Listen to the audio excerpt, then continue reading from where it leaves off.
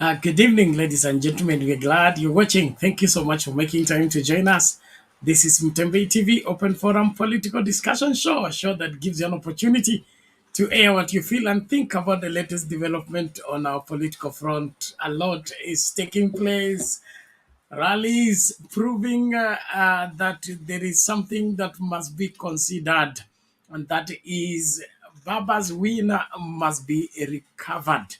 Kenyans resolve in their multitude upon multitude as they gather in Jakaranda grounds in support of Baba's quest to reclaim his win of the 2022 presidential elections. A lot has been spoken. We want to weigh on the same. What message is Kenya Kwanza reading from Jakaranda grounds and the Kenyan people as a whole? How long are they going to hold back? Will they survive? And of course, Raila Odinga, the king of masses. And today he has proven beyond a shadow of doubt that indeed he is still the king of masses.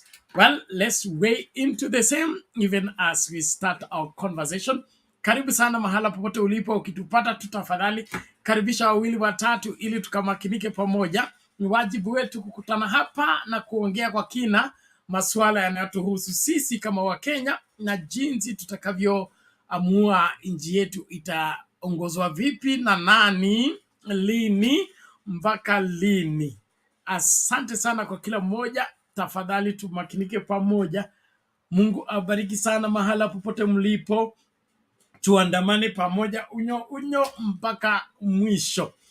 Thank you again. As we start out the conversation, you are most welcome. Okay, we have Mark Meki, sorry, Mark Meki, thank you so much. We appreciate you. Jack Mdune, you're welcome to the show. Anani Miriam Kache, hi to you. Thank you so much. Nakuambia mambo ni kama haya. Let me share the link so that wale wanaingia studio waingie mara moja tukaanze kuongea masuala haya kwa kina. The link you need to get in the studio is now available in the comment section. You click on it, allow StreamYard to configure for you the camera as well as the audio, and you will find yourself in this space where we will be able to talk. Thank you so much. I want to salute Brian Richard. That is the first one. Thank you so much. Kuna Nelly Nelima, karibu kwa show. Kuna Karisa Charo Mbuzi, asante sana. Karibu kwa show. Betty, karibu kwa show. Martins Wilson tupo, karibu sana, tunawashukuru. Of course kuna Faiza Fadhila, karibu sana. Make karibu sana. Kuna Devi KE, you're welcome. But June number 32, you are welcome to the show. Of course, Dennis Ondieki wetu huyo.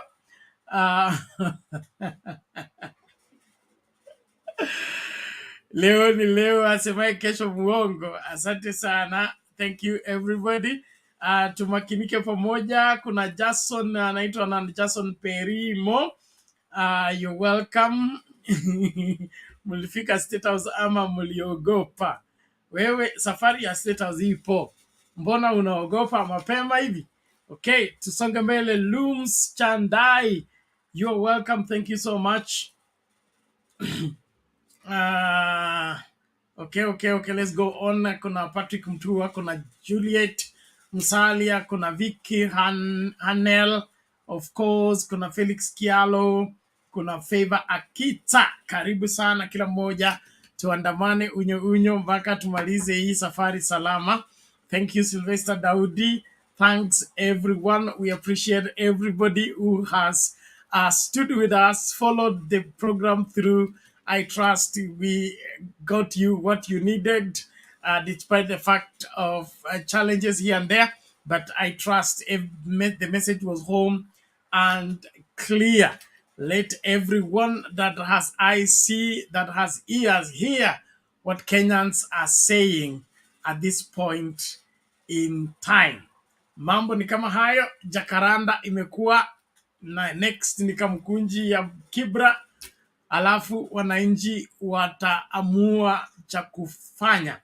Of course, tume ya kuchunguza uchaguzi wa 2022 iundwe mara moja na iundwe na Wakenya, kisha majibu tuyapate in good time. La sivyo, it's 14 days na watu wataona moto wa Wakenya. Okay, kuna nani huyu? Samantha Manda, kuna David Ochieng, kuna Otieno, Geoffrey Adas, of course, kuna Mam, thank you so much. Well, tusonge mbele, asante. Nashukuru ndugu yangu iko hapa Mdune, vipi? Victory is mine.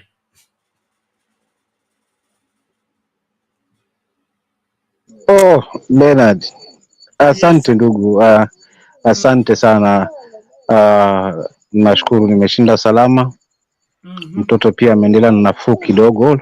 Nashukuru amenipa matumaini tofauti na jana. Namshukuru Mungu. Amen. Lakini zaidi ya yote ni furaha isiyokuwa na kifando, maana leo nimerauka vibaya mno. Leo nikiwa nimejifunganya na maneno. Lakini mwisho wa siku liwe neno kwa Wakenya. Pole pole mama, mguni mbovu. Sawa sawa. Kwa hiyo kwanza kilichonipendeza zaidi ni ule umati uliojitokeza Jakaranda. Jamani. Hivi kama huu mbuzi si wa Raila ni wa nani tena? Nani anaweza kubisha ule umati uliojitokeza namna ile? Hawa ndugu zangu hawa wa Thanksgiving, mbona ni waibu huu?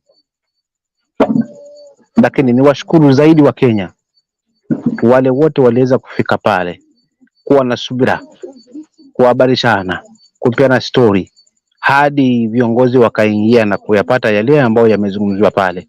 Ni jambo la kuwasifu wale wenzetu ambao wameweza kufika pale, ni jambo la kuwavulia kofia, maana wale ndio shujaa wa kweli, wale ndio wazalendo wa hii nchi, wale ndio hakika wanauona ule mzigo ambao unabebesha mwananchi. Bernard, niwashukuru sana sana. Jamani, kelele mimi sizitaki hapa. Sawa. Kwa hiyo ni mengi yamezungumziwa pale, lakini mimi tu upande wangu ulikuwa zaidi upande huu wa pili, upande wa KK, jinsi wanavyo respond, jinsi walivyopokea habari zile, jinsi walivyojionea umati ule. Nikawa niko keen zaidi kufuatilia haswa Kimani atasemaje, Chungwa Nyoro atasemaje, Gachagua atasemaje, na huyo Ruto naye atasemaje. Bernard, kwa kweli patamu. Ni waibu ulioje kama hakika yani watu wameshaanza kuruka tena kuanza kuregesha maswala na puppet, kwamba wao ni waviona mamlaka pia. Isitoshe Uhuru yani yuko kimya lakini anawatumia kama puppet. Ya nini? Kimani Chungwa au jamani, si watu tunawaona hawa watu hakuna wahongwa, hakuna latumia lori. Watu wamekuja kwa kauli na nafsi zao. Bernard, nina mengi leo, hakika nina mengi leo, na ya Nyoro, leo ni ya Kimani Chungwa, leo na Gachagua, leo na ya Mheshimiwa Ruto, na alafu niko na elimu ya Wakenya na kwa nini watu hawajaenda State House kama wengi walivyotegemea. Juu niliingia kwa comment section, wengi haswa wale wanatupinga, jaribu kuingia State House. Kulikuwa na mambo mengi ya kukwaza, lakini yasitukatishe tamaa wa Kenya, maana bado mapema, tunaenda ngazi baada ya ngazi, lakini mwisho wa siku tutaifikia azma yetu ya kuweza kulitomgomboa hili taifa. Kwa wale wamesikia kukwazika kidogo, kwa sababu lengo na umati uliokuwa nao ulikuwa unafaa kuingia State House direct leo, na watu hawakuingia. Wasikate tamaa, tuko na viongozi wakubwa, tuko ambao tunaongozwa na viongozi tunaamini kwamba wanayo sababu. Cha msingi tu ni kushikana umoja wetu na kuhakikisha kwamba tunasimama pamoja, ili kwanza tusafishe hawa wanaazimio tujue kwanza walio hapa kikamilifu ni akina nani, na wale ambao wako hapa mguu nje mguu ndani na akina nani, tuanze kuwachuja. Ndivyo tuwe na maamuzi ambayo atakuwa ni ya hakika zaidi. Asante Bernard, nikwamie pale kwa ufunguzi, alafu tujiandae, maana leo na mengi leo, na niko na fundisho kwa hawa viongozi kwa minajili ya Wakenya wenzangu ambao wanaona na wana imani na kuitakia nchi yao mema na maendeleo. Asante ndugu. Sawa sawa, tazidi dadi, tuendelee mbele. Tunashukuru kila Mkenya, asante kwa kujumuika nasi. Tafadhali karibisha wawili watatu ili wote tumakinike katika siasa zetu. Kuna nani huyu anasema kuna mmoja hapa anaitwa nani, Peter ama nani? Hebu nimtafute. Okay, where is the guy? Anaitwa Positive Vibes. Positive Vibes anasema baba leo amesema kuna CCTV ya kuonyesha Chebukati akiitisha mlungula. Alafu huyu Positive Vibes anauliza mbona hakutoa hiyo CCTV katika Supreme Court. Bas Positive Vibes, ungejua kwamba habari yoyote ambayo imechukuliwa kwa uchesusi haiwezi kutumika katika kesi ya kotini vile ilivyopatikana. Whatever you get through what's called intelligence, gathering intelligence, you can't use that. It's not admissible in the court of law. And so that is why I think it will be used. It's being used in the court of public opinion. Lakini when now the case that will be tried will be criminal, bas haya ndio mambo yote yataanza kufichuliwa. Lakini ukweli upo. Kama akungekuwa na ukweli, kungekuwa na majibu kutoka kwa hiyo ngambo nyingine. Mbona wamenyamaza, wanatapatapa, wanaangukia hili mara puppet mara nini? Hiyo inamaanisha wanajua ukweli na wanajua sio washindi wa kura hizi. Waliiba na wamekutwa na mkono ikiwa kwa chungu, hawana cha kusema. Okay, sukari iko kwa mdomo, alafu nasema wewe haujalamba chochote. Lazima utaadhibiwa. So Kenya Kwanza wajitahidi, na ujumbe ambao Wakenya wamepeana kutoka Jakaranda ni kwamba wako tayari hata kuliko baba, wako ready, yani wako rada. Kwa hivyo msione kwamba eti haya maswali ni ya baba tu. Hata baba akiamua kuacha saa hii, hakuna Mkenya atawacha. Ukweli lazima utapatikana. Wezi watafungwa, wenye mbuzi watapewa mbuzi yao, ndio haya mambo yaishi. There is no option on this one. And so let's keep into the focus. Let's remain focused. Do what we are required to do, because our coming generations are depending on us and what we do with what we have right now. And I don't want my grandchildren to come to my grave and curse me for doing nothing when I was required to do something. Thank you, everybody. Let's keep going. We appreciate everybody. We are live on Mtembei official page, Facebook, Mtembei YouTube channel, and Sound Candid Talk YouTube channel. Whichever serves you better, please use it, and let's flow together even as we get into this discourse. I'm happy to see Nevlin.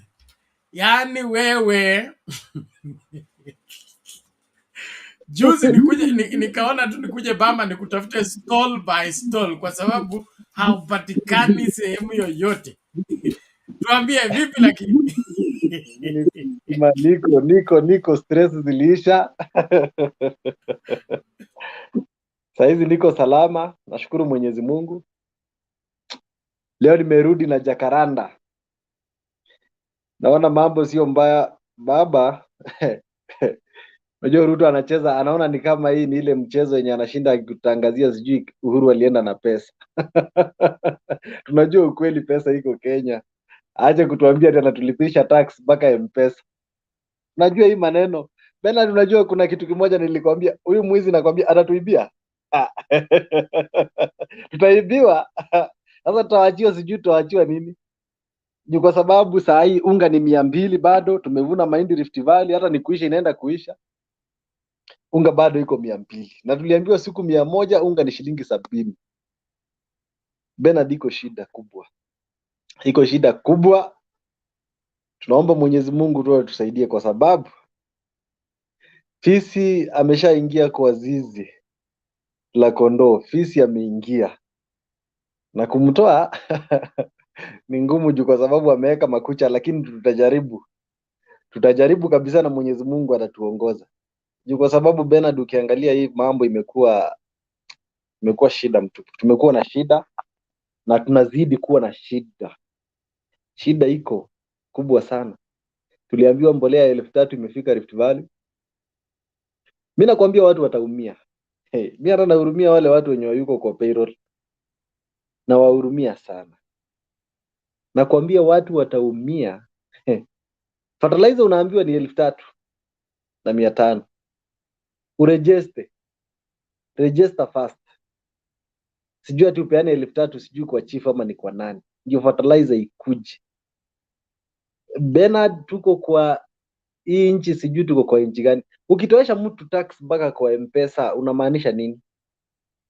Wewe uko na kichwa mzuri kweli? Kwa sababu sasa tuseme nikitumia my mom 10,000, wewe utoe mam ushuru, nimelipa ushuru kwa ile transaction fee, ushuru imeshakatwa hapo. Sasa wewe unamaanisha nini? Alafu anasema 37 million, sijui watu wako subscribers wako 37 million. Kwani kitu yenye Ruto haelewi, Bernard, unaweza kuwa na watoto wawili, mwarejestia line, wanaenda shule, wakirudi wanaitumia, wakitoka shule wanakuja kama wameitumia. Hesabu hiyo, yeye anahesabu tu nini? Anahesabu tu watu wazima wenye wako na line milioni 37. Tumeingia kwa maisha ingine ya ufukara, lakini Mungu atatusaidia, kwa sababu hii ufukara imekuwa mingi. Mimi saa zingine nashikwa na uchungu sana. Alisema bandits watapiga watu tena, hatutasikia risasi tena. Kindiki yako huko na risasi inapigwa akisikia. Sio mchezo wangefanya Matiang'i akiwa ndio wanaoneshwa hao ni wachanga kwa serikali. Unajua Ruto alikuwa anafikiria hii serikali tu ni kuingia, kila kitu imepangwa, ukule yenye unakula, utoke unasema pesa ziko tena kidogo kidogo. Uhuru alibeba pesa yote. Serikali ni ngumu na inataka kila mtu. Serikali inataka kila mtu, Bernard. Hakuna serikali ya kutengenezwa ati wewe sasa ati umejiona wewe ni ndume ushindage ati unatangaza sasa ati wawezi nitishia. Hakuna serikali ya nusu mkate, Bernard. Maisha inaenda kuwa ngumu sana, na tutaamuka. Wacha tuombe Mungu, Bernard. Wacha tungojee vile baba anapanga, tujue mambo vile itaenda, lakini tukiambiwa tuende barabara tutaenda. Raundi hata studio tutafunga Bernard mapema tuseme tunatumana nyumbani, tutafunga studio tuseme tunatuma mtu nyumbani na atafika nyumbani. Ni kwa hayo tu Bernard kwa leo. Okay, asante sana, nashukuru na karibu tena. Hii kazi tumefanya tangu uende, tumeendelea. Lazima mwizi atatibuliwa na mwenye mbuzi atakuwa mbuzi yake. Leo hakuna cha kunegotiate. Baba has direct instructions from Kenyans. No handshake, no sharing government, no government of national unity. Mbuzi mzima na fine juu yake. All the same, I want to appreciate everybody. Please, the people on the comment section, if you can't keep your manners, we throw you out of here, because we are not here to entertain you to come and mess up our platform by displaying your ignorance and your high level of stupidity. We are not entertaining that at all. The people that were in Jakaranda are Kenyans. They are not the people of Nyanza. And you saw, Kenyans have sent a clear message. State House is now clearly aware that Kenyans are angry and they are ready, more than ready, to make what they want happen. And that is a message any person with common sense can be able to read. It's just a few who are deceived, like Ite Wakui anasema Raila is looking for relevance. Between Raila and Ruto is looking for relevance. Can they even conduct prayer meeting without mentioning Raila, who is looking for relevance? They're the one dragging Raila's name in their prayers, dragging Raila's name in their meetings, dragging Raila Odinga's name everywhere. They're the ones seeking for relevance. But since you are their mouthpiece, you must be here also seeking for relevance by trying to mention Raila's name. Baba is the king of masses. You can dispute that in any court anywhere on the earth. You will still lose the case because he has proven it. And if you don't take care, the 40 million of us will be at the State House. Forget about the 4 million you saw today. The 40 millions will be at the State House. You wait and see. Thank you, everybody. Let's keep going. This is that day everybody has been waiting for. Jakaranda has spoken. We are waiting for Kamkunji 2.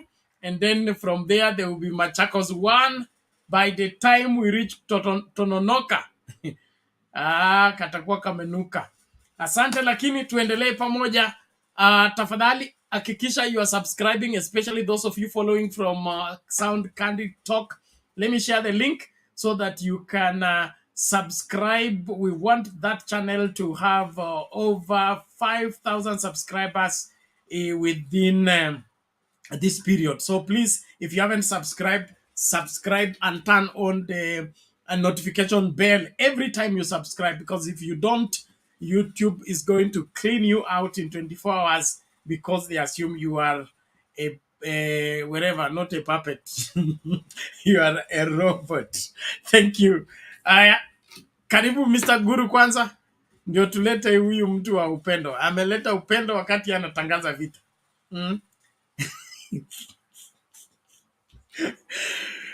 Mr. Guru, karibu. Asante sana Bernard. Kanisa ilikuwa namna gani? Tumefanya mbio tukienda Jakaranda.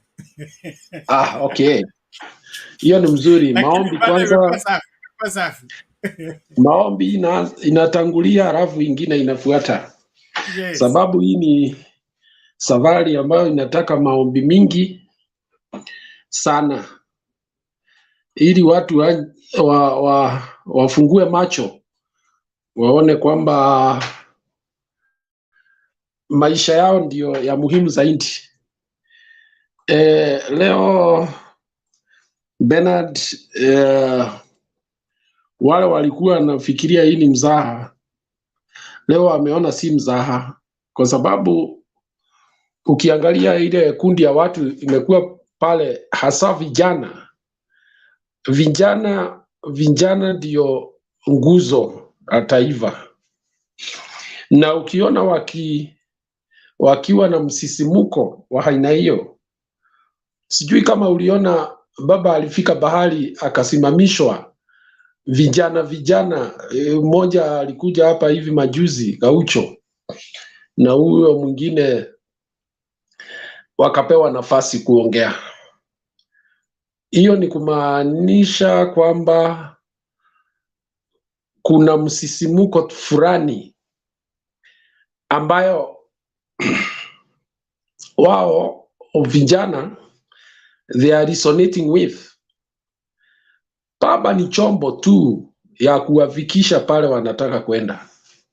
Kwa hivyo wale wanafikiria, nisikia leo wengine wakiongea sijui mzee. Hii mambo si ya mzee, hii ni mambo ya wananchi wa Kenya.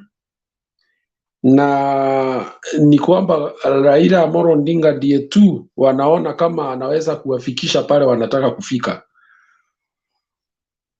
Today's rally had very tough messages. If you listened to both Raila Odinga and Mother Wangari Karua, there's a statement Mother made that you can remain asleep in your home lakini siku ya kwenda ni moja. So that's a very powerful statement. I have not heard mother talk that tough in recent times. It's total defiance, total resistance. Similarly, the message by Baba were equally very combative, and they only educate people who are very purposeful in where they are going. These are not people beating about the bush.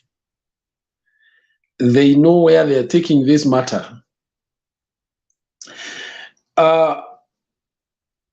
So when some try to dismiss this kind of situation, they may not understand that momentum is built slowly. People need to be explained. People are in a state of confusion because of the problems they are facing. Most of them are waiting to be explained where they move next. What do they do next?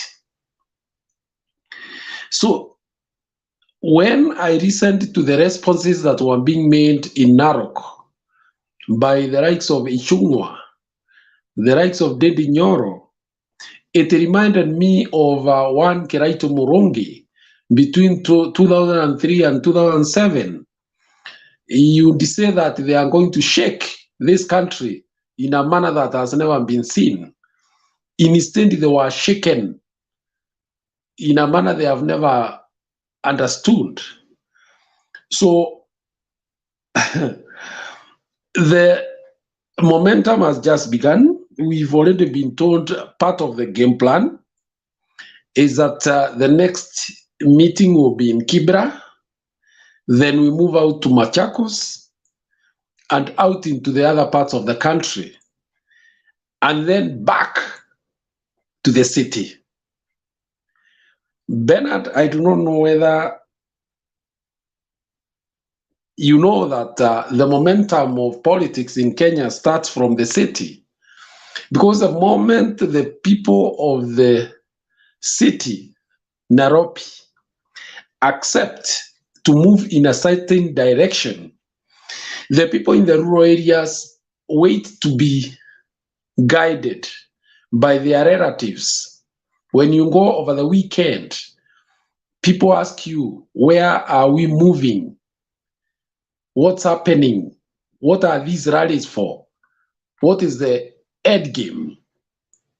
So by the time Baba is getting to the rural areas, people will have known what it is about.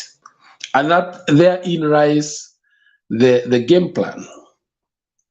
So the other very interesting thing I saw in this is that Baba is now a captive. Mother is a captive. It's the people, it's the youth who are demanding specific actions. And therefore, it is going to be very interesting, because even if you focus on Raila, it will not cut the momentum that is there. It just happens that Raila occupies that space of leadership at this time, the space of resistance. Now, the other thing that I noted is the response of Ishongwa of this world, that the sponsors are well known. Okay? And I do not know why he fears to mention the name of one former President Uhuru Kenyatta, because that's essentially what it is. They have now tried to shift their focus and their attacks from Baba to the former president, Uhuru Kenyatta. Even I understand the president himself has said that those are people who don't want to pay taxes. That's why they are responding the way they are. They are doing. then the question that many Kenyans will ask, if that is the case, why don't you go after them? You own the levers of power. Get them to the courts and charge them. That's what decent governments do. You don't talk and cry out there when you have the levers of power.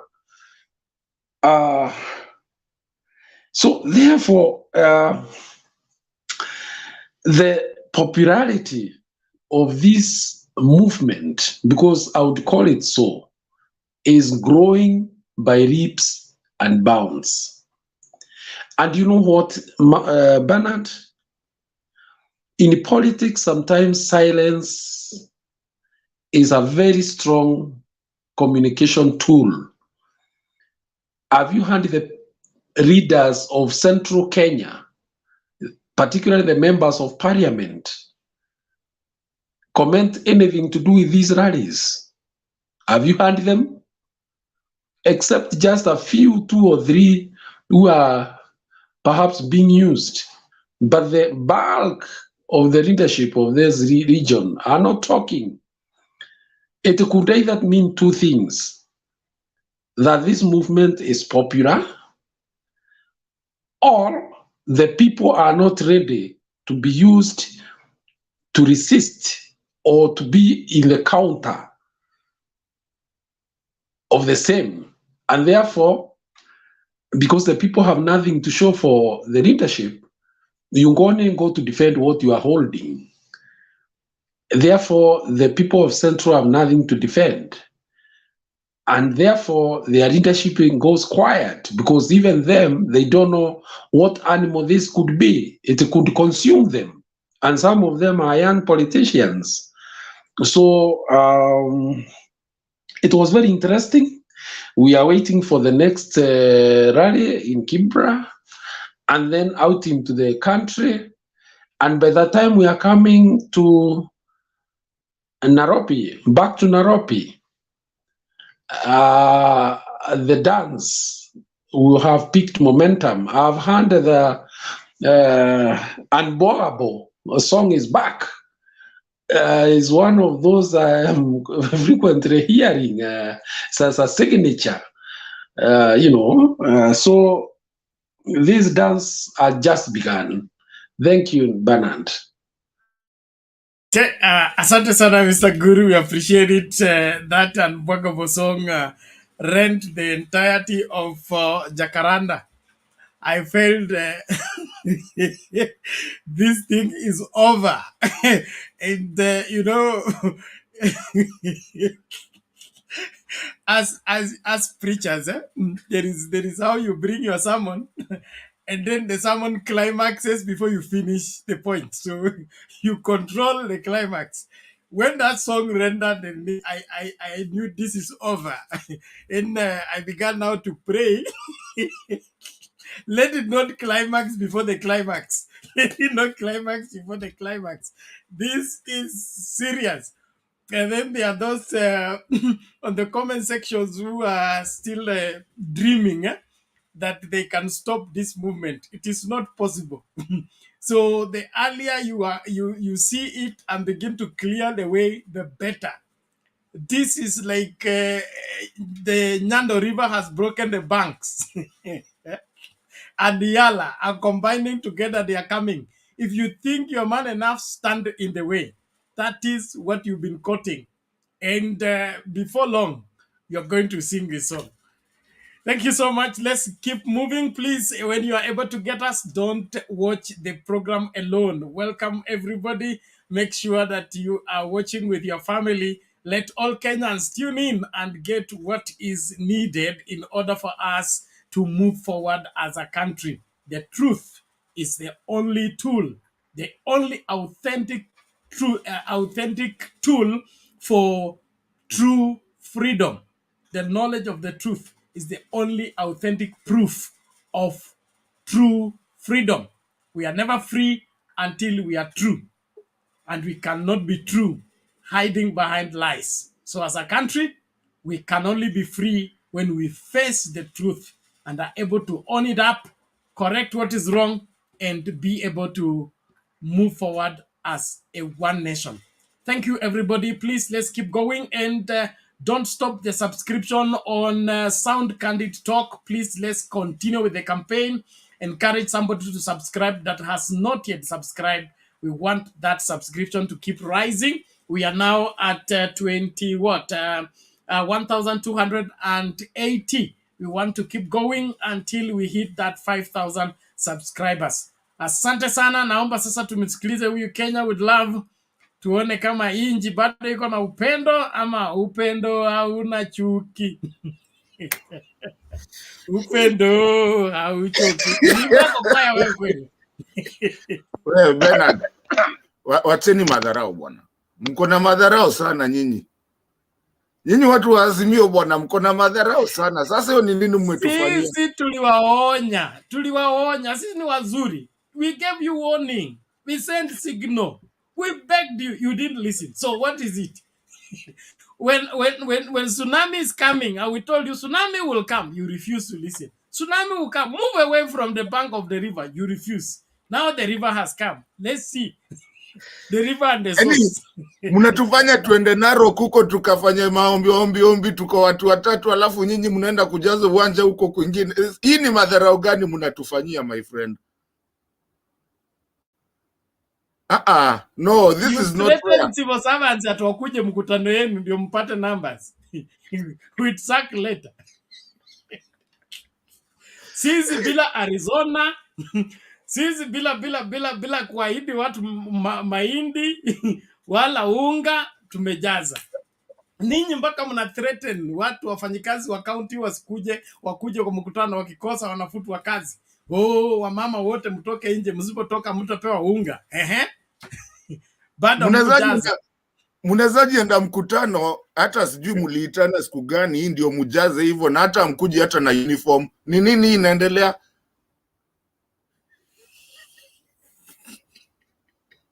Mbona mnatuchapa hivyo bwana? Kwenu wapole. Hiyo si mzuri. Sisi GMO wale wanavaa uniform. Sisi ni organic. Tunatokezea kijiji chochote tunapia. GMO ndio lazima wajipange, wachukue vaccination. Yaani inabidi baba ndio atutetee sisi watu wa UDA, hapana 20 status leo, acha tuwapatie wiki mbili. Yaani baba amekuwa anaanza kututetea sisi watu wa UDA. Ni nini? Shukuruni baba kwa kuwa baba ameomba muda kidogo tu tukamkubalia. Na bado mnakataa, mnamwambia hapana status. Yaani mpaka inabidi aite kinagaucho ndio wakuje watulize watu kidogo.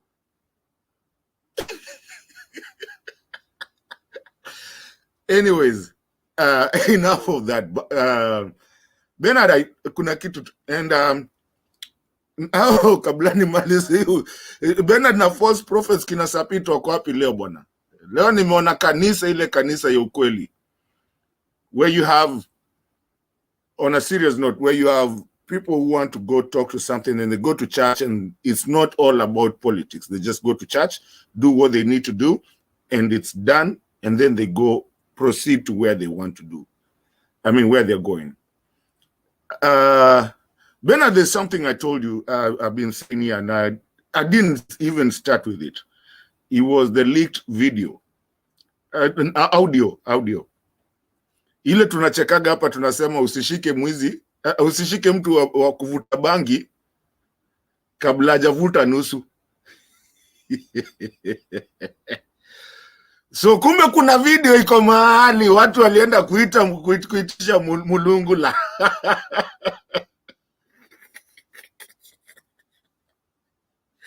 And the highest bidder got it. This election, I've been saying it, and I know why I say that, Bernard. I've been saying it here for a long time, and you know, nimekuwa nikisema hiyo kitu ya usishike mwizi ama mvuta bangi kabla hajavuta nusu, atakwambia niliokota. Baba amewaambia vizuri, there's a video. Walishikwa, walienda kuitisha mulungula na ikakataa. Na watu wanamwambia saizi, wanamwambia toa hiyo video saizi, tutoe hapa saizi. And Bernard, like my brother Guru has said, this is not a movement of Baba. And you saw him struggle to keep the calm, hata Madhakarua, because this is people initiated. Baba is just following because he's being asked to follow, because this is where it all lies. And let me tell you, a revolution is people-based, not leaders-based. And this is what is happening. I talk to people I know. If this time, I'm telling you, where Ruto'S is running helter-skelter. And let me tell you, the person that is actually more worried is that man called Chebukati. Because everything is coming to light. And the people are not stupid anymore. People are willing to do what they want to do. You could see the crowd. They were charged and they wanted to go. They wanted to go to State House. Ni vile Baba tu amewambia, and the only way Baba agetuliza watu ni kuwapatia timeline. That's saying in 2 weeks is the only way alikuwa natuliza watu, cause wako na msikizo, walikuwa nasema twende Baba, ni wewe, twende, ni leo. Ya Kibera ndio naogopa. Unajua Kibera ni karibu na State House kuliko Jakaranda. Hapo wanaweza kataa wamwache kwa podium waende State House. So anyway, Bernard, I wanted to say it's an opening remark. I'm still here. I can see there's a lot of people. Nikiona kumejaa sana, nitatokea pia watu wengine, but I'm still here. Thank you, sir. And thank you everyone that is watching us. Asante sana. Thank you, Kenyan. With love. We appreciate that. And let's keep going. Leo ni leo, asemaye kesho ni muongo. Lazima kitaeleweka. Wezi wa mbuzi lazima wakamatwe. Mwenye mbuzi arejeshewe mbuzi yake, wezi wapelekwe kamiti. Hiyo ndio mtindo. The country has lived a lie for too long. It's about time it came to terms with the truth. Bernard, nona tuko 10. Wacha nitoke mtu at least, na I think people want to talk, so that way nisishike nini line. Lakini niko. Yeah, no problem. You can drop out, you come in later and then follow. You can also help me monitor the comment section. Kuna wateja wengine huko wenye wacha niwape nafasi wenzangu hapo ili wajae hapo zaidi, tutarudi baadaye. Wacha niwape nafasi. Ulikuwa na somo la kufundisha, so utarejea, enda uangalie notes. Nitarudi tu, lakini wacha niwape hawa wenzangu wanaohangaika hapa ili kusudi kila mtu apate nafasi, but leo tuko hapa. Sawa, asante sana. Mdune ndio hivyo tunashukuru. Please, 2 things we are doing. This is today is the final day. We are looking for the 40% of our contribution for the bills. We have come up to 60% by last night. So tukipata hiyo basi tutakuwa tumemaliza by today or tomorrow. But I want you to participate into this. This is our show. We keep it running by everybody contributing whatever they can towards the program. So we want you to work on 2 things: subscription, your Sound Candid Talk, and then of course you send in your contribution towards the paying of the bills as we continue with the program. Asante sana. Tumleta angry voter atoe anga yake. Naangalia Candid watching, there is almost 100 plus. Angalia Mutembei TV 544. So we are growing as a country, and I think the interest symbolizes why Mutembei is the most authentic and very popular show in Kenya today, because the people you find in Mutembei are the people who can see the danger of this leadership. And the good thing about us, we are not from one tribe. Unajua kuna watu wanataka kuonesha ni kama hii ni shida ya Wajaluo, lakini hii si shida ya Wajaluo, ni ya Wakenya maskini. Na we have traversed ama they have cut across every tribe, kwa sababu haijui Mkikuyu, haijui Mjaluo na haijui Mkalenjin. Ninajua kwamba ni njaa. Kwa hivyo nashukuru Mungu. One of the things I am so happy is God, because as you know, I'm a God-fearing person and I listen to God. And I said here some time back that until we repent and turn away from our sins, whatever is happening today will continue happening. And particularly the Kenya Kwanza people. God is punishing Kenya because of Kenya Kwanza. That is why you see their projects are failing and falling into pieces. Number one, I can authoritatively report that Hustler Fund is dead. Hustler Fund imekufa. Hatuoneshwi takrimu, hatujui ni watu wangapi wamelipa na wale wamepewa. Hiyo imeisha, na nusu ya na nusu ya zaidi ya hiyo pesa, nusu imeibiwa na Kenya Kwanza. Wameiba top leadership. They have stolen. Nataka kusema tena, God has punished us again.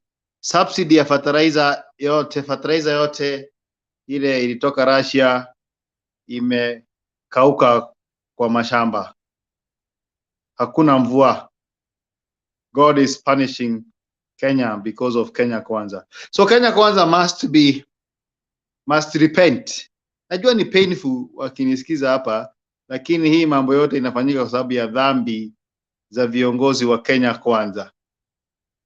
Jambo la tatu ni kwamba CBC is having a false start. Sijui kama una Bernard, unajua ukiakisha gari ipige ile hard start mara tatu, unajuanga there is something very wrong.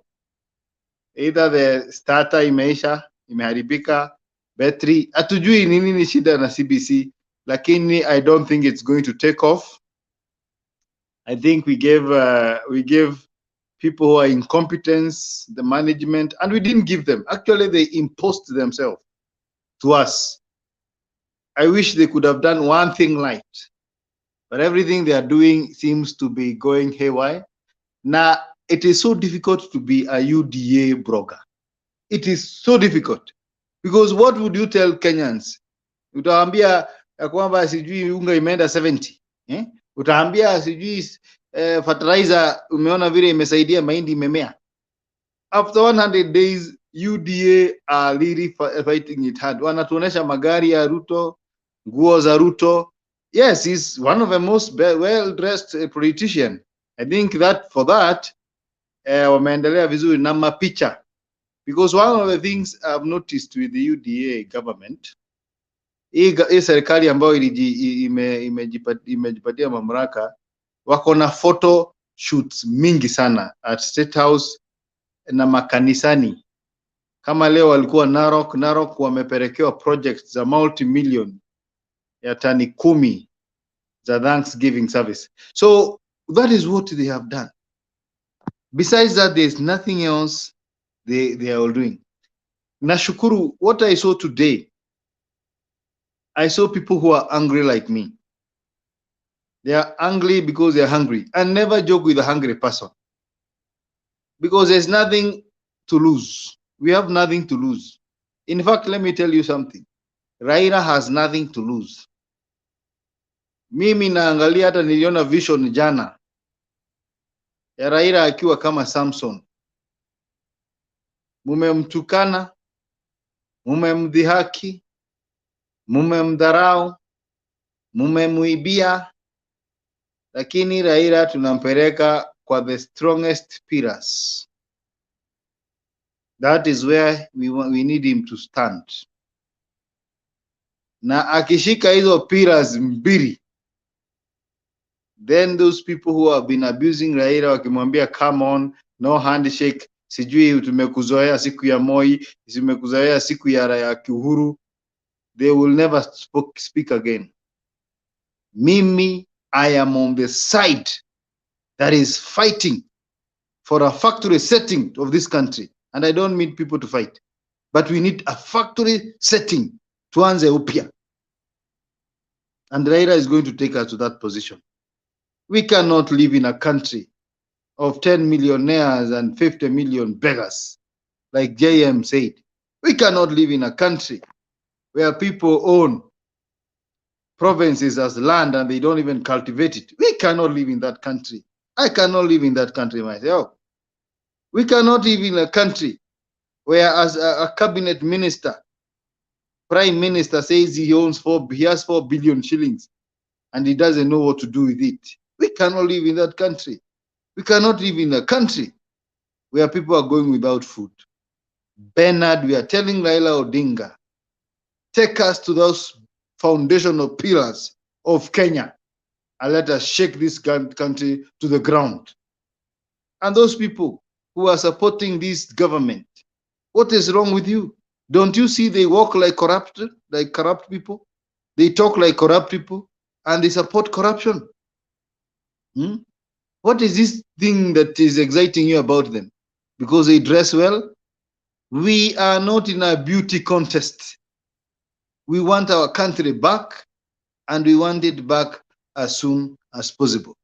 The state of economy in this country now, it is in the labus. I don't know hata tuseme hii economy iko kwa HDU ama kwa ICU. I don't know whether you know the difference. High dependence unit, or it is in the ICU. Because as we speak, it is now true that the person who is saying is the president is biting that he's biting more than he can chew. Surely this is not a pottery farm. Pottery rearing is easy. I think you only need stima na maji na wafanyikazi. This country imeshinda huyu jamaa. He is unable to bring the country to order, to reconcile the country. He is unable to deliver on his promises. He is unable, for lack of a better word, to steer this country to higher heights. And we are asking the Kenya Kwanza fanatics, the people who are telling us sijui Jubilee imeenda kwa serikali, sijui nani governor ameenda kwa, hawa waende wote wapewe pesa huko ya taxpayer. Wakenya ndio wanaumia, hao ndio wanalipa ushuru, hao ndio wanalipa high cost of living. Hatutoki kwa Azimio, na tunakaribisha hustlers wale wengine ambao waliambiwa watapewa pesa ya kukopa pesa na wajapata, warudi. We only need one man to take us to the destiny. Kwa hivyo tunagojea next rally, tunataka ziende za sikikuwa 2 per week, until they now know that this country is not for few people, because we are being ruled by the minority. Kwa machache tutarudi, tuko hapa. Let us dig deep. Sawa sawa mheshimiwa, tunashukuru kwa mchango wako, maoni yako. Asante sana kwa kutukumbusha Hustler Fund is dead. CBC has a false start. Nakwambia hii nchi wakora wanataka kuuza university, wanataka kuuza hospitali, wanataka kuuza barabara, wanataka kuuza kila kitu. Kenya Power, new KCC, I think these guys need to be stopped like yesterday. How do you get into office and the first thing you do is liquidate everything you found in office? When KCC has been here, how long has been KCC here? Forever. KCC and Kenya Railways are the oldest, wherever, parastatos that we have had in this great country. And then you just want to liquidate it simply because you can't maintain it. Something must happen to this country. watu wote ambao hawataki ukweli waende kujiunga na uongo, lakini watu wa ukweli wasimamie ukweli, kwa sababu ukweli utadumu baada ya waongo kumaliza zamu yao. Those who want to join the falsehood, they will follow the falsehood. But at the end of the day, things will fall in place. Somebody's asking, Ali Hassan Joho ako wapi? Anasumbuliwa na Kenya Kwanza, wanataka eti wanampatia ultimatum ajoin UDA ama waendelee kufinya biashara yake. There is a tussle, economic tussle between him and the Kenya Kwanza. That is from the latest information I have. They had even stopped his company from clearing goods for South Sudan until the president of South Sudan refused any other company to handle his products. And that's how they let Joho's company for clearing and forwarding to continue with the service. So, of course, there is that intimidation, there is that buying of people who have influence so that they can use that influence to tilt the voting basket of Baba. But at the end of the day, hakuna mtu anafuata kiongozi, haswa kama kiongozi anataka kufunika uongo na kufunika ujinga. Hiyo I mean kutumia ujinga, hiyo haitawezekana. This is a new country altogether, and we must make it count by insisting is either the right way or the right way, no in between. Thank you very much. Hey, Bwana wa Gome, what is it?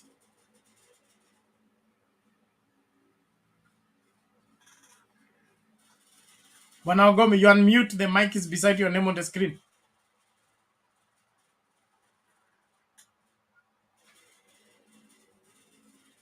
You are still mute, we can't hear what you're saying. You must unmute to be heard.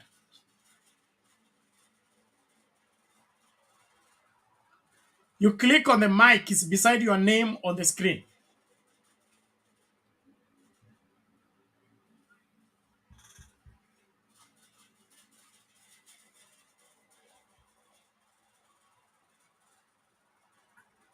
Okay, sorry about that. Please work on that, and then you will get back to you. Rhoda seems to be on a phone call. So tusikilize Kenya Nawire. Yes, Nawire, that one I know where it come from. Thank you so much, Mami. Karibu. Hi, everybody. Bernard, Guru, Aluta, Continua, Rhoda, Mbanja, Wangoma. Where is my name from, Bernard? That one's from my village. That my auntie I went to bury, she was called Nawire. Is it Suba? No, Nawire is okay. It's everywhere, but it's the Bukusu title for a girl who was born in the evening. Okay. Today I'm dealing with Suba, and maybe they share those names. Guys, me, I never closed my eyes.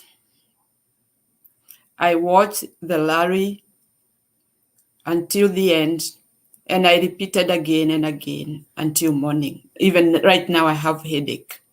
Lakini Mungu ni mwema. I was feeling goosebumps when I saw that crowd. I was very happy.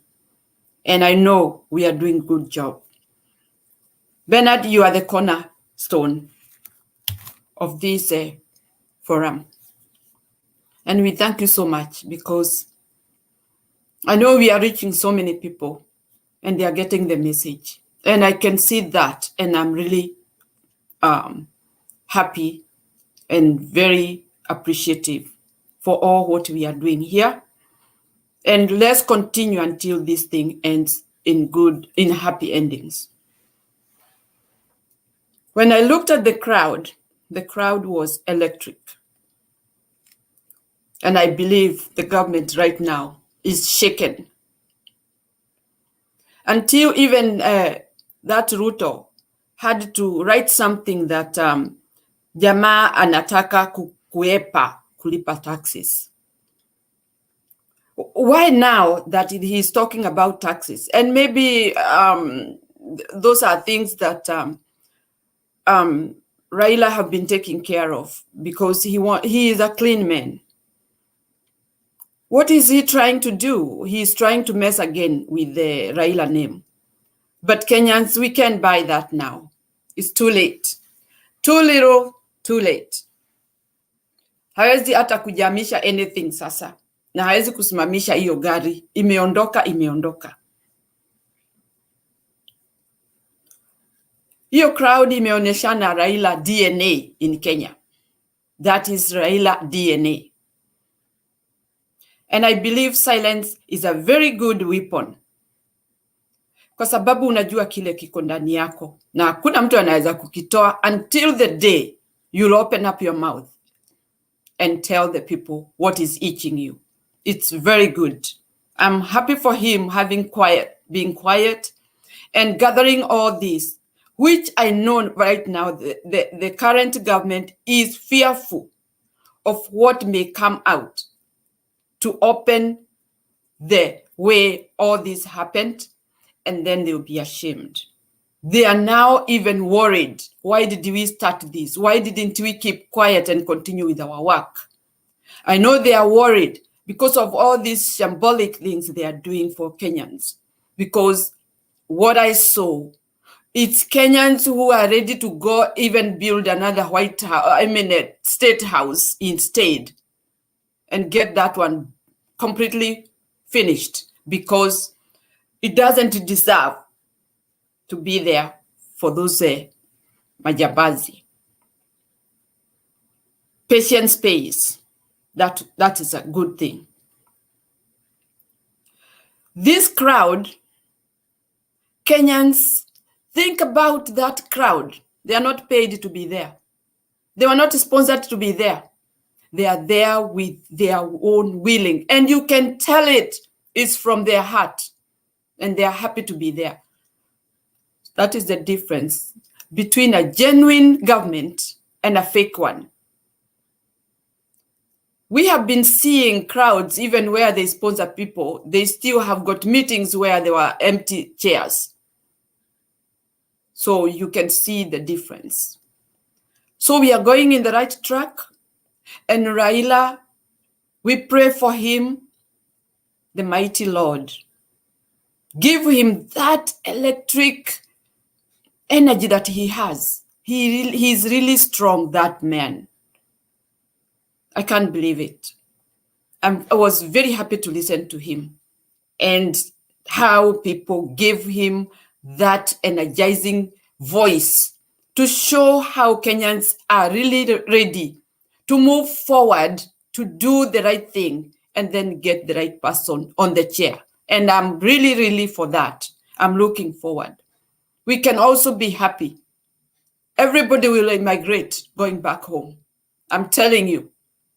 Once Raila gets that back, people will immigrate in great numbers, and we are ready.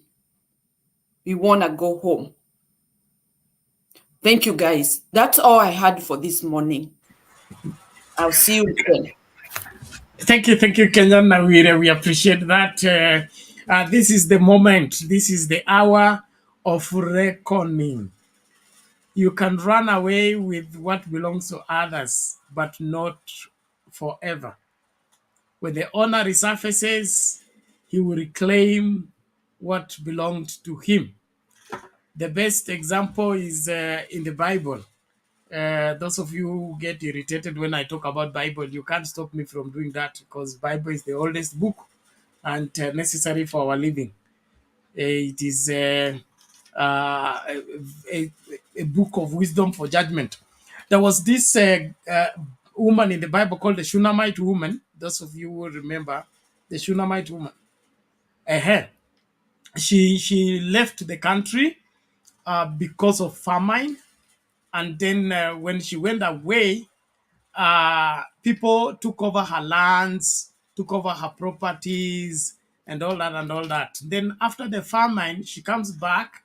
She's homeless, she's landless, and everything has been taken away. And then as she goes to make a complaint to the king that her land had been taken over by others, the Bible says when she just got where the king was, they found this assistant to Elijah explaining on the miracles that Elijah had performed. And then when the woman walked in, the assistant to Elisha said, in fact, the woman I'm talking about is this one, is the one that Elijah raised the son back to life. And when the king confirmed that she was the one, he said, let her land be returned back to her, and let all the people who have used that land pay back whatever they have used into that land. What I want you to understand is that it may have taken long. You may have even falsified it, turned the name of the property into your name. But when the owner resurfaces, the owner will be given what is rightfully theirs. I really find it very difficult to see mature Kenyans wanting to ratify what is wrong without thinking about the consequences of us having a stolen presidency, having a falsified election, having a falsified exam result. What we are doing is we are laying a foundation for evil in our land, and we may never be able to get rid of that. And so you think it's just politics. It is just a clever politician that went to bribe Chebukati and made Chebukati change the result and say it is over. It is not over. We must seek what is right, insist on what is right, because that is the only way to preserve the future. So kuna wala hapa wanasema time ya siasa imeisha. Time ya sasa haiwezi kuisha. Kwani William Ruto si mwanasiasa? Na ofisi ya president is not a political office? Don't we have parliamentarians? Are they not politicians? There's no time ya siasa. When it is time to seek the truth, let everybody understand. It's only by finding the truth and standing on the truth that you preserve the future. The moment you allow lies to be the way of life, there is no society that thrives on lies and continues to exist. And so, Kenyans, let's tell each other the truth. We will not allow cheating in presidential election and stop cheating in exams and stop cheating in relationships. We can't stop it when we allow it in the highest office. And then when cheating is made a way of life, what happens? You cheat in the exam, you graduate as a nurse, you cannot handle the sick. You graduate as a doctor, you cannot handle the sick. You graduate as a teacher, you cannot teach. Your papers are right, but you are wrong. So what happens? A country is going to have fake nurses, fake doctors, fake teachers. Now just look at that one item leading to every other item. Na kuna mtu mzima tu hapa, mtu mzima na akili zake timamu, anasema tusahau tu na tusonge mbele. It doesn't work that way. We must insist on what is right. And so let's stop this cowardness and this laziness of trying to insist on let it be. We can't let it be until it is articulated. And I'm not against William Ruto because he won election or he lost election. I want to know how he won. Just show me how he won. My mathematics teacher was called Mr. Manyuru. It doesn't matter which answer you have. In fact, you will be beaten more when you have right answer with wrong formula. You must explain to him on how you arrived at the answer. If you can't, you'll be beaten double because you have a right answer with a wrong formula. That is what we need to get back to. How did you become president? Who voted for you? Where are these people that supported Kenya Kwanza, that voted for Kenya Kwanza? They go to Narok, they have to hire people. They go to Kakamega, they have to hire people. They go to Mombasa, they have to hire people. Did they hire voters on the voting day? That's a question you need to answer for me. Thank you. Let's bring Rhoda as we proceed with the conversation. Hi, Bernard. Hi, Guru. Hi, Altuta Kotinua. Hi, guys. I hope you're doing well. Today I'm not talking very. I'll talk slowly. Today I was very happy. Today I was very happy to see how the Baba was addressing the message to us Kenyans, and I could see Baba, he is really angry what they did for him. I feel very sad for him. I was almost really crying. Those guys, they have been abusing really Raila Odinga, stealing his vote and not justice. Sasa watu wale wanasema 2027, we are not going anywhere. We are still 2022. We are not moving. We are still 2022. We are not going anywhere. Okay, you have to know that we are still 2022 until our justice come. Mbuzi yetu irudishwe. Na niliona leo kiwanja Jakaranda kulikuwa na waongozi wengi na member of parliament na senate. I was very happy to see that was Azimio tuko sober. We are still sober. Those people, they thought we are not sober. We are still sober. And I was very happy to see that. Na nikaona watu young, yani watu wote, kulikuwa wametoka wa mama, wasichana, wa baba, it was everybody. Nikaona, yani Kenya, they are very serious. Kenyan people, they are very serious. They want our country. Oh, Kenyan people, oh my God, I really love Kenyans. They're very amazing people. They want everything to be, everything to be low. They don't want shortcut. They want something. I think they want, then they'll be very happy. And that's very smart. So Kenyan people are very smart. So alafu hiyo kiwanja ya Jakaranda iko na watu wengi sana watu wengi wa Azimio tumetokea wengi sana. Na nikaona kiongozi wetu wa Azimio, nikaona kiongozi wetu wa Jubilee, nikaona Wajakoya na Root Party, the Honorable Wajakoya, he is honorable. He's a honorable Wajakoya na chama cha Root Party. Walikuwa chama zote na Honorable Mother Karua na Kalonzo Musyoka walikuwa wametoka vyama different, wakashikana wote. So that's amazing. Tuko wengi sana. Our party is growing. It's growing. Our and for Mimi, and today I'm very happy actually. There's one man, I was praying for him. He was working in the cabinet of Uhuru Kenyatta, and I saw in the social media that he get a job in London. That's a miracle, and I have been praying for him. He was a minister of Uhuru Muigai Kenyatta. I have been praying for him because I was feeling his heart, I was feeling his soul, and I've been praying for him. And God mercy opened the door. Now he's going to work a job in London. God is good. God will never leave people and forsake us. Those who call him with the truth. Si makanisa wanadanganyana huko Kenya, wanajiita prophet na huko unaambia Mungu, unalilia Mungu ule wa ukweli. So and then kitu kile nilifurahi, kitu kile nimekasirika leo ni huyu anaitwa Washungwa. Anaitwa Kimani Washungwa na Ishungwa na mtanga Ishungwa yake Washungwa. Guru anacheka saa hii, anajua Washungwa. Huyo Kimani Washungwa alikuwa anattack kama President Kenyatta. So I want to tell you, Washungwa, please leave our former president alone. He's retired. Leave him alone. Please give him peace. Si retired. Kama wale retired, kama Moi retired, we didn't, nobody asked Moi anything. When Moi retired, I didn't saw in the social media.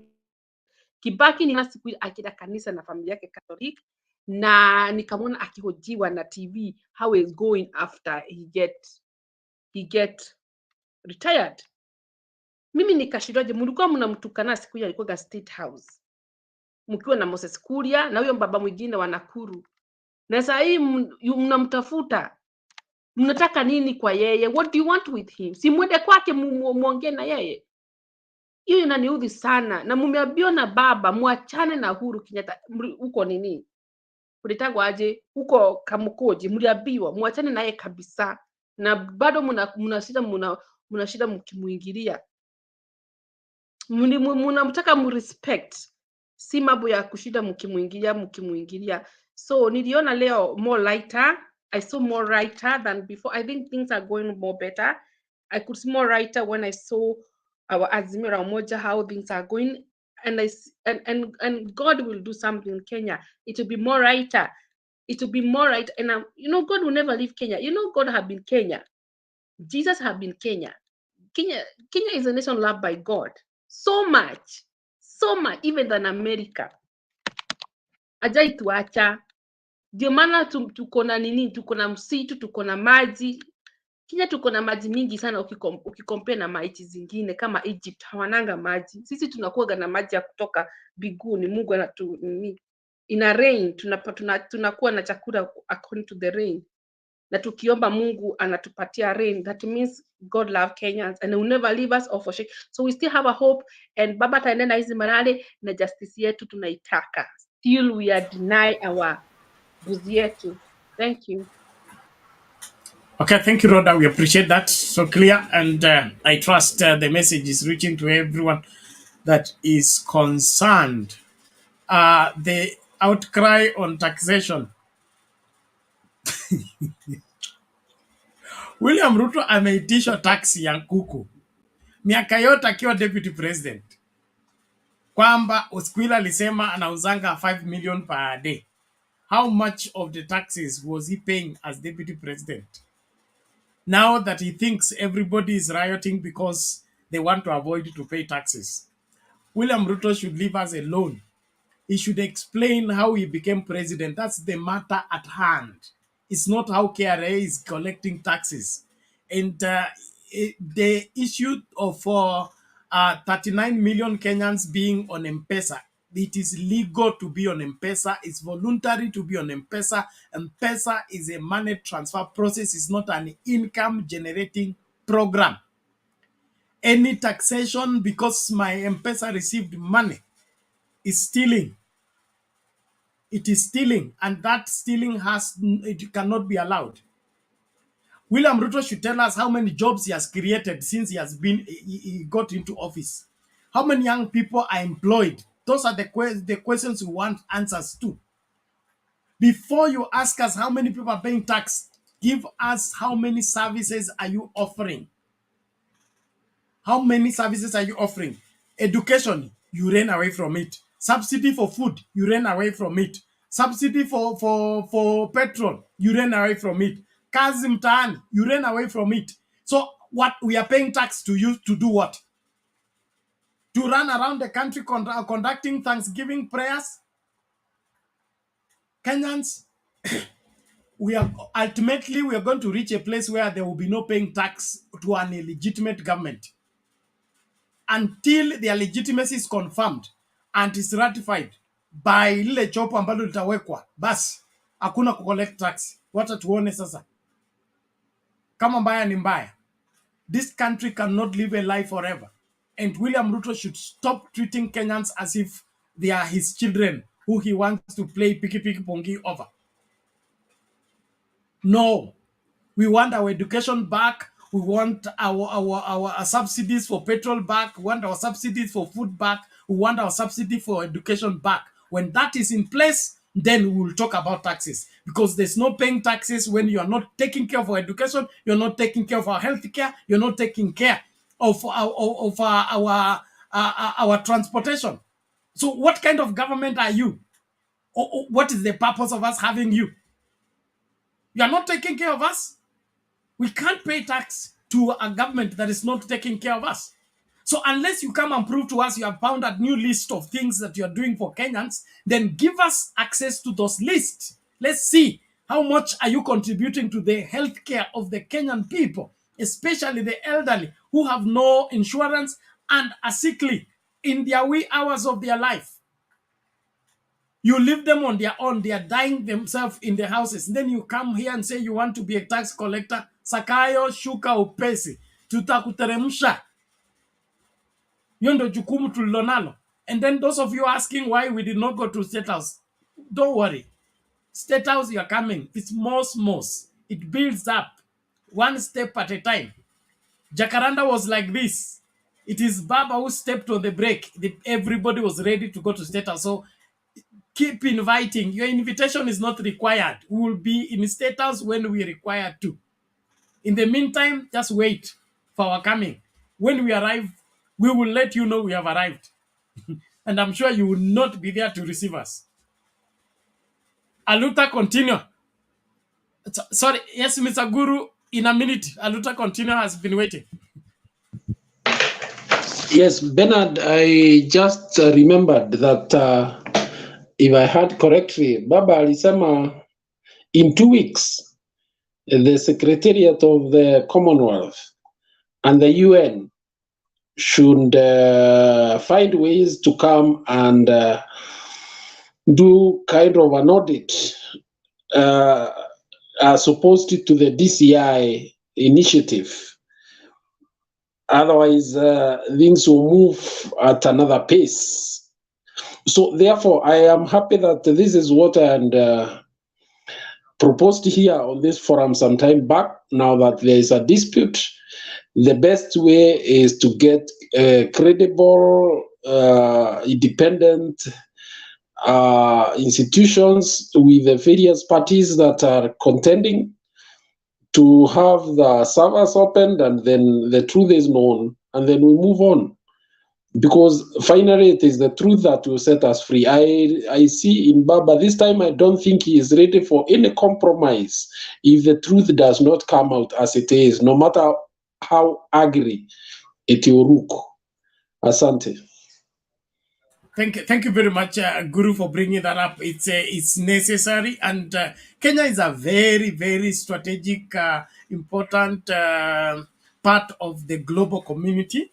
So nobody's going to watch it disintegrate. Whatever that Kenya Kwanza is hoping for, they will be disappointed. I'm forced to quote that scripture again. It says, when you see a wicked person rise, don't be bothered about it. It says, when everything goes well for the people who do evil, it is not that God has looked the other side.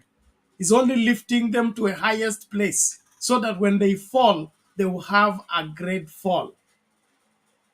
I'm not a prophet, I'm not a son of one, but I'm seeing a great fall that the whole world is going to witness.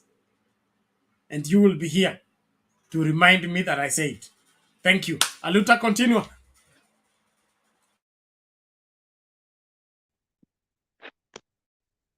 Asante sana Bernard.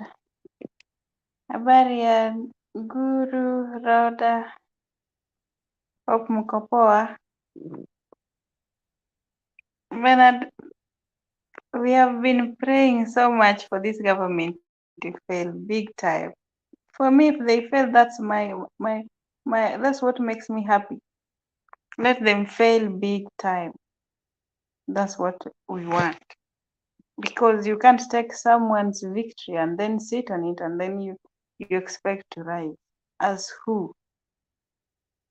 These people they have to tell us what they did. And Bernard, did you notice that today they were tampering with the network? It's like they didn't want us to see what was going on. So I think that next time, maybe, I don't know how we can do it, but maybe we can have a backup somewhere so that we don't lose so much. And then I love the ultimatum that Baba gave, this is what we wanted because we are tired. That's the reality. So I love the ultimatum and I love the people that Baba invited. The Commonwealth and the UN. Because America and UK meddled with our democracy, with our sovereignty. Let them come and fix it. Let them come and show us what exactly happened. And Bernard, it's such a good test for them, Let them come and prove. They are always pro-democracy, so let them come and prove it in Kenya. And so I'm so happy, and I'm glad they've been given an ultimatum of 2 weeks. If not, Bernard, tutaenda State House.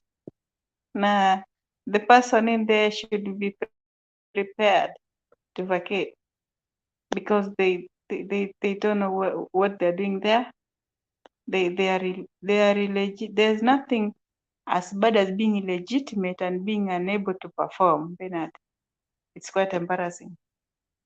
So they should just get out. Me, if I were them, they should just pack and go instead of trying to spread propaganda as in Baba doesn't want to pay tax or there's a sponsor. Bernard, wananchi are the sponsors of these rallies. It's no longer about Raila or Martha or Kalonzo or any leader. It's about us, Kenyans. So the war is between the Kenyan people and the thieves, the 40 thieves. So let siku ya mwizi ni 40. Siku yao imefika and they will have to go home. And Martha said something very interesting, Bernard. We thought that the day of the results, it was Chebukati was being protected by the government. Kumbe, it was Baba Nick who protected Ruto. So it is him. Whatever was done there was him. He was the one who was doing it. So if Chebukati was to be killed, he's the one who would have killed him because he's the one who wanted his things to be done the way he wanted them. So they should know that Wajinga walisha Kenya. We can listen to whatever is being said and then we analyze and then we get whatever information that we can get from them. So Bernard, Baba will always be Baba. You can't compete with Baba. King of Masses, that is well known, you know. Nobody can dispute that and no one will ever dispute that. And then the blame game that these people, Bernard, you know, if you don't know how to do something, you'll always find a way to blame someone. So because these people are incompetent, they always find a way of blaming the previous government. They forget that the previous government had gone. If they found, if the economy was bad, their work is to fix it. Let them come to us and tell us, yes, we said this and this and that. This is what we've done. But Bernard, I think these people, because they already know that they are not going to stay there, so they are looting it so that even if they go after they have looted big time. Because tell me, why is the electricity bill increasing by 78%? For what reason? They've captured Safaricom, the new CEO is there. They've captured Kenya Power. Bernard, it's crazy. I hope they'll go as soon as possible because we are tired. We can't be paying taxes and then they are just looting it like that. Kenya is not for only the few. Kenya is for us all, and we also need to have a good life. We want our 6,000. We want free education. We want free healthcare. We want Baba there so that we can get what we deserve, Bernard. Thank you. Okay, thank you, Aluta. Continue. We appreciate that, and it is necessary. It is necessary that we tell each other the truth. Let me educate one person, Thomas Marende. He says it's ridiculous, fallacy, savagery to hear from Raila saying that he wants the Commonwealth to investigate yet yesterday. But one, he said that he doesn't need foreign people. Thomas Marende, you know, when you want to lie, look for information first. It makes your lying look more truer. Okay? Commonwealth is Kenya is a member of Commonwealth. Is all the countries that were colonized by British. It's a body that is in charge of those countries. So is the United Nations. There is no country called United Nations and there's no country called Commonwealth. So there is a difference between America telling Kenya what to do or British telling Kenya what to do. And when Commonwealth talks and United Nations talks, those are different bodies. But because you have limited understanding or you are deceived, you want just to twist the truth, you appear stupid reporting on what you don't know. There is a reason why Kenya is a member of East Africa. And when Kenya cannot be controlled, it can be reported either to East African community or to AU. AU is not a country. So when mbona unataka kutubeba wajinga? Mnyi watu wa Ruto mnafikirianga kila mtu ni mjinga.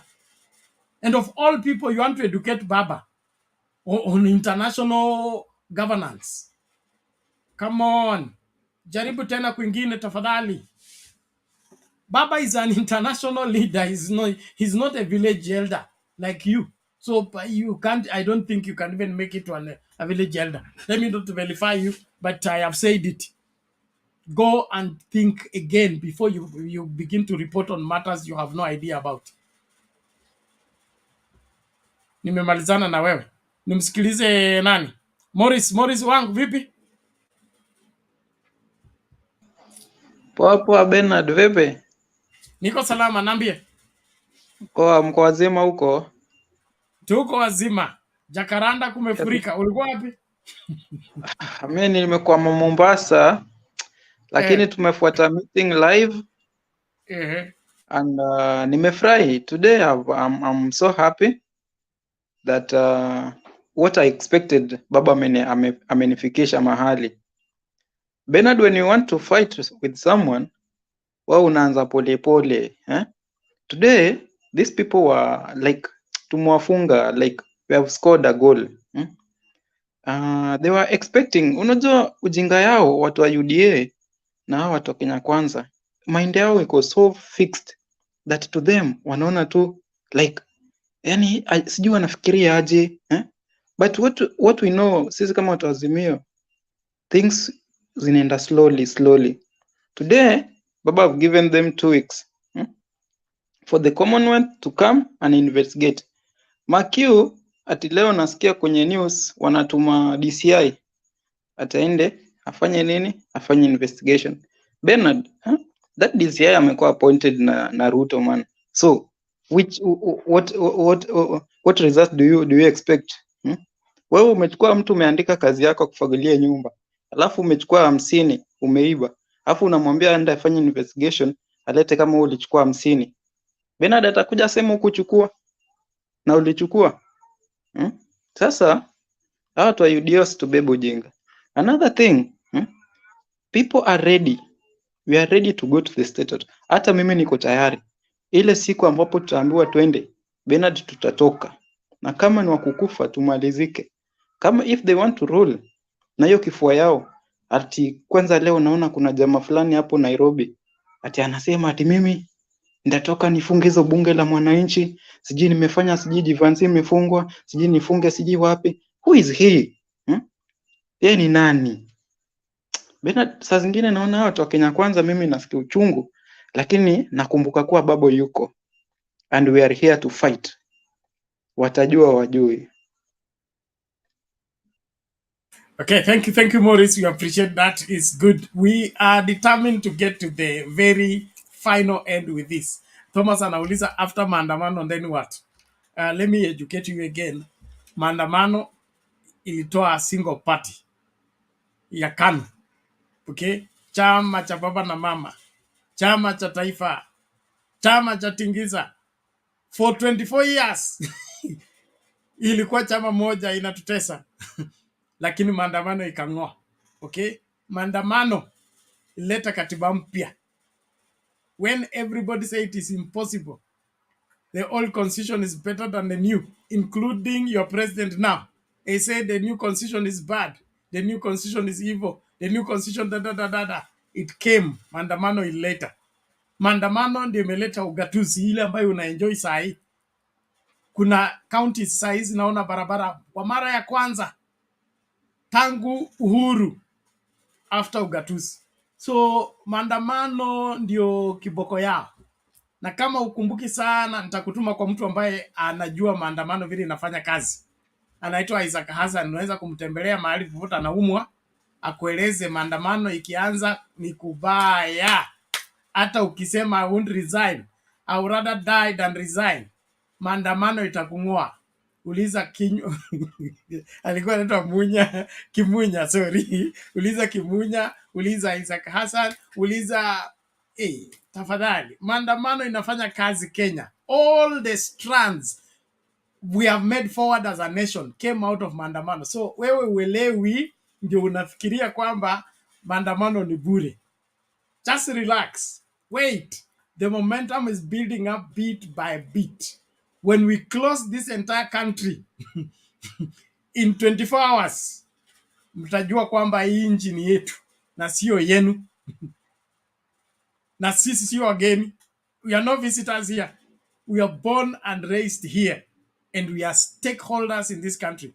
You will not come and force yourself on us. We decide who becomes our leader through our vote. And if you don't want our vote to decide for us the leadership, we will do away with the leader you decided. Why? Our vote has to give us the leader we chose.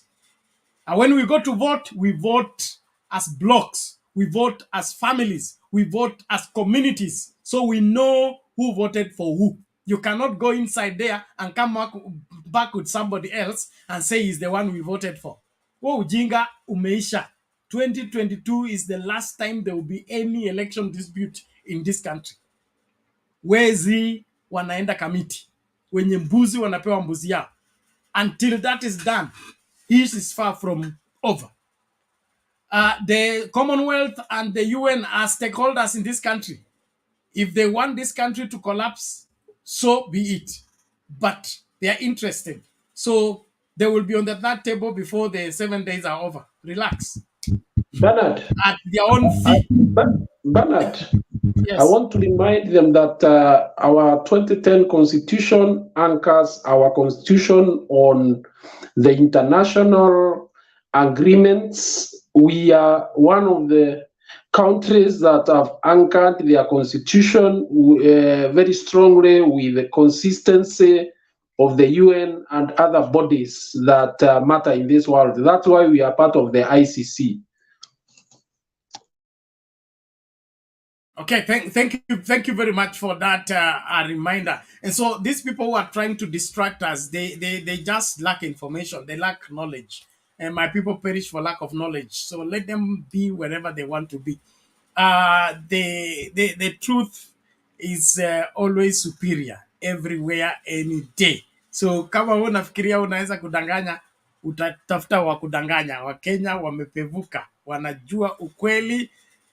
Even my mother is almost 90 now, and she knows Kenyan politics like this. She told me when Mother Kome went and said dismiss, we are mekula, kesi ya mliwangi hivyo. My old mother knows that. Sasa, ninyi mnakuja hapa kudanganya watu, mnadanganya nani? When Musalia said there's going to be earthquake, I had gone to see my mother. I said there's no earthquake. He's going to UDA. That's what he's calling earthquake. And the following day, Musalia went to UDA. So my mother can tell you what is happening. And she's a standard 3 dropout. So kama mama yangu wa standard 3 anaelewa hii mambo, wewe na degree zako umetoka nazo university, wezi angalia maneno kaelewa. You disappoint your creator. That is all I can say. Okay, thank you everybody. Please tuendelee kusubscribe kwa Sound Candid Talk. Na nashukuru wote ambao mna subscribe. Tumefika sasa 1,290. Let's keep going. We need to get to 2,000, then 3,000, then 5,000 subscribers. Please, let's do what is right, because it is right and it helps us move forward. Thank you very much. Unless there is a matter rising from Roda, tuende moja kwa moja kwa hey, Anderson Nete. Subiri kidogo, Anderson Nete, before you go anywhere, hebu niachie namba yako hapa kwa private chat. Au vile nimetafuta wewe. Si nataka bunge la wananchi Vihiga. Na wewe patikane kwa mtandao kabisa, huku nipa namba yako kwa nini? So drop your number here as Rhoda, make a very brief tumlete Moses. Yeah, I want to say even our constitution is the same like the US. We have the same like Senate, governor, so we are the same. So those people, they try to put our country down. They know our Kenya is very powerful. It's only William Ruto have been trying to put our country down. The 12010 is the same like US. So US, we understand each. We have the same value, like democracy. We are like a sister and brother. So that's what I want to say. Thank you very much. Let's get Moses. Anderson, if you cannot type your nini, get my number. It's in the private chat and contact me. Moses, karibu. Asante sana Bwana Bernard. How are you, Rhoda, Anderson, Corey, and Morris. So Bernard, how are you? Hope all is fine, and our viewers outside there. So for me, Bernard, I'm very happy for today. At least we have been following whatever was happening, and I would like to congratulate all Kenyans on the statement they have made today. It doesn't need anyone to talk or to explain or to polish it. It speaks itself. You saw 8 million voters already in Jakaranda, so there is no need of explaining or Nini Marana, because we had 2 rallies. One was going on in Narok, but with only corrupt leaders. But wananchi, all of them, they were in Jakaranda. That is made. And what made me happy, Bernard, people were demanding. They were impatient. They were just demanding time. Massage naenda, time is going. We are late. It's becoming late. We want to go to State House. So on the other side, these people, KK government, they should do at least thank Baba, because if he was not to think like someone who is a grown-up person, someone who reasons, today I don't know where these people. Maybe they would have remained in Narok, because I saw the pressure. Whatever was happening there, it was just a matter of saying, now let's go, and everything would have been different. Maybe by now we have been. I don't know. Maybe the show would have been talking about how a State House, what was there, where was Mama Ruta and the group. But Baba said no. Let's do it. For me, I trust him, because whatever he does is well calculated, and he's a well wisher always.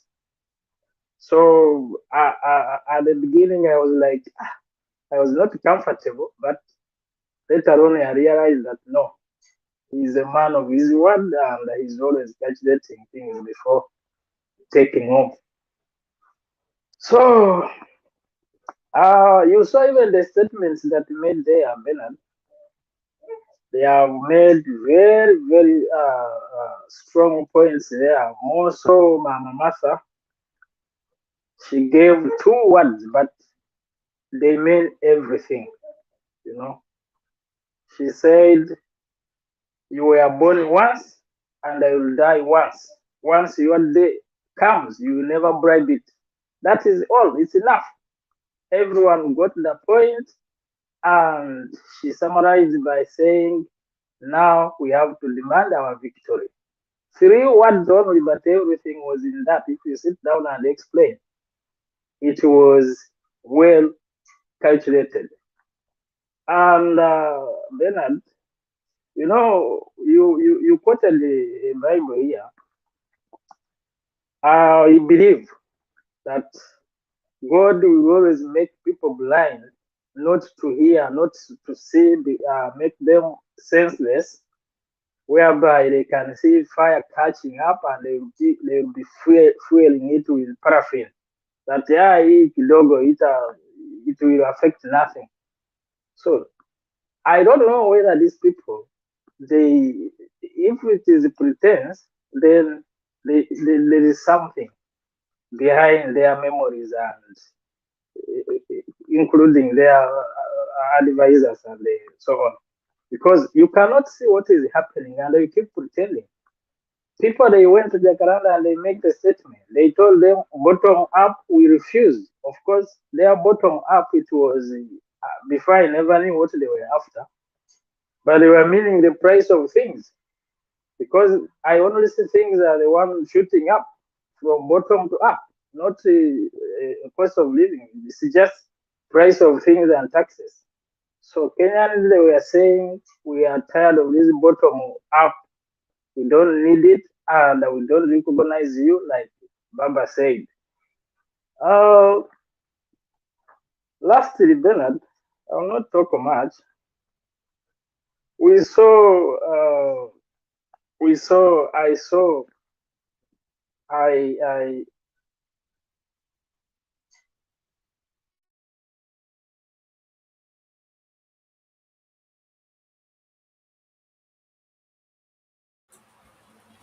Yeah, you're mute, Bwana Moses.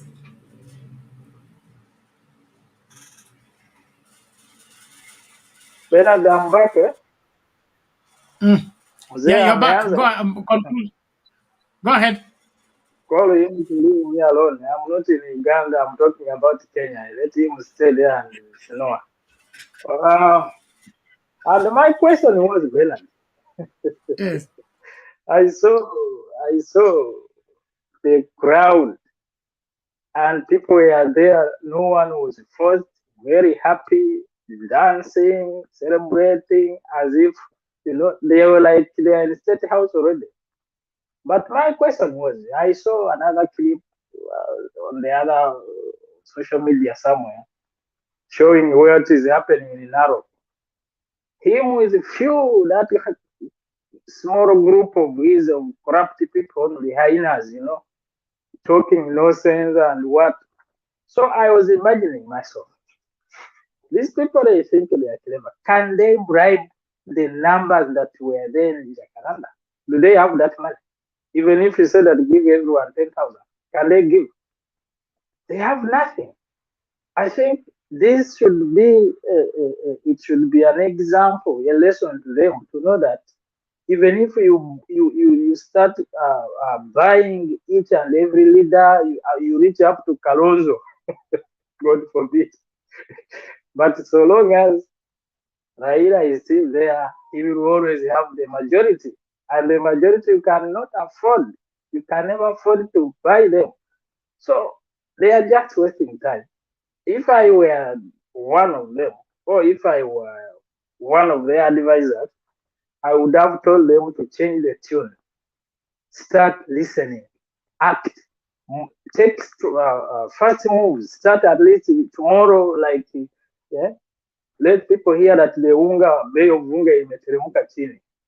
Mafuta, petrol, at least let people say, aha, our rally maybe he has now is feeling our heat, our weight. But like I told, these people, they have gone blind. They are pretending as if they don't know what is happening. But we can bet there is something coming big, and it's not far away from where we are. Something will happen.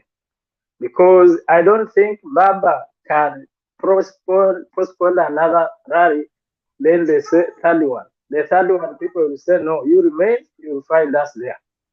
They will go against him. But for now, they are patient. But even you could hear some of them, I realize they are like, oh, this is not what we expected. Because people came well prepared, well equipped.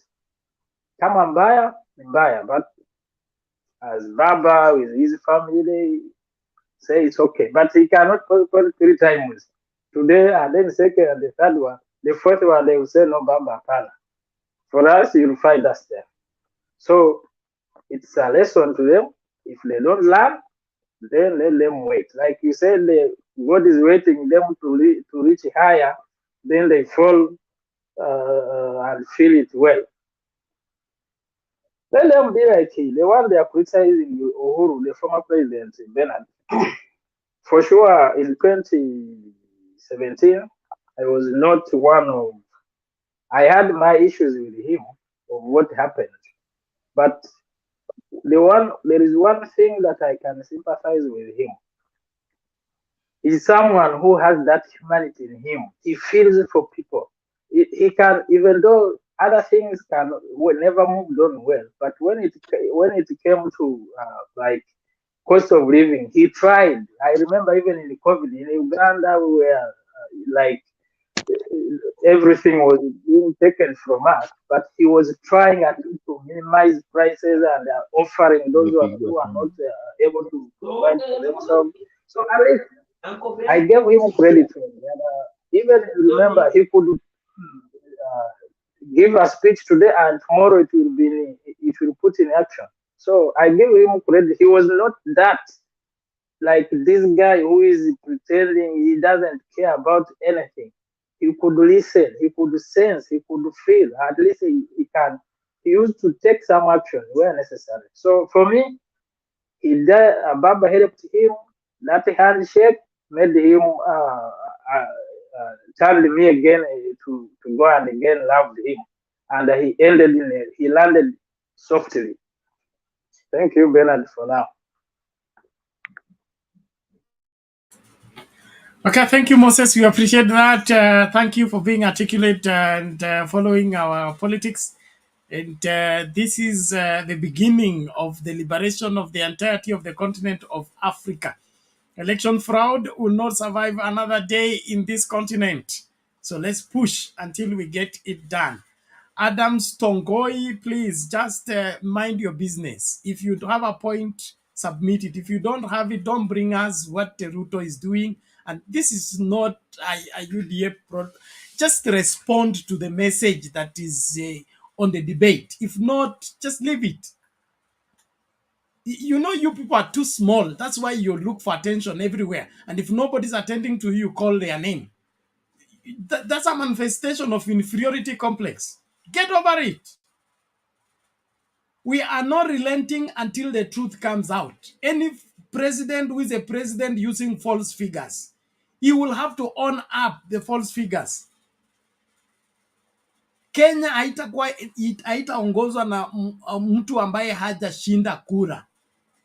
Kenya inaongozwa kikatiba, na katiba inasema atakayekuwa rais wa hii nchi ni yule atakayepata kura nyingi kuliko mwingine yeyote, yule atakayechaguliwa na wananchi wengi. So kama Ruto alipata 5.9 na Baba akapata 8.1, that information is not my information. It's not Mtembei TV's information. It is not Azimio information. It is IEBC whistleblower, somebody from IEBC. And he's not the only one. 4 commissioners said whatever Chebukati is announcing is not the right result. Those are 4. Okay? Now the whistleblower makes them 5. So if 5 people come from the same community, same office, and tell you inside this office there is a smelling rat, then you get inside, you get outside and say that office is clean. There is no rat smelling inside the office. And you have not entered the office, you don't live in the office, you don't work in the office, then you come here to refute what the people who are coming from the office are telling you. You are looking for who to fool. We will not be on that list. Kama unataka kutetea William Ruto, mtetee kwa haki. Na sio tu hivyo, kama William Ruto ana kura, alipigiwa kura na nani? Kwa sababu watu wala wanapaswa kwenda kumshukuru kwa kumpigia kura hawapo. Wakienda stadium is empty. Wakiita mkutano hakuna mtu anatokea. Mpaka sasa wamehamia makanisani. Mabishop wakusanyie watu ndio wapate mtu wa address, because they cannot be followed by anybody. So who are these people that voted for William Ruto? If William Ruto is sure that he's very popular, he's loved by Kenyans, Kenya cannot do without him, it's simple. Now that your election is questionable, resign from office, call fresh election. Let's see how many votes you get, since we are in doubt of the ones you claim to have gotten. That's how to end this dispute. So tusahau maneno ya Sava, tusahau maneno ya Chebukati, tusahau maneno, let's start afresh. Twende kwa wananchi, 3 months, we do an election. Whoever wins stays in State House. Whoever loses goes home. Mbona mnatusumbua? Thank you. So it is clear we are not going to put up an argument on nothing. It is Chebukati who announced William Ruto the winner. Okay? Ratified by the Supreme Court. Even after question marks were risen. 4 out of 7 commissioners said the result Chebukati gave are not right. Now we have an extra person, a whistleblower, the person who participated into the election, who was in charge of ICT, that tabulated all the records of all the results as they were coming from polling stations. And those forms, they can be verified. Verified in the sense that there is a barcode on the form. You can scan the barcode to tell you the time the form was sent, from which polling station, from which stream, at what time.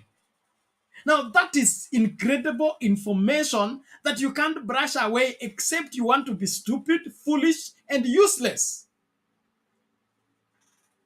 If you can scan on my certificate and my certificate will prove that I got this certificate from NEC, it was printed from the printer so and so at particular time. If it's able to be verified, then it's valid.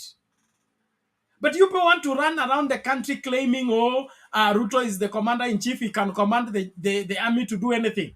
Let him meet with the army of Kenyans. How many army officers do we have in this country? They are not equivalent to the masses that you saw in Jakaranda. When those masses begin to march towards State House, I don't know, even if all the army come from all the barracks, are not enough to stop that move. Ile imekuwa Jakaranda peke yake. So relaxini. Wait. You are yet to see. Kama amtaki kufuata ukweli, mtafanyia uongo sehemu nyingine. Si kwa hii nchi. We are through with lying, especially from the presidency. Hatuwezi pata rais kwa njia ya uongo, tukose kupata vitu zingine kwa njia ya uongo. And I keep reminding you people, there is no way you can lie about the presidents and you not lie about the exam. And when you begin to lie about the exam, what you generate is false engineers, false doctors, false nurses. How do we prove they are false? Buildings will begin crumbling. Are you seeing building crumbling in this country? It's because you gave papers to wrong people who did not sit in engineering school, but they have papers. That is what you're asking for. So kama rais anapatikana kwa uongo, wachungaji ndio hao mnapata kwa uongo, watoto ndio hao wanapata max ya A, mpaka kuna mzazi amekuja akasema mtoto wangu hawezi kupata B, hajawahi ipata, hata kama ni muujiza, mimi nataka ifanywe uchunguzi. Can you imagine? One truthful parent has come out and say no, mtoto wangu hawezi kupata B, hajawahi pata. So hawezi kuelewa kwa nini hii exam amepewa B, anataka hiyo ikuwe reviewed. That is the kind of parents we are looking for, who can accept that my child doesn't have this capacity. Na kama ni muujiza, kabla nipeleke sadaka ya shukurani, ifanywe uchunguzi. This country will recover. We will take it back from the mafias and the thieves that who think they can take it and go scot-free. Asante, naomba tusonge mbele tumsikilize Anderson Neta, alafu Miko Makori, and then Wangira. Although Wangira was here and dropped out. Aya, tuendelee hivyo mbio mbio tukisonga mbele. Bena. Mambo? Poa poa, namna gani wewe? Niko poa sana. Za masiku? Tuko salama, wewe umejificha sana. Nipo na kuanga tu chini ya maji, nipo tu. Lakini leo so, ilibidi niingie. Uniachie namba yako, tuna mikakati nataka tupange huko. Ya ndakuachia, lakini nilitoka Vihiga last month. Niko tu hapo Kayole, leo tumekuwa tu hapo Jakaranda wote. Niko tu hapo Soweto. Nataka ukuje studio. So nipatie namba ya simu tupange, ukuje hapa studio physically, sababu hata nafikiria hii studio ni virtual. Sawa, nitakuachia namba. So Bena, kwanza nisalimie Roda, siku mingi, Wangira, Dickson, kuna Morris na Moses. Though ni siku mingi lakini nakuanga tu na nyinyi. Nawafuatilianga tu. So Bena, ile kitu ya kwanza ningependa kusema, hii Kenya hatutaishi hivyo tu. Si tunapiga kura lakini kura zetu zinaenda tu hivyo. Kutoka 2007, yani si tunaamka tu tunapiga kura lakini kura yetu inahesabiwa mtu mwingine. Kutoka 2007 mpaka 2022. Hiyo enough is enough. Na unajua Jakaranda tulikuwa hata hatukuwa tunakuja kusikiza baba. Tulikuwa tunakuja baba atuambie tuende State House. Hiyo ndio kitu tulikuwa tumengojea. Lakini baba is always right. Wakati alituambia tutulie, tumetulia. Lakini angesema tu tunaenda State House, tungeenda. Alafu Bena, unaweza kukumbuka kuna wakati August last year, two days to election, nilisema hapa Ruto hawezi pitisha milioni 5. Unaweza kumbuka? Na hiyo ndio imetokea. Ruto angepitisha milioni 5. Huyo mtu, hata mtoto mdogo angekwambia Ruto kura zake ziko wapi na wapi. Huyu mtu hakuwa na watu. Anaenda stadium haijai. Hata Ezekiel anajaza stadium kumuliko. Alafu anasema ako na watu wa gani? Tumechoka na Ruto na huyu kashagwa wake. So mi hata sina mengi, lakini nimefurahia wakati baba amesema tutulie, si tutatulia. Lakini akisema hata kesho tuamuke tuende State House, tunaamuka. Si tutaenda State House. Si tunataka haki yetu. Mtu hawezi kaa kwa kiti, mtu anaongoza na afai aongoze. Anaongoza nini? Wewe ukushinda, wewe ndio unaongoza. Unaongoza nini? Hata kuongoza kwenyewe ameshindwa. Amepewa free na wewe sijui anajiita Chepkadineza ama sijui, ni hata simjui huyo mtu. Na ameshindwa kuongoza. Yeye kama venye umesema Bena, kama anajiamini, akaanza kila kitu, turudi election. Aone kama atafikisha milioni 4, wacha hizo 5. Kama atafikisha milioni 4.5, tutamtambua. Tunampiga vibaya sana. Anaweza ona tumempiga na milioni 15. Huyo mtu hata hawezi fikisha milioni. Huyo mtu ni mwizi. So sisi tunataka haki yetu. Tunataka hii Kenya, hata mtu yoyote, kabila yoyote, hata akuwe Masai, akishinda kura atangaza ni Masai ameshinda kura. Sio ati Masai ameshinda kura tunasikia ni Muluya ndiye amepewa ama sijui. Hiyo vitu hii Kenya inafaa tumalize huu mwaka. Maana tukisema itaendelea tu hivyo, baba akiachilia hii, wallahi imeisha hivyo. Hakuna ukweli utakuwa Kenya. Na hakuna election itakuanga Kenya. Itakuanga tu mnaenda mnapiga kura, mambo inaenda hivyo. So baba ashikilia hapo. Si hata mambo ya kusema sijui video, hizo video hata mimi sitaki video. Mimi nataka tuende State House. Mimi mambo ya video hata sitaki. Video ni ngapi tumeona? Na kuna kitu inafanyikanga. Kama imeshindikana tuende State House. Wenye tutakufa Bena, acha tukufe tu. Lakini tutakuwa tunakomboa nchi. Afadhali watu tukufe hata milioni 1, lakini tukomboe nchi. Hii kitu haitafanyika tena. Lakini tukiachilia hii Bena, wallahi nakwambia hakuna kura itakuanga Kenya. Itakuanga tu inaendelea hivyo. Tutalia hivyo watoto wetu hivyo miaka yote. Tutaishi tu hivyo. Asante Bena, ni hayo tu. Acha nikuachie namba yangu hapo. Lakini next month ndio narudi Vihiga. No problem. Nataka tuweke mikakati, ukirudi uwe na hiyo mikakati tunahitaji. All the same, thank you very much. Matoma Kandech anasema Ruto afanye mkutano tuone, aitishe rally tuone numbers. We can compare and contrast tuone kama aliwini ile election. Alafu kuna mwingine hapa anajaribu kutwist, anaitwa Hassan. He say Bernard, now you are talking Raila lawyers are false lawyers. Why can't they tell him the truth that a server is useless if there is no original data that is in Form 34A? It is you who is using the useless part of your brain. Okay? There is a reason why Form 34A is scanned and sent immediately at the tallying center. It becomes the framework of counter-checking. The physical form doesn't have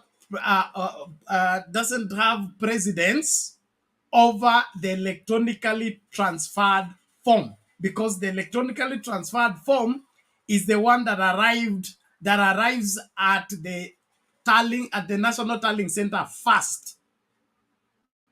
Okay, within seconds. Lakini imebebwa kwa mkono, inaweza kubadilishwa njiani.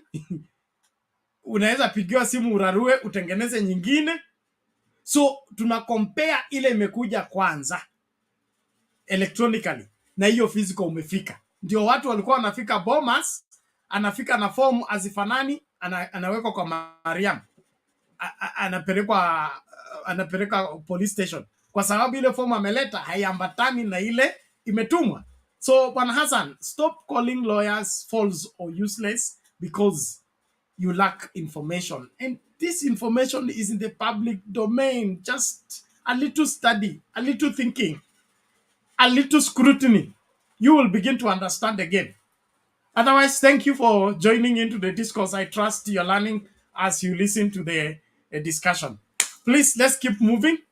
Okay, he said the original is identical with the ones in the server. Yes, there are 4 servers, Bwana Hassan. There are 4 servers. There is the server that was going directly to the portal, is the one that Chebukati used. But there are other 3 servers that the whistleblower is talking about. So they resolved in some, you know, oh God have mercy. Unajua hata ukitaka kuiba ingekuwa vizuri angezima hizi server zingine, okay? Atumie hiyo moja, okay? Kwa sababu hizi server zingine ndio ziko na the true result and all of them agree. Hii yenu ya Venezuela ndio iko na hiyo makaratasi mnasema, okay? Ambayo ni PDF. Wewe unatumaje picha JPEG inafika ikuwa PDF?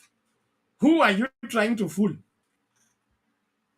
Usijaribu kudefend uongo. Asante, lakini naomba tusonge mbele.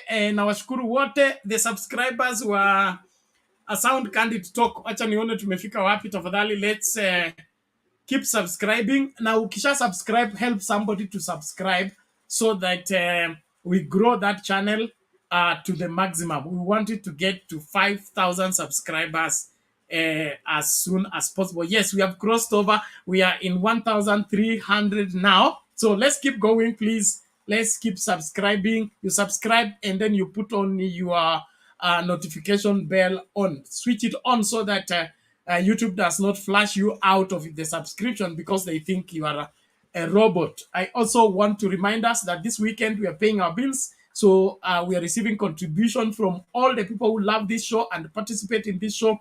Whatever amount you can use to help support this show, you're free to send it through the number that I'll be sharing into the comment section. We are doing well. I think we have progressed. We were at 60%. We are approaching 70%. So let's keep moving until we get to 100%. We close that chapter until end month again. That's when we raise that matter. But in the meantime, I want to celebrate everybody for continued support from Tembei TV and keep building this particular channel. We have more people viewing than the number you see displayed. People are now watching this show on smart TV. So a family of 10, they are all seated watching one smart TV, but it will only record one person is watching. So we have we have millions of followers around the world. And that's why we want you to be part and parcel of what makes things happen as we continue with the discourse. Thank you very much. Tuendelee. Dixon Makori, are you still there?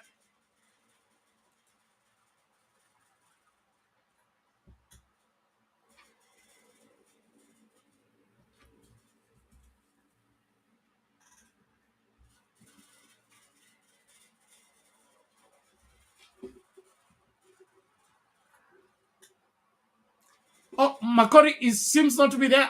Mr. Wangira, take it. Let's as we look for Makori. Oh, how are you, Bernard? Great. How are you? Fine, fine. It's a good morning here already. My regards to my sister Rhoda, to Morris, to Anderson, and to Dixon. Dixon seems to have disappeared. Bernard, tomorrow morning, 1.26 million young Kenyans are joining what we are calling the junior secondary, Bernard. And you know what that means in the environment we are living in, Bernard, where, promises were made and, nothing seems to be fulfilled, Bernard. So today I listened to Raila Odinga when he was at Jakaranda, and, he said something. He said that he was not doing what he's doing for the sake of Raila Odinga as a person, but for the good governance of this country, Bernard. What we need to agree on, is that, the governance in Kenya has suffered what I will call deficiency, Bernard.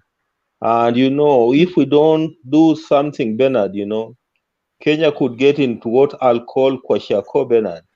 And, kwashiako is what we call malnutrition, when your child suffers from kwashiako, Bernard, your child cannot be as active as you'll want him to be. And that's why we must come out with a way to ensure that Kenya does not suffer from kwashiako. And that's why Raila Odinga, according to him, I was just reading the weekly magazine online where Raila Odinga says that they want square. He says that they want this election square. So as far as Raila Odinga is concerned, he doesn't have any iota of doubt that he won this election. That's his position, unless any person is ready to contradict him. Despite the fact that we have heard that the DCI have moved in to try and investigate this matter after those claims came up, and Raila Odinga even today was categorical that the DCI, the Director of Criminal Investigations, being an appointee of the president, will not be the appropriate person to investigate this matter. That's what he said. And he has insisted that he won this particular election. What he says is that we won free. What Raila says is that we won fair and square. So Raila believes that this election, the Azimio la Umoja One Kenya won it fair and square. It is in the weekly review. Those people who read the weekly review, which is a pull out of the Daily Nation. That's what Raila said when he was speaking to Gaizo Macharia, today when he was speaking to Gaizo Macharia. That's what Raila Odinga said. And it's the same message that he repeated when he was at Jakaranda, that they are certain that they won. And he said that we won this election by more than 2 million votes.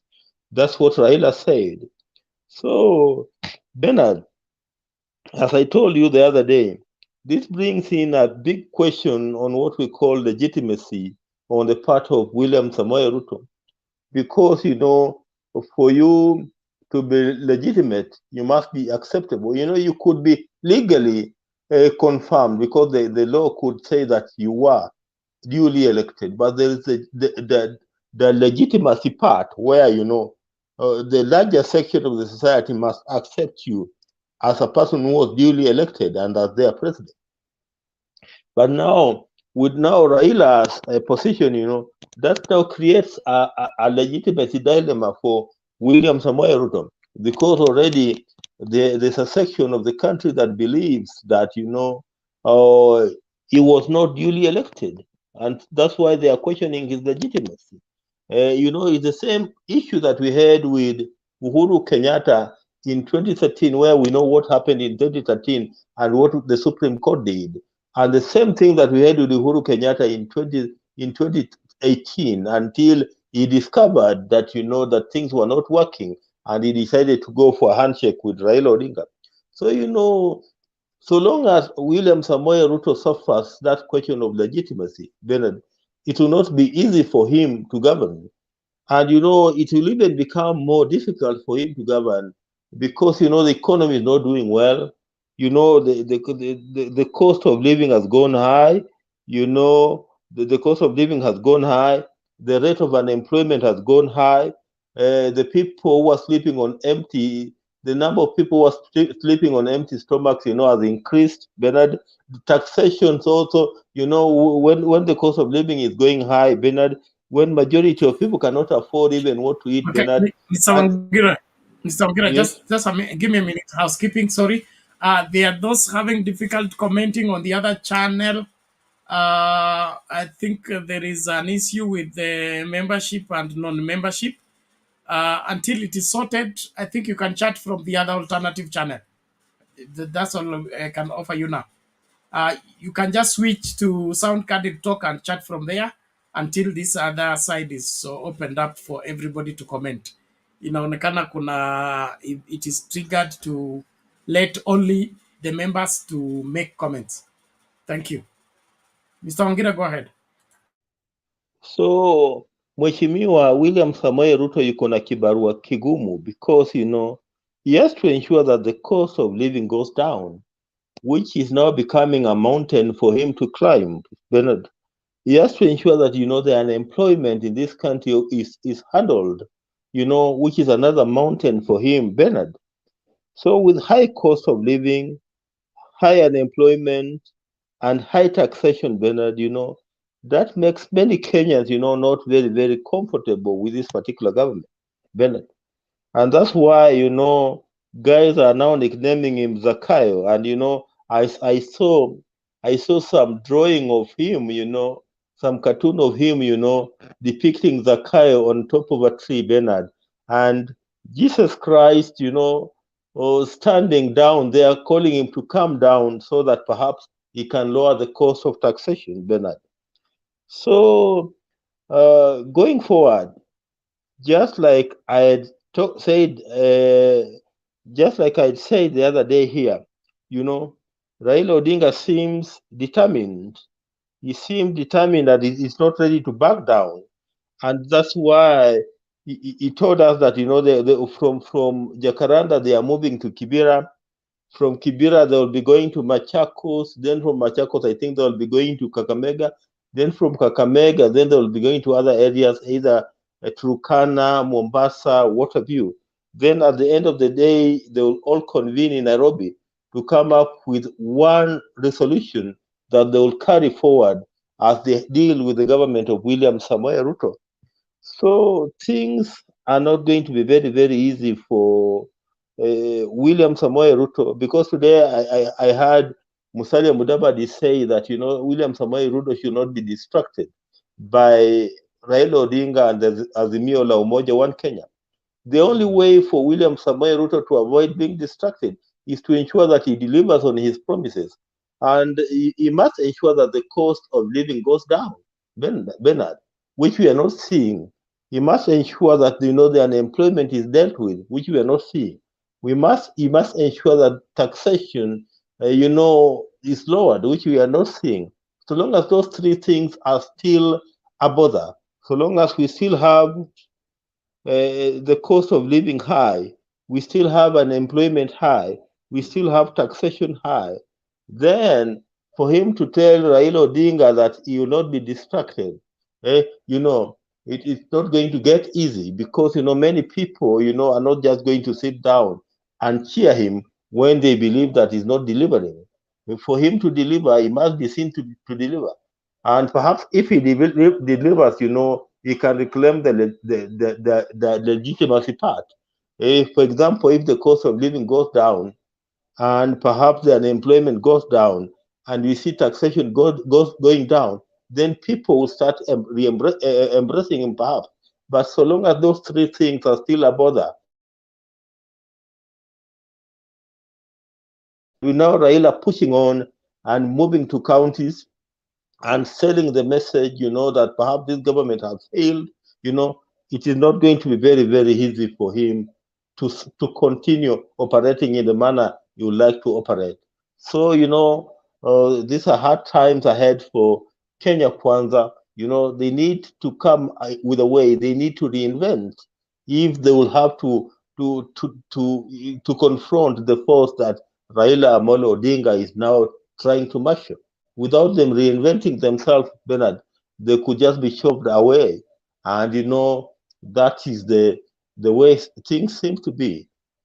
For now, perhaps that. Oh, where is Bernard? He has gone. Oh, for now, that is the challenge that he is facing. And with Raila Odinga, Raila Odinga, the only thing that he has to do is to carry on with his message. He, the person who has the harder part of delivering is William Samoei Ruto. He must ensure that he delivers on what he promised. Raila Odinga, the role today is very, very simple. Go around and sell your message, and sell it as much as you can, so that the people listen to you. If you believe that the cost of living is high, and it's not going down, and perhaps this government is doing nothing to lower the cost of living, hammer that message. If you believe that the type of taxations that are being charged, they're not the type of taxations that we should have in this country, tell the people that you are being overtaxed, so that the people get the message. Tell them that the level of unemployment is not being tackled, so that the people get the message. So the ball is in William Samoei Ruto's court. To show the people of Kenya that he can do otherwise, that he can deliver on the promises that he promised them, so that perhaps they can think otherwise. Because if he does not do that, Bernard, it's going to be very, very hard, because Raila has just gotten it, and I saw him fired up. He was even much fired up than he was in Kamukunji. And I understand that he's moving into Kibera, where he will be even more charged, Bernard. And with a charged Raila Odinga and a charged crowd, Bernard, a crowd that is disappointed, Bernard, because of the way things are going in this country, Bernard, it's not going to be a business as usual for William Samoei Ruto. That's all that I have to say for now. Thank you. Okay, thank you, Mr. Wangera. We appreciate that. It is our civic duty to check out the governance of the country. And Kenya Kwanza are giving very feeble responses to this matter. The whistleblower and the IBC commissioners, in the question marks that hang around the election of William Ruto, they require a more credible response. I don't see why they are resorting into these flimsy blame games as usual. They know their sponsors. They know Uhuru Kenyatta is the one sponsoring Raila Odinga and all that. Raila Odinga and Mandamano have been synonymous all along, even when he led the Mandamano against Uhuru Kenyatta. So, who was sponsoring Raila Odinga when we were demanding Isaac Hassan to get out of office? Was it Uhuru Kenyatta? Kenya Kwanza should stop taking Kenyans for a ride and just come out clean. And if you cannot substantiate how you became what you became, go back to the drawing board. Stop looking for who to blame. You blame the international community, blame the village and all that. Mahali kumesemekana kuna nini uvundo ni kwa IEBC. Na inahusikana nini na elections za 2022. Kama wewe ni ulichaguliwa na kuna utatanishi ya jinsi ulivyochaguliwa, jitetee kwamba ulichaguliwa vizuri. Wakenya waliokuchagua watu wajitokeze waseme sisi ndio hawa, sisi ndio tulimchagua, kura zetu ni hizi zinaonyesha tulimchagua. If you don't want to address it, then keep it off. Like you're being told, ignore Raila, ignore his demonstration, ignore his gathering of the meetings. There's no problem. Ignore, give him a blind eye until it is too late. Go ahead. Mkenya daima, vipi lakini?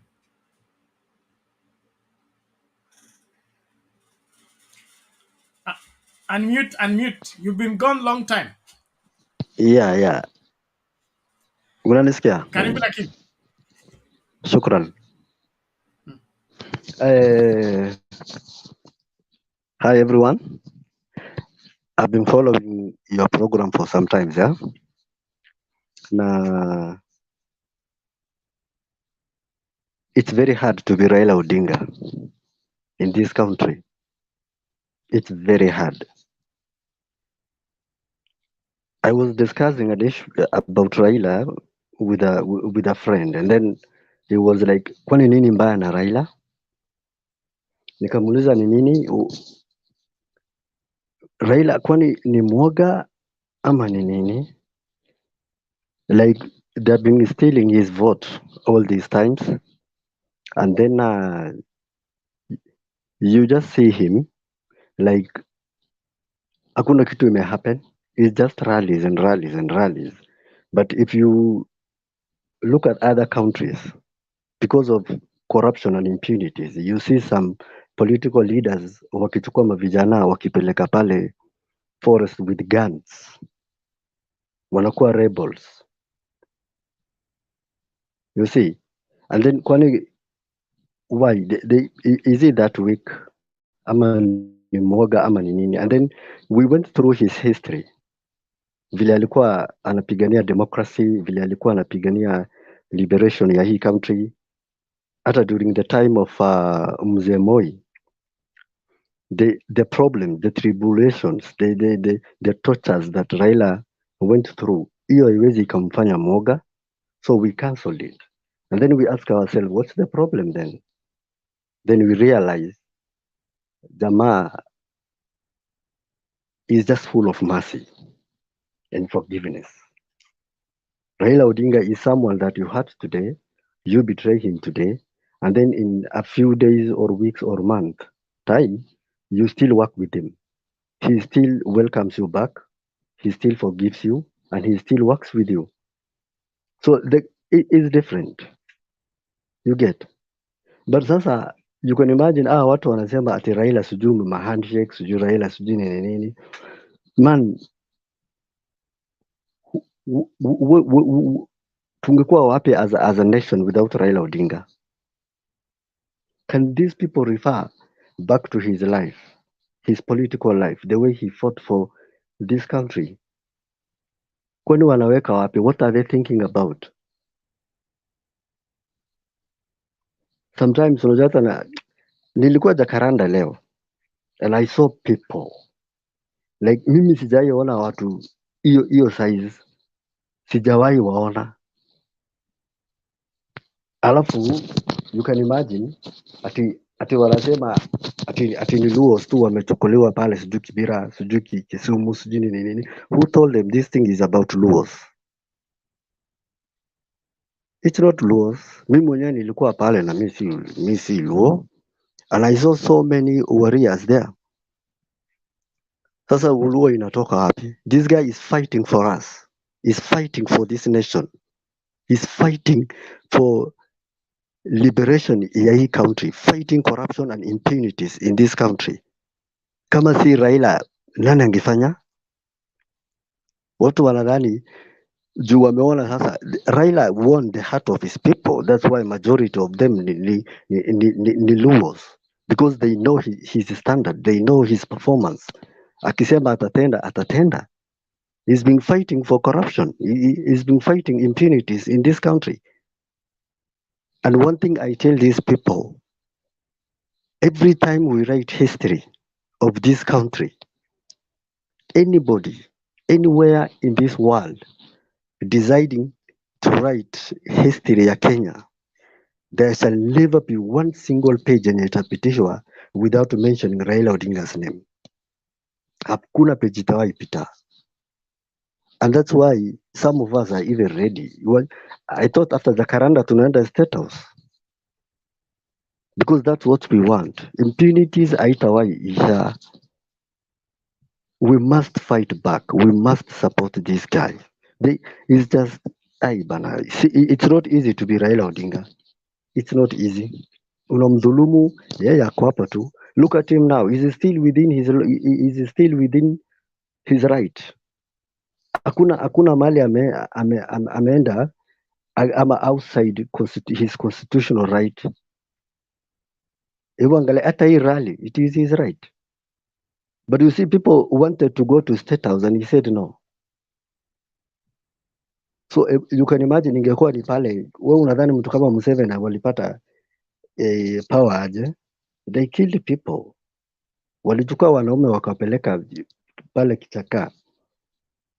they gave them guns and then they fought the serving government, wakashinda, wakaua watu, wakachukua power. You think with the number that Raila raised today, the attendants wenye walikuja pale Jakaranda, you can imagine kama wangepewa chuma alafu you will face William Ruto's government, tungekuwa tumefanya nini? But look at him now, he's talking of UN, he's talking of, because ataki bloodshed. The guy is different, is unique, he needs our support. Hawa wase wenye wanaongea ujinga hapo chini, their time will come. There is nobody in this country mwenye ako na haki ya kuwa president ya hii country than Raila Amolo Odinga. That's my point for today. Okay. Asante Mkenya Daima, tunashukuru kwa mchango wako, maoni yako. Asante kwa kuwa Jakaranda, na hii ni kazi ambayo tutafanya wote. Kuna wale ambao wanateta kwamba tuna machungu. Yes, tuko na machungu kwa sababu nchi ikienda mrama wote tunaumia. Wewe huwezi chukua fisi ukaifanya ikuwe chairman wa kondoo, alafu unasema hakuna makosa. Wewe ndio una makosa. Fisi akishaingia kwa zizi la kondoo, fisi anashambuliwa na mshale. Okay? Afe kwa sababu akiachwa na kondoo, kondoo zote zitakufa. We're here by right, and our agitation is that everything must be done the right way, including how we get our president. We don't need a president who becomes president with a question mark on his head. We want a president who is ratified by Kenyans according to how the Kenyan people voted. And that is why our constitution requires that whoever becomes president is the one who gets the majority of the votes of the Kenyan people. So if the Kenyan people did not vote for you and Chebukati announces you as the winner, the Kenyan people will be angry because the majority of the Kenyans did not vote for you. Now when we are asking that, unasema tuna machungu. Yes, it is wrong. We are perverting the system that is supposed to give us right leaders. The moment we pervert the system, we will never get rid of evil leaders. When standards are compromised, we can never get rid of counterfeits. So these irresponsible leaders who are coming up with, oh, KPLC should be privatized, University of Nairobi should be privatized, Jomo Kenyatta University, all public universities should be privatized. Have you heard that for all the years we've been in existence? We are now 60 years of independence. Have you seen any government thinking like this Kenya Kwanza government? They don't believe in school. They believe in prayers and miracles. What is this? Alafu mtu akona akili zake timama anataka kusupport vitu za ujinga kama hizi. When we get rid of public university, then how will the government control the kind of education that is taking place in the country? Where will they come in and talk about the quality of education that is going on in the country? There is a reason some services must remain with the government. There are three things you can never and you must never get rid of in terms of control as a government: the health care of the people, the education of the people, and the control of the economy. Those things cannot be relinquished to the private sector.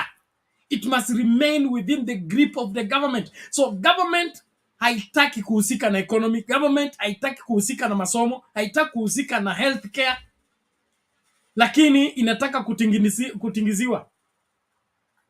I've not heard this from where I come from.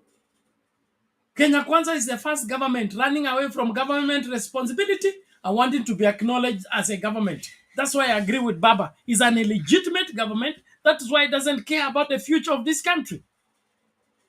It doesn't care whether Kenya owns anything or does not own anything. All they care is that they can get 30% from every company. Sakayo shuka upesi.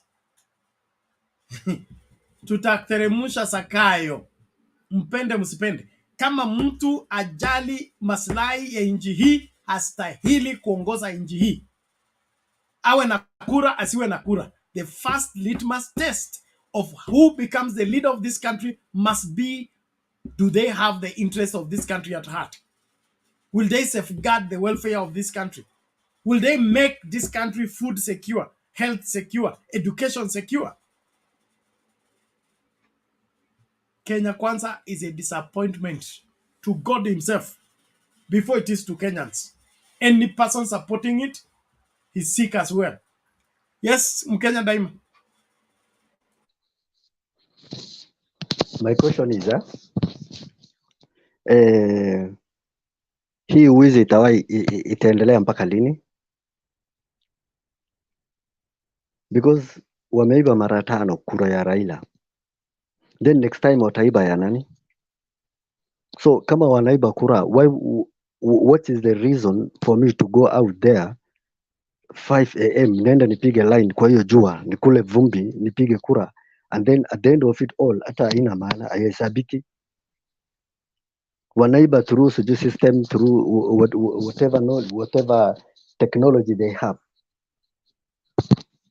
Ni mpaka lini? For how long?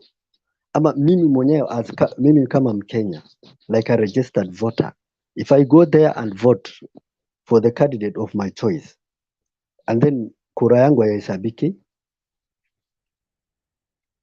why should I even vote? Kama kiongozi mwenyewe anaingia kwa ofisi kama ameiba vote, si kura ni ya nini? If I don't vote for the leader and then tukishinda bado inaibiwa, why should I even vote ever again? It's nonsense, yeah?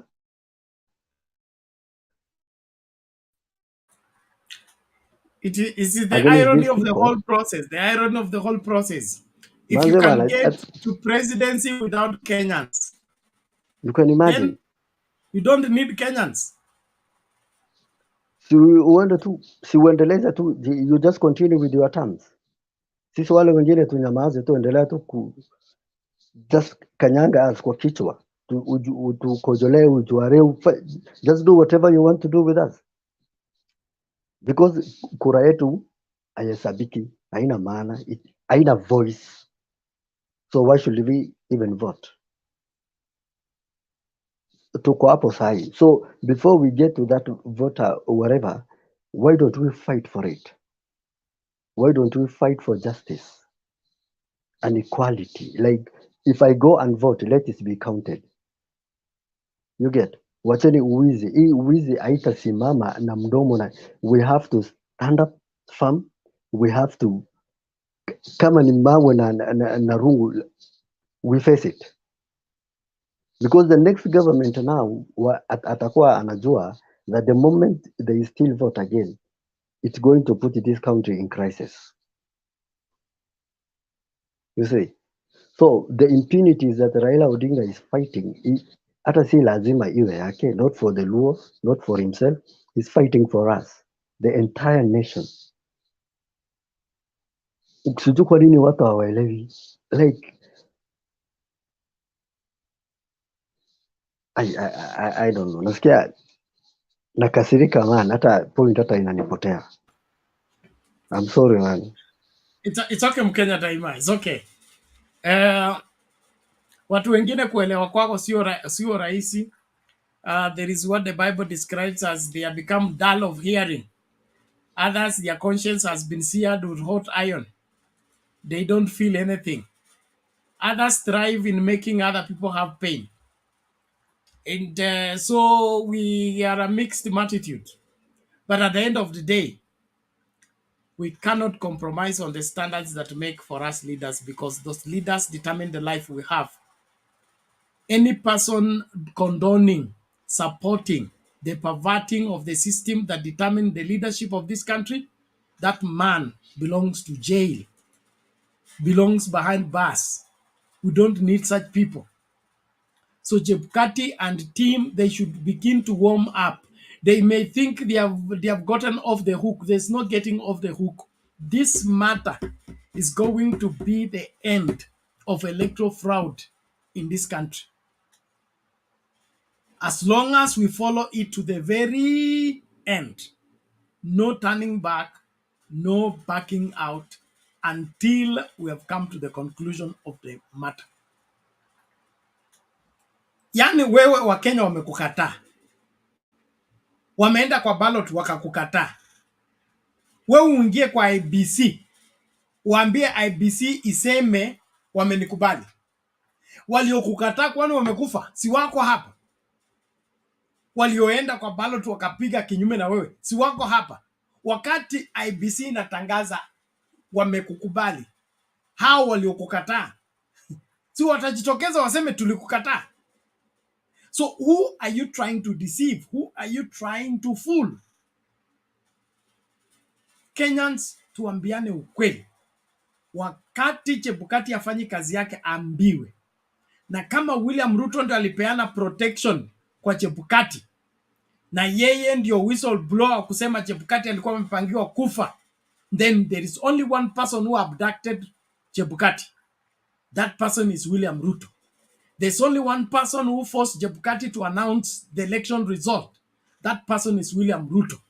And because he's a beneficiary of a conspiracy, he needs to be out of that office. We get the bona fide winner of the election in the office.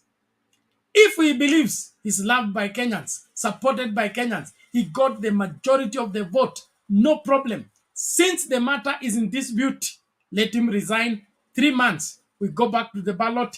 If he wins, we leave him the seat. But without that, mtu atateremshwa. Sakayo utashuka upesi. Number, yes, Rhoda. There is a verse of the Bible here, I get it. This is as Azimio and Raila Odinga, because James 1:12 say, "Blessed is a man who remains steadfast and trial, for when he has stood the test, he will receive the crown of life, when God has promised for those who love him." Thank you. James 1:12. Because God know that Raila Odinga loved Jesus. He have something new for him, a crown. He prepared for him a crown from heaven. Because he know his heart, and people, they vote for him, and he have been crying his heart, and God is in heaven. He's crying with him, and he understand his heart, because Jesus he's a kind and mercy. Yeah, in Jesus' name, amen.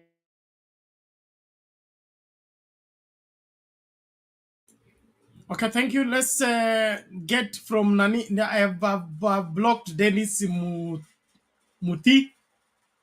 He says, unajua, this country needs help.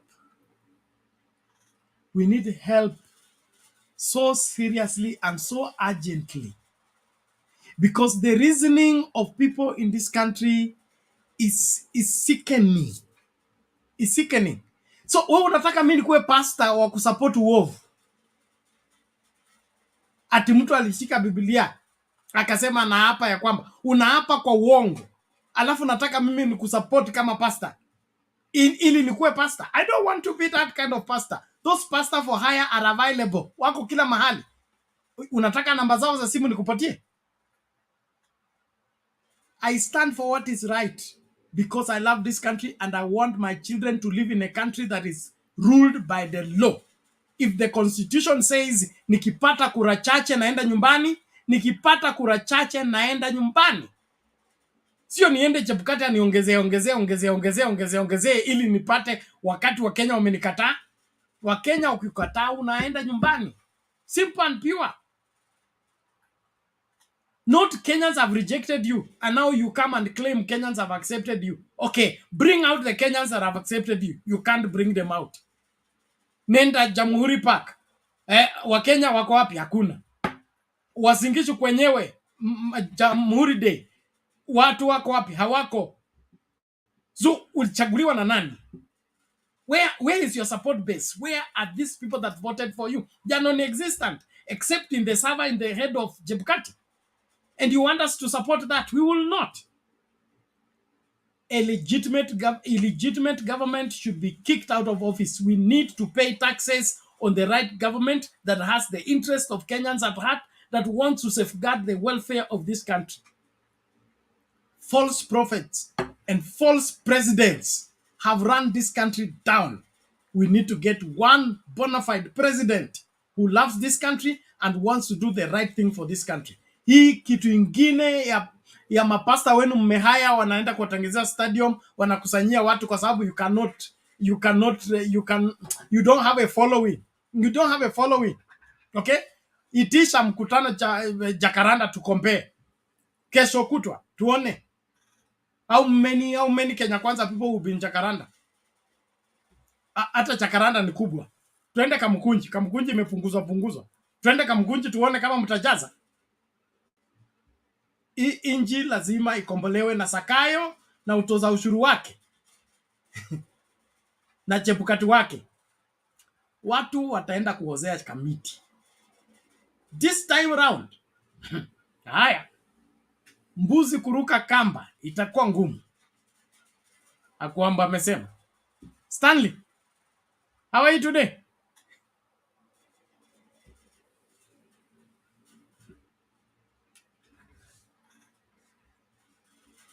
I'm sorry, nilikuwa nimetoka kidogo. Habari ya wenzangu? Tuko poa, karibu. Nashukuru sana. Sisi nilikuambia I had a shock, nikakaa sana, nimeanza kuparticipate last week, hata nimeona wageni wamekuja, which is okay. Na kurudi kwangu mimi naona kuna matunda. Enyewe asante kwa kurudi. Hakuna Mkenya mwingine nobody is going to come from outside. Hata majirani ni kama familia. Familia yako ukiwa na shida, usingoje jirani yako akuje kukuambia vile utakaa kwa familia yako. Unajipanga. Sasa hao wengine walikuwa wanasema wanajipanga, hawakuwa wanajipanga. Now the truth is, sisi nimeona tu leo ni kama nimekuwa na furaha sio na kifani. Anyway, Wakenya wamejua na mimi ningependa, that's why I was like before nienda break kidogo, nilikuwa nasema if we can do something, we register this station iwe channel ile na watu wana watch, at least watu wana watch for our contributions, inaweza kusaidia watu. So if watu kama ilikuwa ni kitu recorded, people go back wasikize what we were contributing our stations juu ya nchi yetu, now hawangekuwa wanalia. All those things we were like prophesying have happened. Na sisi kama enyewe, this is a revolution, na hii kitu ningeomba Mungu aguse watu wetu waungane pamoja. Vile viongozi hawa wa Azimio wanasema sio atupiganie Raila, tunapigania Kenya. Lakini serikali iliyoko sisi hatuwakatai, ni matendo yao tunakataa. Sisi wao ni Wakenya kama sisi, tunakataa matendo yao. Sisi tunawapenda na tunafurahia wao kuwa viongozi wetu, because sisi wote hatuwezi kuwa viongozi, but what they doing, hiyo ndio inafanya sisi tunawaona kama wabaya, na ndio tunataka itoke kwao, na haiwezi kutoka saa hii. They are even making it more worse. Na nimesikia watu wengi wakasifu deputy president. Anyway, deputy president mahali huko sio kwa ubaya. Can you be review hata wewe usikize your speeches ukimaliza kuongea? And this is what I've been saying. Viongozi mkiongea, mkiwa na mkutano, wewe ukiwa nyumbani, you are rest time, go back, look at what you are talking about, na angalia hao wengine wanasema nini. Judge yourself who is constructive. You know, Gachagua is a number one tribalist. Anasema kama hukutupigia, you know, as a leader, hata kama una hiyo chuki, well, you cannot come in the public unaanza kuambia watu wewe hukutupigia kura, you cannot. Kenya ni ngapi tuko nayo? Si ni moja. Kama wewe ni kiongozi ya wa Kenya, mwenye anakupenda, mwenye akupendi, na uongozi bora unakuwa hivyo. lazima ukuwe na maadui wenye kukukosoa, wenye kukupenda hata kama ukifanya makosa, but that is how life is. Lazima you are the one to judge, what am I doing? Wa Kenya tuungane, sisi we don't hate our Kenyans, fellow Kenyans, but we hate what they are doing. Kama ni pesa saa, unaona saa hii watu wanalia, tuliwaambia mkichagua hii serikali mtakuja kulia na machozi itaisha. Saa hii watoto school fees ni bottom up, and that's what we are saying. Nilisikia hata leo walisema hapa bottom up. Hata saa hii siku hizi nimeanza hata TV yangu, si unaona? Saa hii TV nimtembee ile nilikuwa nimelala, saa hii ndio I'm watching what was taking place. Niliona kidogo nikalala because nilikuwa nafanya kazi usiku. Fellow Kenyans, sisi wazazi wetu ni kwa mfano, kwa familia, wazazi chenye walikuachia wakati wao uliisha dunia hii, sasa ile huko nayo uiongezee kidogo na wewe waachie watoto wako. Sisi if we cannot take care of our country, saa hii nilisikia kwa mikutano nini kwa maralis walikuwa wanasema hey, kuna madeni. Saa hii not even 3 months nimesikia billions. Ile vio alikuwa anasema ati wanajiongeza vio, yeye vio ndio ameongeza, hata ina haika kwa katiba. Sasa sisi tunaelekea wapi? You want to be there. Sasa kuenda kuambia watu nini. I've seen watu wamejitolea, wamesema hata kukufa watu wamekufa kutoka wali na pambano bado inaendelea. So that is not a solution. Kutumia askari nyinyi, nauliza you military officers and you police officers, I don't understand. Hawa ni Wakenya, kama ni makosa achapiga mtu, kwa nini mpige watu wenzenu? Just listen, kama ni bibi yako, mtoto wako, mama yako, we mwenyewe. So can we be human? Sisi hatukatai. Kama ni makosa watu wakaiti chini waongee, kama ni kura fungua sava, simple. Sasa kwa nini useme tumechukua? Sasa sio kwa mdomo. Kama why waste a lot of this money ati tunaenda uchaguzi na hiyo pesa ifanyi kazi? Sasa tunapigana na ukweli iko. Ukweli ni kufungua sava, tuone rais wetu Ruto amechukua kura, Raila huku kuchukua, Raila ambiwa hey mzee, hapana, hapa kuna umesema kule, amesema wewe huku kuchukua kura. Sasa shida iko wapi? Sasa mtu akisema hivyo, wewe tutakuona nimekosea nini kusema sava ifunguliwe? Na sava that's msema kweli, kila kura imeingia kwa hiyo sava. Let us not uchumi imeenda juu. Hii system ya bottom up sahi watu sijui kama sasa ndio wameelewa. So alikuwa anamaanisha kila kitu ilikuwa chini kuja juu.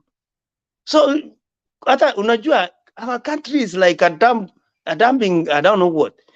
Mimi nilisikia hata before nianze kucontribute hata watu hata kutoka Uganda walikuja kupiga kura Kenya. Baada ya nimesikia hata mayai, maziwa inatoka. So where are we? People are importing mind. Tuko na rotuba mzuri kwa Kenya yetu. Kuna watu, they are very clever Kenyans who can do wonders. Na the other time I said tuko na hata na mafuta inaenda nje, tunasema tunalia mafuta. Na tuko na mafuta Kenya. Na hii inaenda unajua tuuze tena tuuziwe. You know, why can't we? Kenya sio ya mtu mmoja. Sasa inaonekana hii serikali inakuwa Kenya ya mtu mmoja. Sisi tunataka ukweli. And by the way, mimi napenda Arati na Mwangaza. People who can speak openly. I'm fighting for you guys. Na watu wengine wanaanza kuwapiga. I love them. Kuna watu mimi I can declare openly. Mwangaza huyo, nimesema Arati, Olekina, na kuna natembea. So people who can do, at least you see doing something to develop our country. Na ni wengi sio hao peke yao. So watu wakisema kitu kama wanataka tu this government, they are fighting to see who will be the richest. Aingie kwa record ati hata yeye akona hii pesa. So what, one day you'll be off, you'll be ashes. Hata ukisema watu wapigwe, hata unajua our president, please usianze kusema kuna watu wameuawa mahali, kuna nani anauawa, and that's hiyo ni kitonda tuko nayo. Watu wameuawa na tutapata majibu. Na wewe uko kwa serikali, na wewe uko na nguvu. Kwa nini, why can't you use your investigators tupate watu ambao wanafanya hii yote? Let us not play politics ile ya chuki. That's why I've said we are all Kenyans. Hata ndugu wanapigana lakini mwisho wanaketi chini wanasema hey, no, wewe ulinikosea. Na hata watu wanaingilia katika wanasema wewe ulikosea, mnasameheana, kila kitu inaisha. Lakini usikuwe na chuki kwa roho asubuhi, usiku, ukilala, ukiamka. Hii haiwezi kusaidia Kenya yetu. Anyway, kuna vitu mingi hata ukiingia kwa hii forum mtu unashindwa hata unaongea nini, because kila siku ukiamka runinga watu ni kupigana juu ya vyeo, juu ya vile kura ziliibiwa, kuna vile tulichukua kura. Shida nyingi tuko nayo, watu wanakufa huko Turkana, hakuna waangalia huko, watu wanauana mahali, shida hii iko, njaa iko, madawa hakuna hospitali, and that's why we are voted in. Kama ningekuwa Rais Ruto, mimi saa hii ningeketi na wale watu ambao wananipatia mawaidha. Hata siwezi kusikia kuna marali hizi, siwezi kusikia kuna watu wanafanya hii. Kama ni shule nasema hey, sasa shule mnaenda shule hivi, watoto wanaenda shule, hakuna fees, ibaki vile ilikuwa, linda mama irudi, pesa ya wasee, before aanze kufanya anything, before atoa hiyo, at least I take time in the office, ajue this is what I'm supposed to do. Sasa maoni kama hii, kama ingekuwa ni wafuasi wake, mimi najua wanasikiza na nasikia watu wanachangia nini katika hii arena. Ile kitu wamefanya, wangesikiza tu maoni ya watu.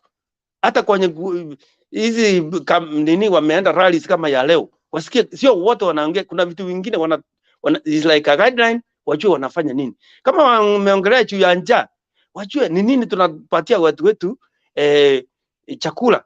Kenya is a good relieved country.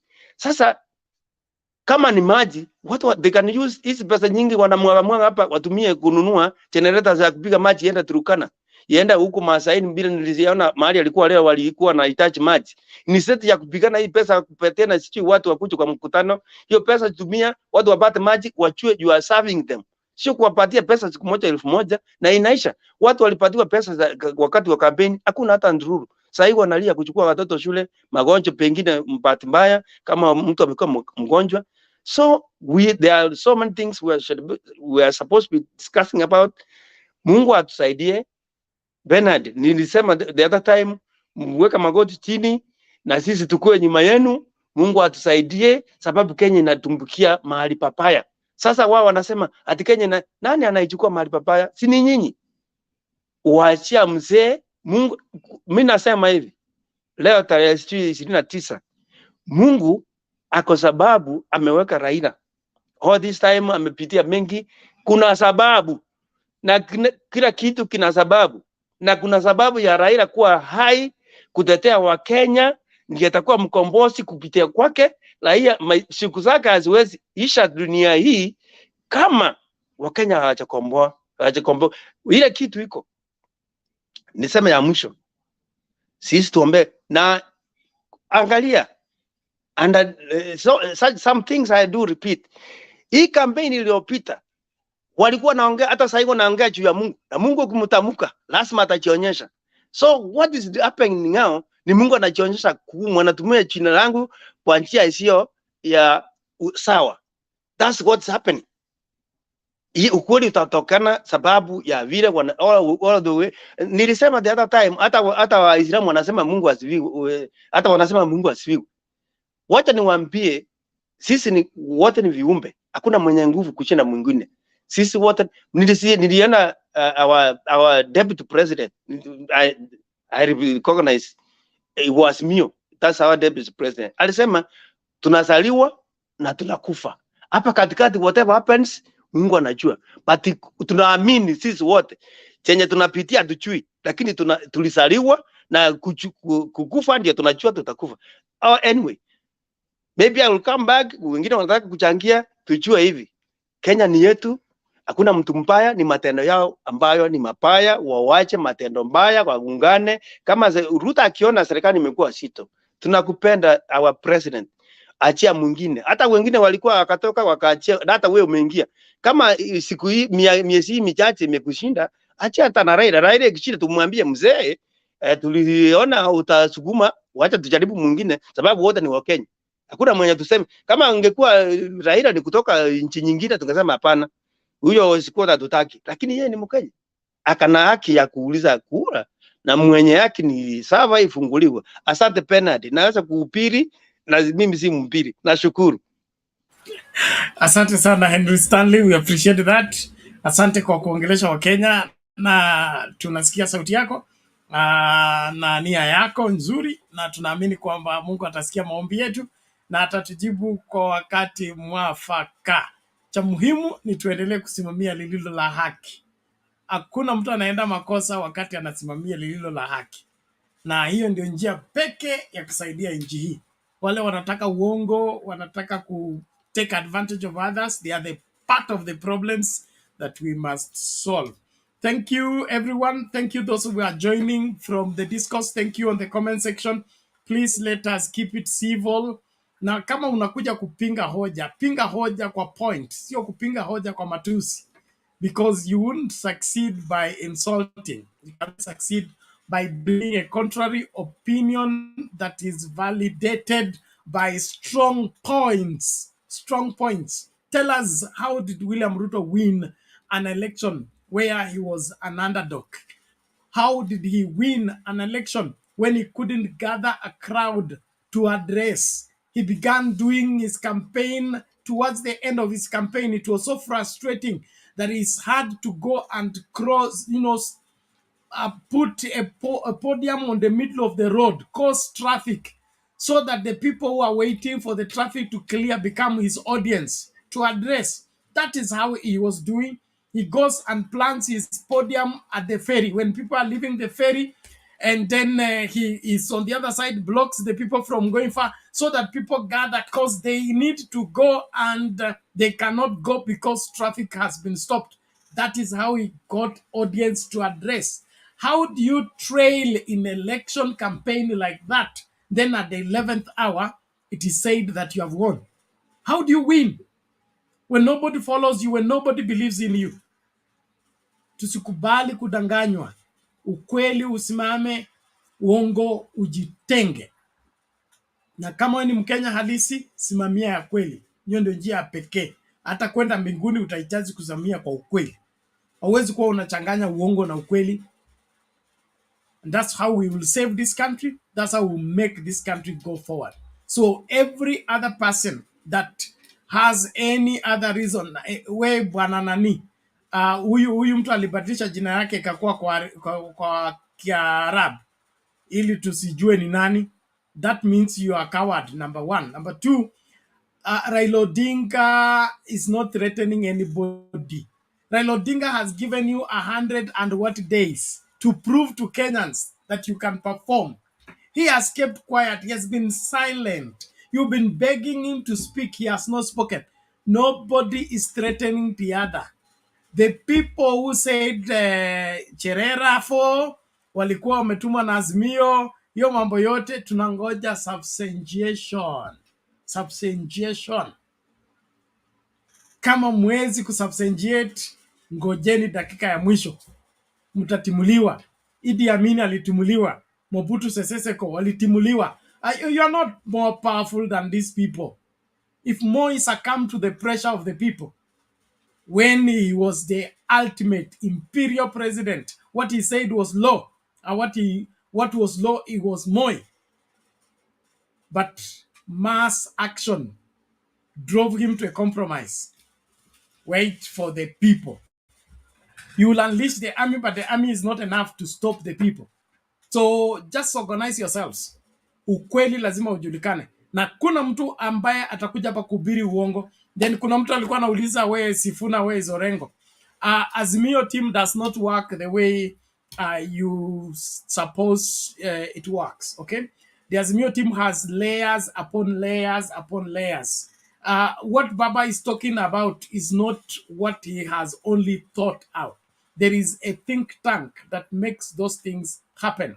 So whatever that is being pushed for has been looked at from the legal perspective. It's been looked at from the political perspective. It has been looked at from the perspective. And whatever that is decided upon is a product of great minds. And some of those great minds don't appear on the podium. So Orengo, Sifuna, and the other people are busy organizing other things, but all of it is pulling into one place. But UDA, as usual, they will want to pull their nonsense of propaganding around and saying, oh, Sifuna was not in Jakaranda. Sifuna doesn't need to be in Jakaranda. Jakaranda was full.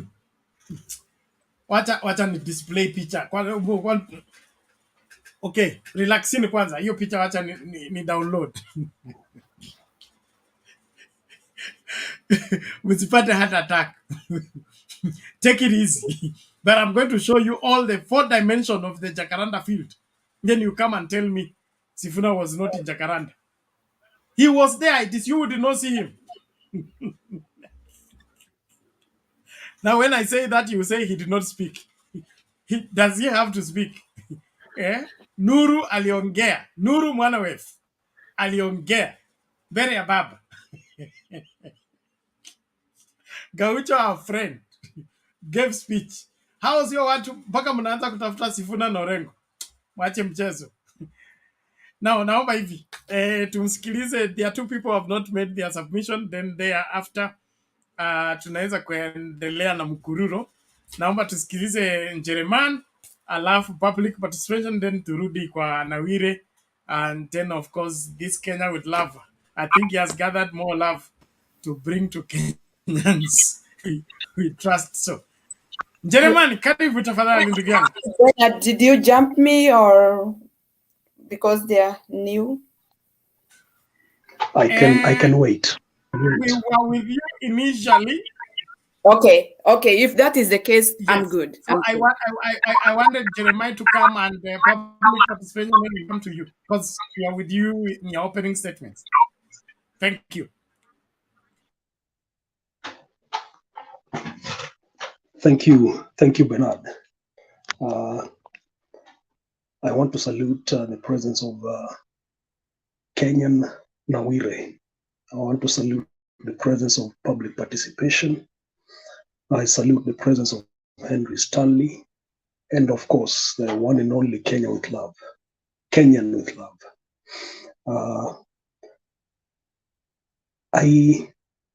I'm impressed with the proceedings so far of yesterday. And one of the things I'm impressed about is, 1, the multitude, and 2, that all the violent propositions that were being put forth did not materialize. And I think that's a show of maturity as to how mobilization for mass activity or for mass action is taking. And I salute all the people who attended the Jakaranda event. And I say congratulations to them. I've not had a single incident of violence. And I believe that's, as I said, is a show of maturity. One of the things that I wanted to make commentary on is the next steps. What is going to happen since the Sunday set of activities? And one of the things that I was able to pick out from what Raila Odinga said was that there's going to be a series of similar mobilizations. I can't remember very properly, but I had the mention of Garissa and other regions. And I say that's a good step. I have a caveat on that one though. My caveat is in this regard. The other thing I had also was the invitation for the Commonwealth and United Nations to conduct an audit. I believe this is the forensic that we have been discussing. And I believe that's another good step. My caveat is in this regard. The 2 weeks that have been given, does it mean nothing else will happen until then? That's number 1. And I have a suggestion on that one. And number 2, will the invitation to come and conduct, to investigate the mishappenings of the 2022 elections to the Commonwealth and United Nations, will it be received and in what form by the United Nations, and in what form by the Commonwealth. We know that it's possible for government to invoke sovereignty and invoke diplomacy or diplomatic channels to forestall or to dissuade action from the United Nations and the Commonwealth. As part of the Azimio team considered that there is a possibility the United Nations may say, we have not received this invitation from a member state, so we are not able to come in based on a pronouncement at Jakaranda. Same to the Commonwealth. And my angle here is this: the 2 weeks that have been given, shouldn't the citizens also take some actions on their own motion? And one of the actions I'm suggesting is this: shouldn't all the citizens then move to county government headquarters and sign petitions administered by the Azimio team to say, these are the 5 or 6 million citizens that have called for action as sovereigns, and put together those signatures or petitions showing the ID numbers of registration, whichever that is gives credence to the petition, and use that as the basis to back the invitation or calls for action by United Nations or the Commonwealth. Because as I said, it's very easy for government to step in and say, United Nations, who invited you here? Commonwealth, who invited you here? So there should be some proactive steps taken to ensure that any loopholes that may open room for a counterattack are forestalled. Those are my few remarks for this point. As usual, I sit back and wait to be informed better or guided better. Thank you.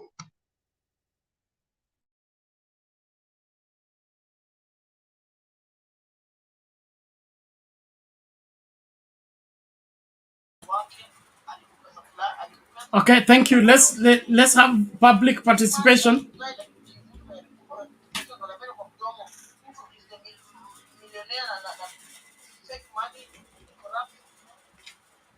Public participation, are you there? Your light has not come.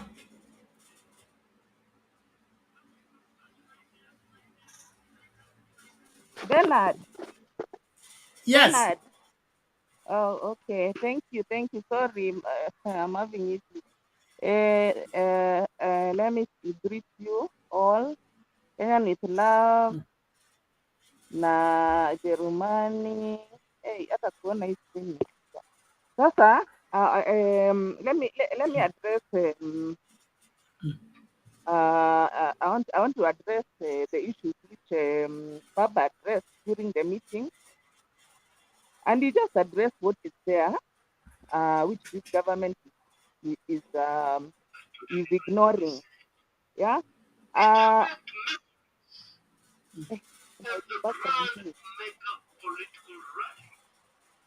Of the year 1992 of a unified political party. Okay. Okay. Unajua, I like this new name which Baba has given Hasla, Zakayo Mtoza Ushuru. You know, I find this guy to be so comical. How can you come and say that corruption cannot affect development? Corruption cannot affect any development when you know very well that 2 billion is getting lost through corruption every day. That amounts to a third of the revenue collection which we are having. Let's talk about Zakayo Mtoza Ushuru. A third of what we are collecting is going to corruption.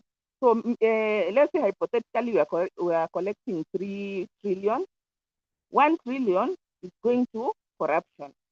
So when he says that corruption cannot affect development, but here he's busy borrowing. He has already borrowed within a span of less than 5 months. He has borrowed 1 trillion. Yeah, here 1 trillion he has gone to borrow. We could have had it if it did not go to corruption. I don't understand how a so-called president can come and tell us that corruption cannot affect the development, cannot affect development, and that time we are losing 1 trillion every, a quarter, a third of the revenue which is being collected. Then you come and tell us here corruption cannot affect what? Cannot affect development. But you want now to come and ask us for more money, to come and charge us more taxes, to enter in our M-Pesa. You are getting revenue from M-Pesa by getting 30% of the fees they are charging us. And even on the airtime, they already are taking the fees. So we pay deposit fees, we pay withdrawal fees, which will get 30%. We make calls and use data, which will get 18%. And then you still come back to our M-Pesa account to again charge us. What is that? Seriously, what is that? What kind of madness is that? And then you are here telling us corruption cannot affect development. Why is the reason that you want to privatize all these public institutions, 18 of them? Why do you want to? Why is it that you want to privatize? Then it's because of corruption. Because these universities, they are getting the money from health. The people who are doing parallel are also paying. So where is the deficit? Where are they making losses? It's because of corruption. It's nothing else. It's just because of corruption. So when you come here and tell us, and you see for sure by the Zakayo Mtoza Ushuru cannot in any way fight against corruption. He himself is the high priest of corruption. He's the high priest of corruption. So that fight corruption, and he's the one who is discipling. Since he entered in the government 2008, he is known. Nani hata mtoto ajui that when you talk about corruption, the first person who comes to your mind is Zakayo Mtoza Ushuru. Who else? He's a high priest of corruption. So how is he going to come and tell you that we are going to deal with you when you are busy stealing from university coffers or any other public institution? And the guy being at the helm, I like there's a gentleman who normally comes here, anasemanga which party. So that guy anashindanga akituambia, what can you expect from somebody like Zakayo Mtoza Ushuru? And what kind of a picture are we giving to the other people? Because people say that when the fish start rotting from the head. Sasa, the guy has brought the corruption into the electoral system. He has stolen the vote the way he used to steal every other public asset. He has now entered in ICT. He's stealing votes the way he has been stealing, Kenyan resources, money, and everything. So he's now there, and that gentleman always says, we don't need this kind of a leader, because the message we are sending to our children is that we are, not only is corruption acceptable, but that is the best. That if you want to be a president one day, if you want to be at the top one day, be a thief, be a murderer, So the message is being sent loud and clear by this guy having stolen the election, and then he's put there as the so-called president. That it's okay. In fact, not only is it okay, it is the best. The best is to be a thief. The best is to be a murderer. All the bad things. And of course, even with this exoneration, which has been there of people who have cases like rape cases, murder cases, all those. There's a loud message which is being sent. And we cannot make any difference now when you come and say, maybe later on you can come and say that, people are stealing, looting public coffers, but how will you have no moral authority to tell the universities and other public institutions that we're not going to condone corruption because it's what is making it go to losses. You can't, because as long as those people, they come and give you a card, then it's okay. Because that's what he has been doing. So now, a privatization of state corporations or any other state entity is not the solution. That's not the solution. There's a reason why we have institutions, government institutions. It's not a, we don't just have government institutions for fun. But I don't understand. Can somebody who has a PhD, a real one, really not understand why we have public institutions? Someone who has been in the government since 2008. What is the mandate of the government? The mandate of the government is providing services to the public. And the public here, majority of Kenyans are poor. They cannot afford private universities. They cannot afford private universities. That's why we have health. That's why we have public universities, job, all those. So I'm really, it's so frustrating, Bernard. It's so frustrating because you are like, what's wrong with these people? Seriously, what's wrong with these people? And then Nani has a guts, Bindi Nyoro has guts to come and talk about, and we have to privatize these institutions because they are making losses.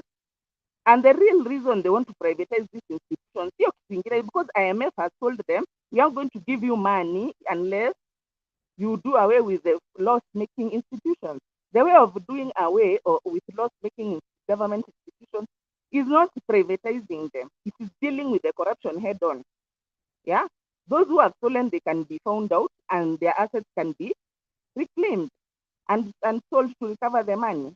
So when you come here and you have a lot of guts like Nyoro now, who cannot even tell us why we are paying electricity. Yet here you are as a government, you are telling us that you are going to subsidize production. What is the number one factor of production in this country other than land? It is electricity. So when electricity is sky high, electricity is just too high, are you really subsidizing production? You are not. Then you are coming here instead of telling us about KPLC, you are coming here to tell us, we cannot keep all these loss-making institutions.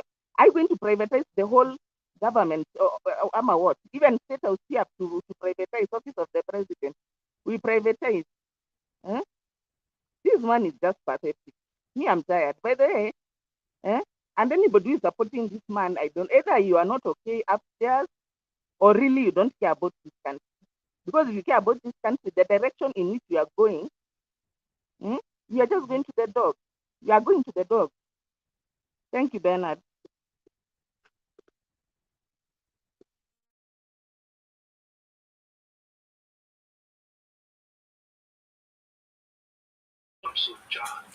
Okay, thank you. Can we get Michael to go ahead? And Kenyan with love. Take charge. There is something I'm working on. Habari zenu nyote. Halo. Hello. Karibu. Hello. Inasemaga hivi, Ruto hatakikani kwa hiyo ofisi, hata afanye unga iwe bure. Hatumutaki, asituhonge. Hiyo ni kuhongwa. Mkifanyiwa kitu yoyote na Ruto saa hii ni kuhongwa. Ruto afai kuwa kwenye hiyo kiti. Ruto aondoke. Nyinyi hamkupata masuala ya Raila vizuri. Raila alikuwa anatuma ujumbe kwa Ruto ajiuzulu, hatakikani, na alionyeshwa na watu 3.9 hapo pahali panaitwa Jakaranda. Hao ni 3 peke yake, na hao wametosha kutoa Ruto ndani ya State House, wakikimbia hivyo mpaka State House Ruto alikuwa ameiva jana ilikuwa ameiva kabisa, kuiva kabisa, ameiva kabisa kuiva. Huyo mtu anafaa kuenda. Na mimi nauliza hawa wenye mamlaka ya jeshi letu na polisi yetu wanisikiza vizuri sana. Huyo mtu hatakikani kwa hiyo kiti, watusaidie kumuondoa, sio kumsaidia kutuua sisi. Huyo mtu akona kesi huko ICC ya mauaji, hafai kuwa kwa hiyo kiti. Huyo mtu ni mtu mbaya, ni nyoka, apigwe kichwa, hata anafaa kunyongwa hadharani. Hatakikani na watu kabisa, ametesa watu milioni wengi sana, amefanya wengine wamejiua. Huyo mtu hafai kabisa. Mpaka saa hii kuna watu wanajiua kwa sababu ya yeye kuwa hapo, vile ameadhirisha Kenya. Ameadhirisha Kenya pande ya mahindi, ameadhirisha Kenya uchumi wake, amechukua pesa yote ya Kenya. Aluta kontinua huyo mtu, tupige kwende kabisa. Shoga yeye malaya, anatusumbua, tumtaki yeye. Mimi niko juu, nasikia kama vile nimewekwa ile majani ile iko na miba ile ukipaka kwa mwili inakuwasha. Hivyo ndio mimi nasikia saizi. Hakuna hapa mtu yeyote atakuja kwenye hii forum kutuambia ati Ruto mara angefanyia watu kitu watu wangemuelewa. Hapana, aliingia na uongo. Aende. Hapo ndio tunasimamia aliingia namna gani. Kama ni uongo, out ni nje. Raila ingie. Hatutaki mchezo hapa Kenya. Kenya si ya mama yake, Kenya si ya huyo bibi yake, Kenya si ya familia yake. Aelewe kwamba Kenya ni ya watu milioni 50, yeye akiwa mmoja wao. Hawache kutuletea ujinga. Moto imewaka. Ruto ametumiwa ujumbe na wanajeshi. Muelewe ya kwamba wakati ule tutaenda State House, ukijaribu kuua mtu yoyote utapatikana. ICC, tutawapeleka kwa ICC na mtapatikana. Hizo bunduki na risasi umechukua, lazima iandikwe hapo. Umechukua risasi ngapi na namba ngapi ya bunduki. Tutawapata tu. Msifikiri nyinyi werevu. Mujaribu kuua watu. Badala ya kuua watu, muwalinde, kwa maana tunapigania uongozi, tunapigania ukombozi wa nchi yetu, tunapigania amani, tunapigania watu waendelee vizuri, watu wawache kujiua, watoto waende shule ya bure, kuwe na hospitali ya bure iko na madaktari. Miundo misingi ya Kenyatta ndio tunataka. Raila ako na manifesto ya Kenyatta. Hiyo ndio tunataka. Tutengenezewe viwanda, watu waende makazi kwa viwanda. Mimi nilikuwa naona nikiwa mtoto mdogo, nilikuwa naona watu wanatoka Kariobangi wakipitia Jericho wakienda industry area. Hiyo kitu ilikatwa. Kukatwa kwa hiyo shida ikaingia Kenya, na ndio hiyo ya Moi. Moi alipata pesa mingi sana ndani ya treasury. Ile iliwachwa na Kenyatta. Kenyatta hakuwa mjinga. Ndio, alifanya vitu, hatuwezi kataa, lakini alichunga nchi. Alichunga nchi kabisa. Mpaka akatengeneza Nairobi City. Mpaka akatengeneza airport. Na Kenya ni ndio mlango ya Afrika. Wakenya msilale. Nyinyi wa Kenya, Kenya ina pesa ya kutosha, watu milioni 50 wawe matajiri. Kila mtu ajitegemee. Na pawe hakuna waizi. Kwa maana Kenya ina rasilimali kubwa sana. Kwanza tu hiyo mlango kuwa mlango ya Afrika. Hiyo ni pesa ya kutosha ya Wakenya wote. Ruto asituletee ujinga. Na mimi nakemea wanajeshi tena na polisi, msijaribu muondoe huyo mtu. Nyinyi ndio nini zetu, walinzi wetu. Mkisikia mtu ametajwa, mnaenda mnamchukua. Ruto hayuko juu ya sheria, yuko chini ya sheria. Anapaswa kushikwa wakati wowote akifanya madhara kwa Wakenya. Kwa hivyo msilete ujinga, ujinga iende huko. Mimi ndio nasema kama Raila pale yuko atoke, na wale wanasema ati huyo DCI anasema ati Raila aende huko. Raila asiende huko. Hiyo ni katiba ya upuzi. Hiyo maswala ataenda kuulizwa huko ni ya katiba ya upuzi, ni katiba ya Ruto. Ile yetu iko chini ya carpet ndio tunataka kuitoa huko. Wapi? Huko State House, Ikulu. Yes. Hatutaki ujinga. Msilete hapa maswala ati Ruto ati akifanya hivi ati ndio atasikiwa na watu. Hapana.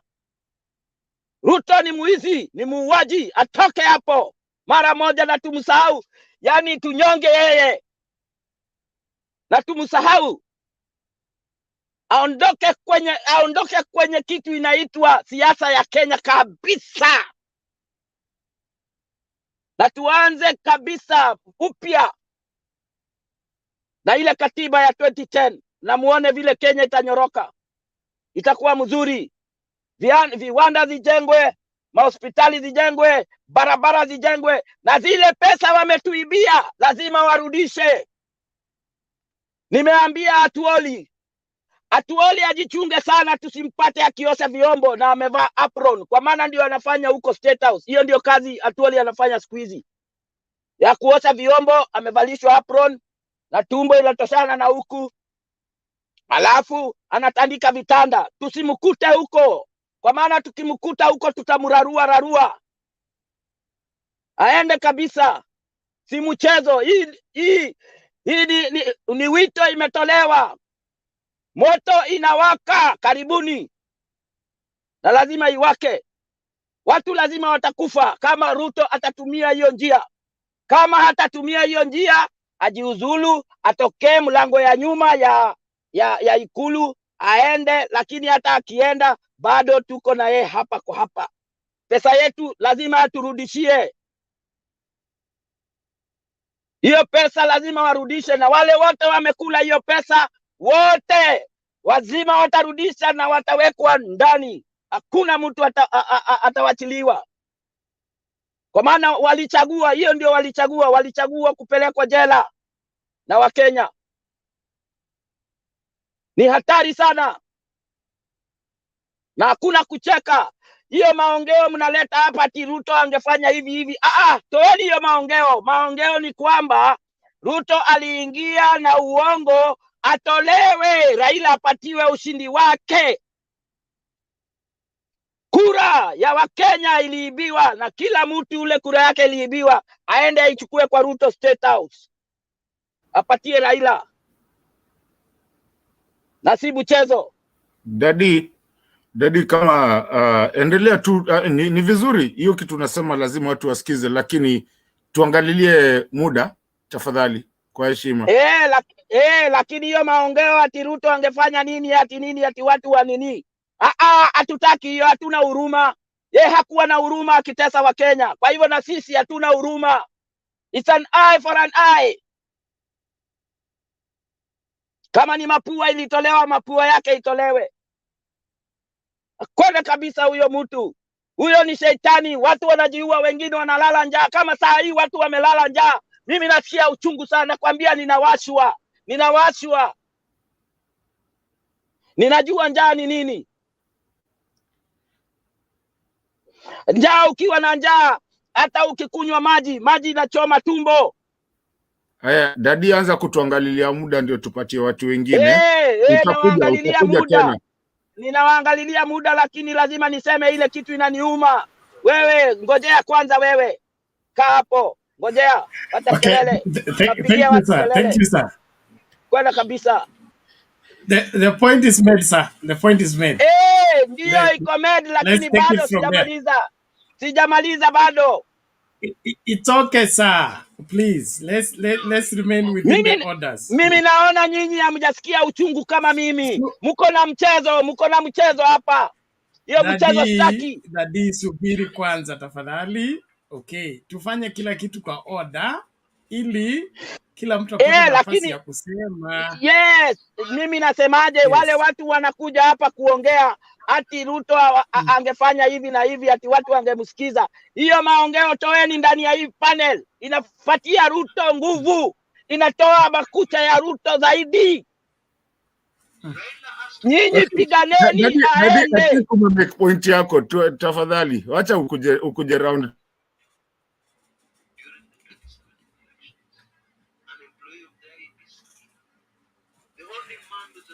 Kenyan would love.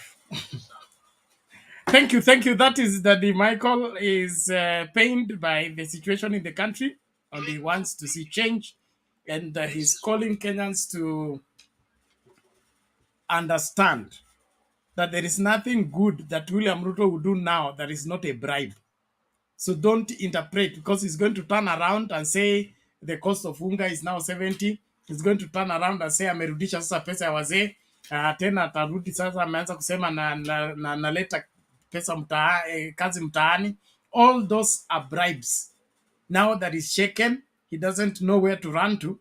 He will want to turn around and begin to endear himself to the Kenyans after realizing that Kenyans have given up on him. And so let's be vigilant. Let's watch out. We are insisting we must get what our election justice demands. Whoever becomes the president of this country, the constitution says the man or the woman must get the highest votes. He should be able to get at least 25% in more than 50% of the counties. Then when in total, he has to get the highest. Then even that highest, it has to be 50 plus 1. William Ruto got 41%, according to the whistleblower. So 41%, he has not met 50 plus 1 threshold. He did not get the highest votes. So he's in the office illegally. So siye tutamchukia ama tumpendi, na sio lazima tumpende. Okay? If you got 41 point whatever percent, you did not get 50 plus 1. How do you go to bed and sleep and wake up and claim you are president of Kenya when you are living a lie, cheating and lying to Kenyans? Hapana, hii uongo mpaka ifikishe mwisho. And so get angry. Let's do what is right and make this country better. Naomba hivi. Kenya would love, wewe ndio utaendelea kuwa chairman. I hope umefika. Leo ako wapi? Sijui, lakini usiniache na yote mzima. Kuna kitu lazima niende nifanye. Ndio hata nilikuwa nadhani tu unataka kufanya vitu zako tu ukiwa area, lakini tafuta leo, tafuta Stone PK, nimemwona kwa admin group. Lakini usiniache ili tupangane vizuri.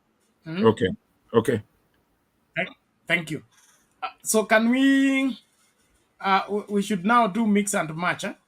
Let's go back to Nawire and then we go back to Mama Kibao, alafu Derek, so that the queue doesn't become too long. Asante.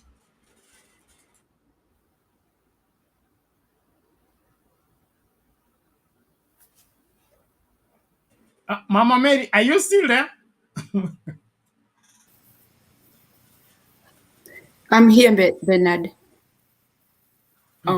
Is it, I can talk? Thank you. All right. My first thing to say is that there was somebody there who is called Henry Stanley. Ameongea habari ya kuwapenda, ati sisi tunawapenda kwa sababu ni wa Kenya, lakini tunachukia matendo yao. On my own opinion, mimi siwapendi kusema kweli. Na hakuna mtu anapenda mtenda dhambi ambaye hata akubali anatenda dhambi, ambaye hata ukijaribu kumwazilisha ama kumcancel anakuwa na chest thumping. Hivyo anafanya mkubali msikubali, hivyo ndio itakuwa. So I don't see how Kenyans can like such a person. Mtu ambaye ameumiza roho nyingi, amefanya watu wengi wakufe, amefanya maajabu ya ulimwengu na atituzidi kumpenda. Yeye anatakiwa kuwa mtu ambaye anajifikiria kama binadamu, ndio atuonyeshe vile yeye anaweza kujiridimu.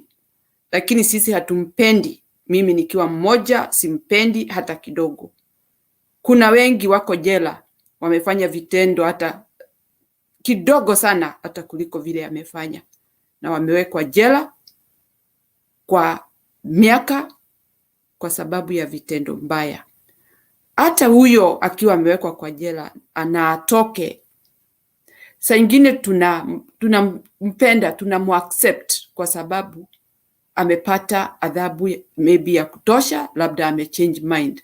Lakini huyu ni mtu ambaye hajaenda through any pain and suffering. Si mtu anaona kama anaweza enda jela. Kwa hivyo amechezea maisha ya wanadamu wa Kenya kiholela holela vibaya sana. Mi kwa hivyo I'm out. I don't like them. I don't like their actions in general. Nafikiri hata mwizi akienda kanisani atatubu. Mami. Yes. Just sorry, housekeeping, and Bernard will support me on that. Derek, you're really pushing it, eh? Uwezi kwa kutuwekea dark screen. It's either you're in or not. You understand the rules of the game. Thank you. Sorry, Mami. Hata mwizi akienda kanisani kutubu, we still get to feel chills. Hata akitoka, hata akitubu, hata akitoka jela, tunawaogopa. We still don't have that bond. Hatuwezi kushikana na wao ati sana tuwaamini. And it takes time for you to get to that. So for this government we have, I cannot rule out. Those people who are in Jakaranda, they showed that they don't like them at all. And also they said Ruto must go. So when somebody says that, doesn't like you. So I'm one of them. I'm coming to Gachagua. Gachagua now states that he has abandoned attacking Raila, ameachia akina Ishongwa and Didi Nyoro. But my problem is, Didi Nyoro and Ishongwa, hawatetei wa Kenya, ni mambo yao wanaangalia isije ikachomeka, isije ikaanguka. That's all. They are not interested with you. They are just like their boss. So that is not a change of hand. Ni mambo tu wamebadilishana kwa mdomo, lakini waendelee vile wameambiwa na Gachagua, kwa sababu Gachagua ni moto ya kuotea mbali. Ni mtu mbaya kabisa. Mtu ambaye hana heshima hata kidogo. Na muogopa kwa sababu hiyo mdomo yake inaweza fanya Kenya kuchomeka. Na kwa hivyo abadilishe nia kabla hajabadilishwa. The other thing is Ruto has changed the church morale, has changed masomo morale, has changed voting morale. He is holding Kenyans in hostage, holding Kenya as his own property. Hii ni maajabu. Na kwa hivyo mimi nasikia uchungu sana saa ile naona anaongea kama mtu ambaye anahesabiwa ati ni kuingiliwa, anaingiliwa kwa sababu alishinda. He has no respect, he has no guts on any way that we don't feel comfortable the way he talks. He is not giving us anything to help Kenyans, sustain their life. He's just deteriorating and going on and on. So Kenyans, what we did yesterday in Jakaranda, that's the real deal. And we need that to continue in the coming future. We continue with that. Na watu waongezeke na inaonekana hiyo itafanyika. Yes, wa Kenya, but kuna wako na mashida mingi sana ambayo hatuwezi hata kujua vile inaweza tatuliwa kama hatuna serikali ingine ambayo inaweza keti na ifikirie vile wananchi wa Kenya wataendelea na maisha. Imekuwa ngumu kabisa. Watu ni kulia tu wanalia, watu ni kuumia wanaumia. Kweli kuna hiyo siku itakuja ya Wakenya wawe huru, waweze kujitegemea, waweze kuendeleza maisha yao vizuri. Kuna siku itakuja Mkenya asikie ati ile serikali iko inawajali maslahi yao. Kuna siku inakuja ati tuone yule ameingia ambaye ni Raila Omolo Odinga ameanza kutekeleza kazi yake kwa sababu anaajibika. Ako na hiyo vision ya kuona Wakenya wanaishi maisha mazuri. He talked seriously at Jakaranda, and you can see that man is really angry because of what Kenyans are going through. I was shocked to hear that President Ruto ati anasema ati Raila anahepa taxes. Ati anahepa taxes. Hiyo ni shida kubwa sana. Sasa anajaribu kutanish jina ya Raila in another way.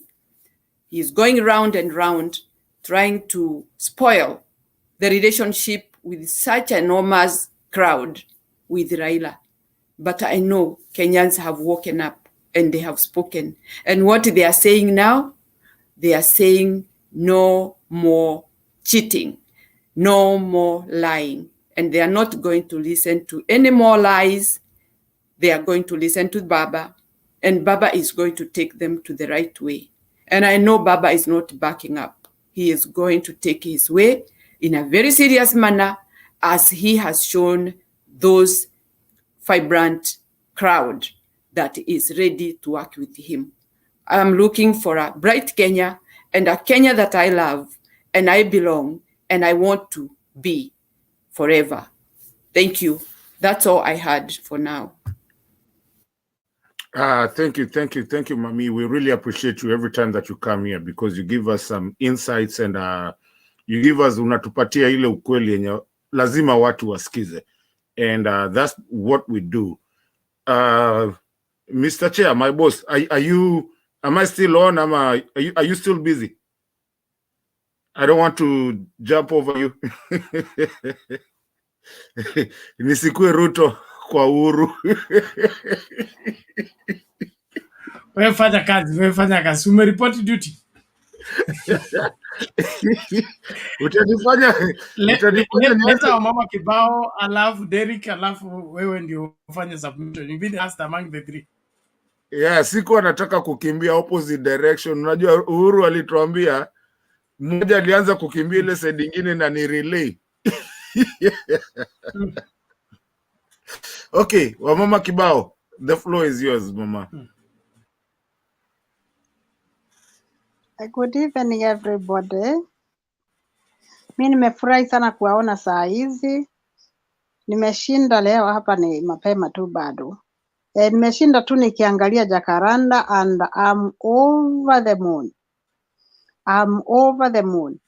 Vijana wamefanya kazi, na hiyo mkutano wa Jakaranda nataka kusema imekuja kuonyesha, wachani niwaambie kusema ukweli.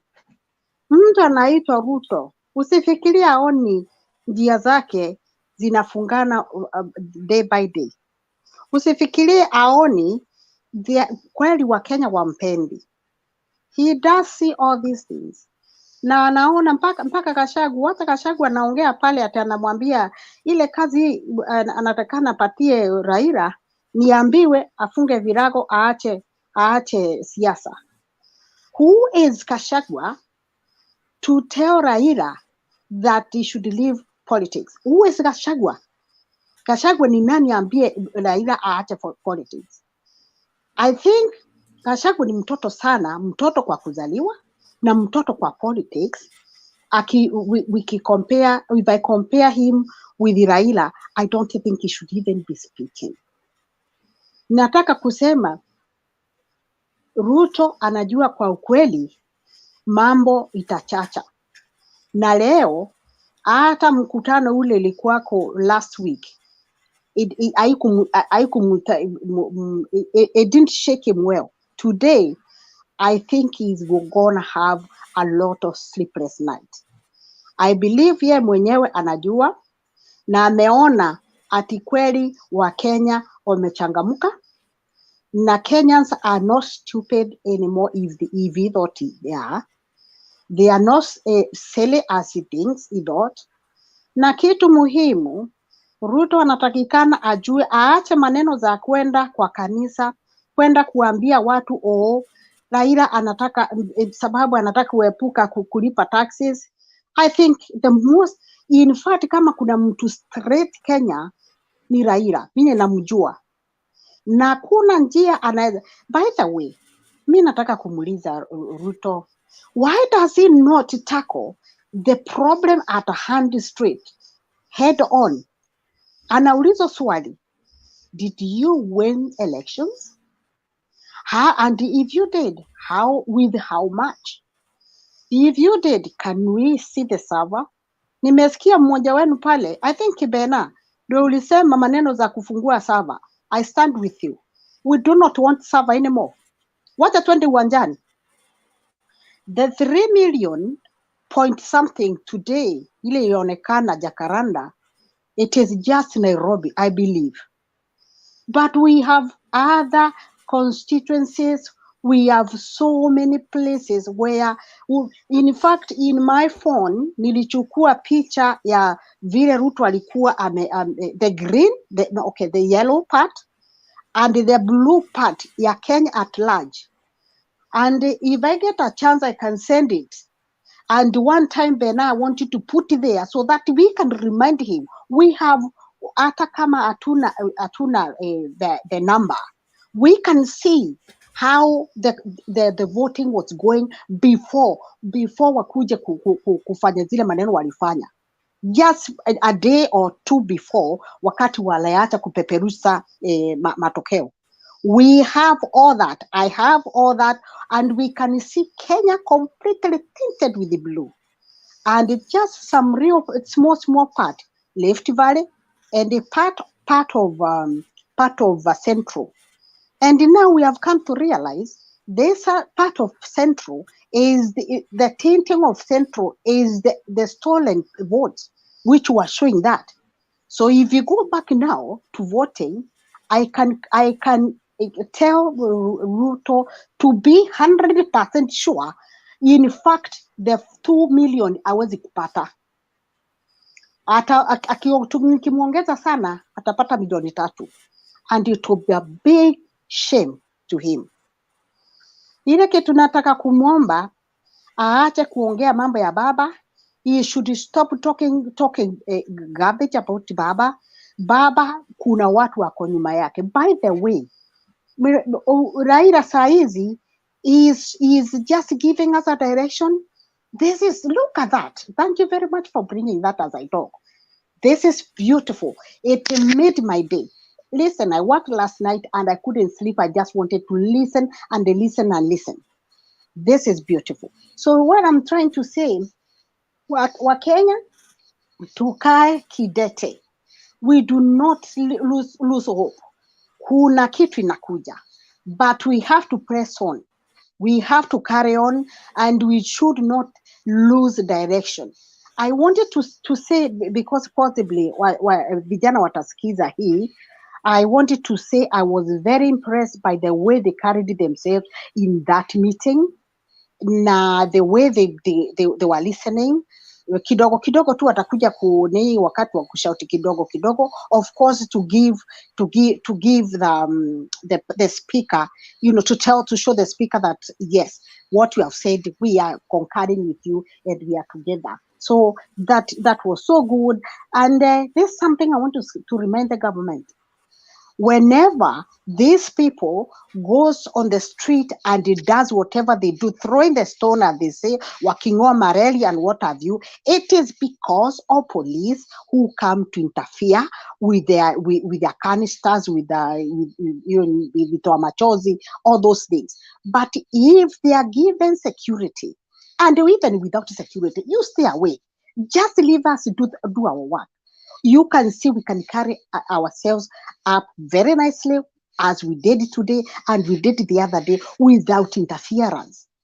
Kwa hivyo kitu ingine, waacha serikali aache kusema ni Wajaluo. I will tell you, everybody was in that meeting in Jakaranda. No tribe was not represented. Everybody was represented. You'll be even surprised watu wa kutoka na kwao walikuwa pale, because as we have said, nobody is not suffering. Hakuna unga ya Mjaluo, hakuna unga ya Mkale, hakuna unga ya Mkamba, hakuna unga ya Mkikuyu. Na ukiwa na njaa yote ni kitu moja. Ukisikia njaa na nikisikia, it is the same. So everybody I believe was represented, and this is the way forward. We are going. Tunataka tumungoe. We do not have any other way. Anataka atoke na tuendelee. Kuna kitu ingine. Najua kila mtu ameongea maneno hii ya mambo ya tax. Akileta kila kitu ati ni tax na kila kitu ni tax.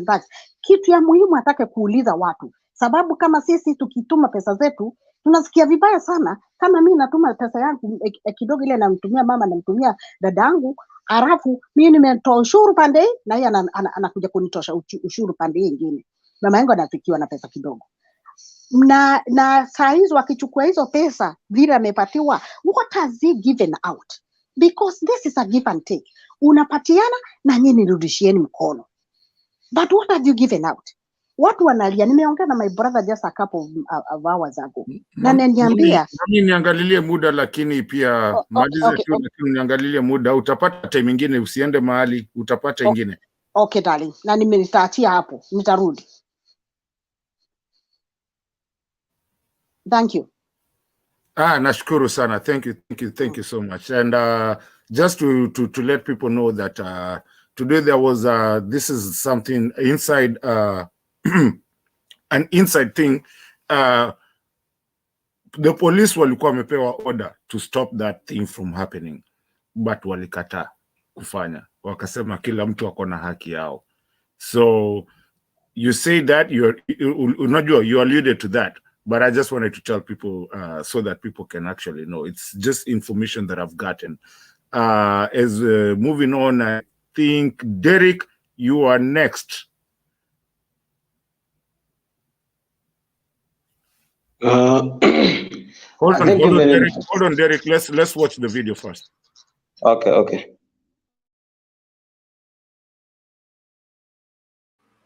It's not a video. You just go ahead. It's just pictures from Jakaranda. Okay, Derek. Derek, let's tuambie. Yes. Utanisamea nini yangu iko na issue my net. So kuna mali nikiweka my device ninashika poa. That's why unaona you can't see my real face. Now, habari zenyu. Happy New Year to everyone. It's long time, Bana Ben, umepotea bwana. Umenyamaza ni aje? Mimi nipo hapa. Wewe ndio ulipokula kuku ya Christmas ukanisahau. Siwezi kukusahau, tuko pamoja. Now, karibu. Let me say this. I'm one Azimio guy who is very happy.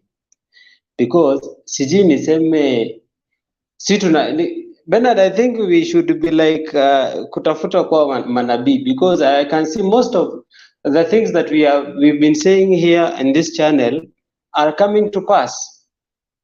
The issue of revolution, hizi ni vitu tulianza kusema last year and people were saying like simujaribu, and now we are at the doorstep. So bado mkiendelea kusema tunajaribu, mtashtukia tuko ndani ya State House, ndio mtaanza kusema kumbe mlikuwa serious. So I don't think that this is the right time wanazimio ku give up. It is the right time kukuwa na hiyo moyo, because we are coming. Now this is a game shot, because nawaambia na nitazidi kuambia, baba wa sahi sio baba wa last year tukienda election.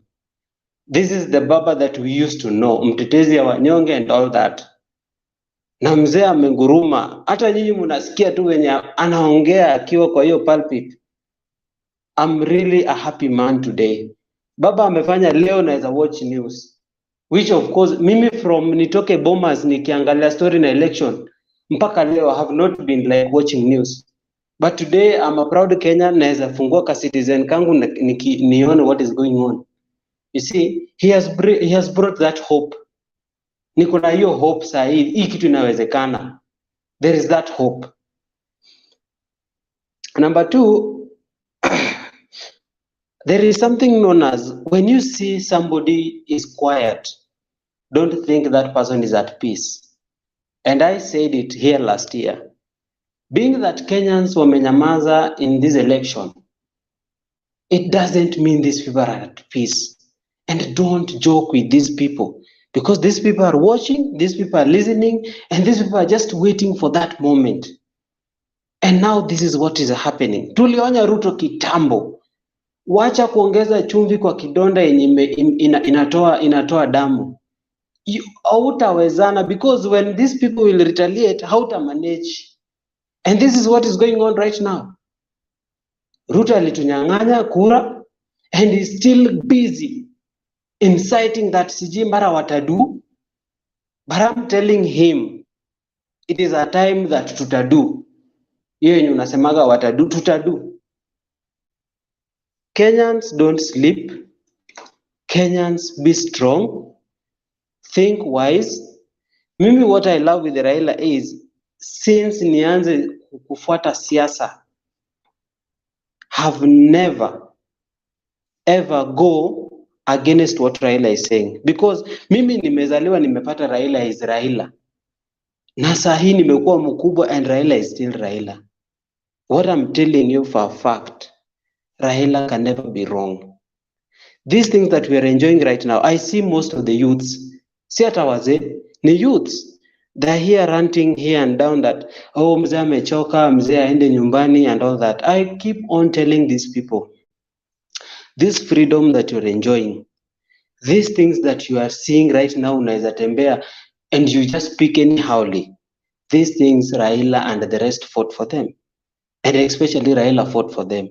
So huyu mzee saa hii tuseme tu, God forbid alale saa hii, I'm telling you, no one in this world can do what Raila has done even in less than 100 years. No one.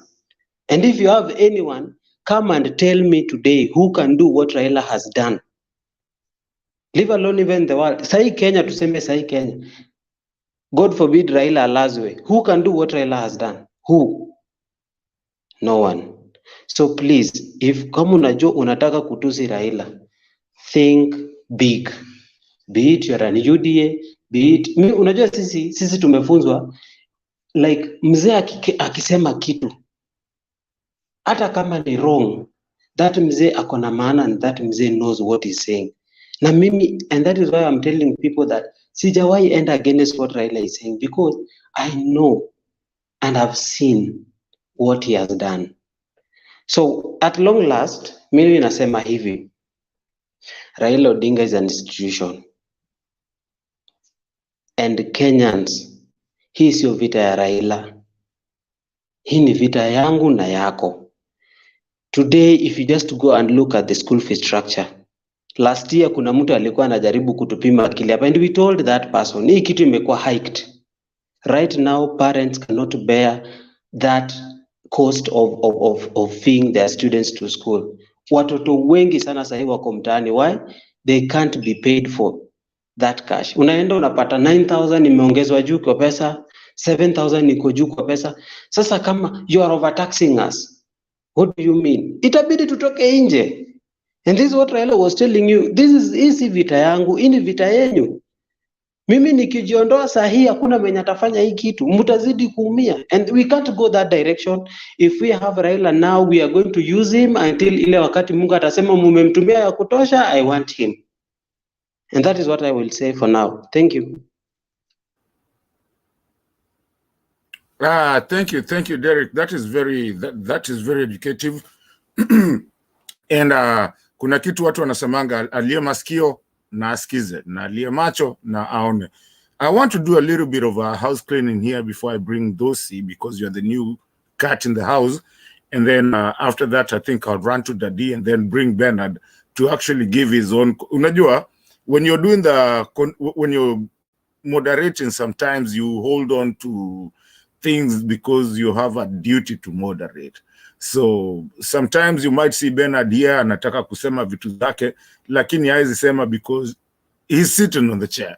So I wanted you guys to understand. But Bernard, I want and everybody on the comment section, everybody that is listening to us, and even the panelists, I want to address somebody here. And this is so funny, actually, and good. This guy is on the comment section.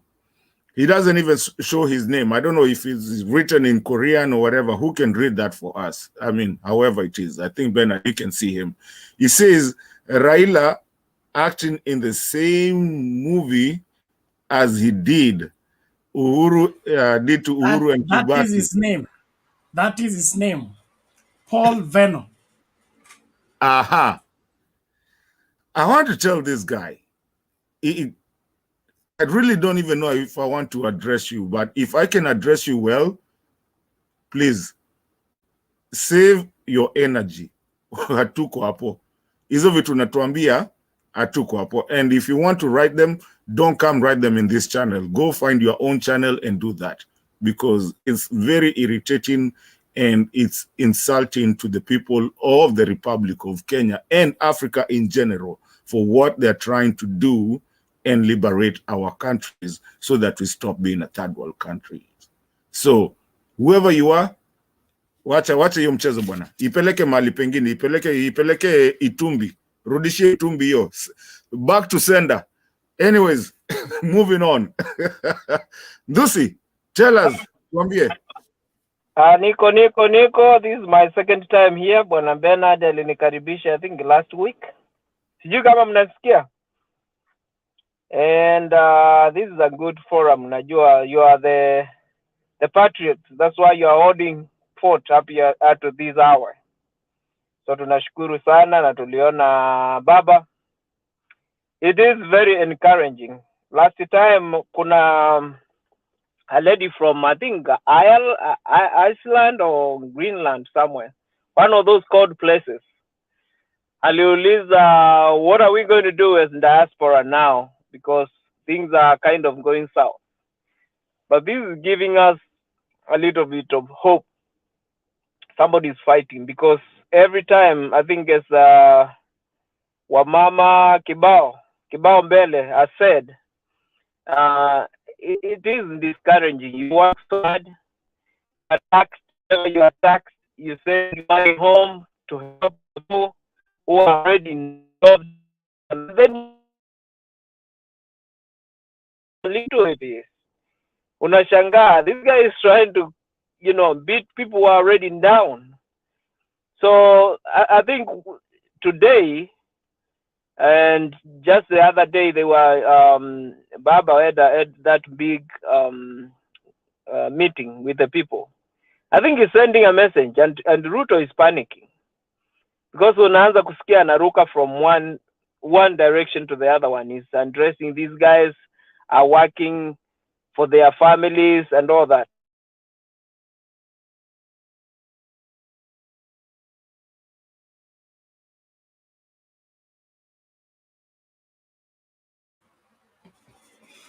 Ndusi, inaonekana uko na shida na mitambo yako. Pole lakini. Ruto can accuse you for anything. If Baba is working for his family, what is Ruto working for? He's created an office for the first daughter. He's looking for an office for the first grandmother. Then first mother.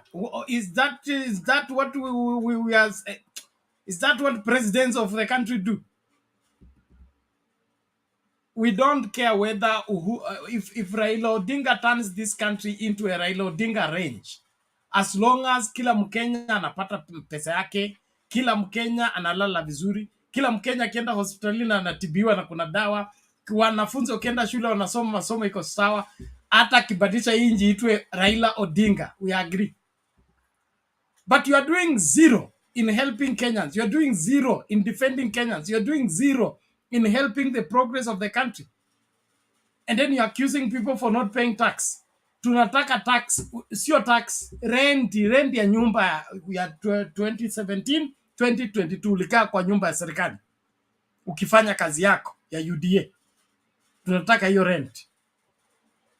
Ukasema pesa yako unatengeneza kwa kuku, unauzanga mayai 5 million per day, no problem. Tunataka tax kutoka kwa hiyo 5 million per day ya mayai from 2013 to date. Ukimaliza hizo records utuonyeshe, then utapata nafasi ya kutuuliza taxes. Maswala mengine ya kubaliki. Asante. Lakini Kenyan would love, ulikuwa unasemaje? Turudi kwa mzee Michael.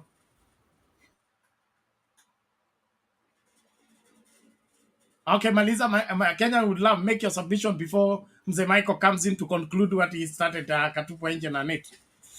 No, sorry. You know, sometimes when I think, Bernard, you know that sometimes you click on the unmute and then it takes a little bit of time before you can, you know, before it can release you. Inakushika.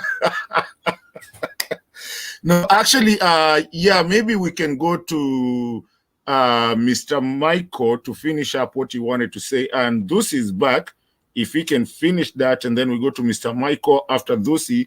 And then Bernard, I still want you to do your submission, not as the chair, but as a regular, ile ukuje sasa utuambie ukweli yako.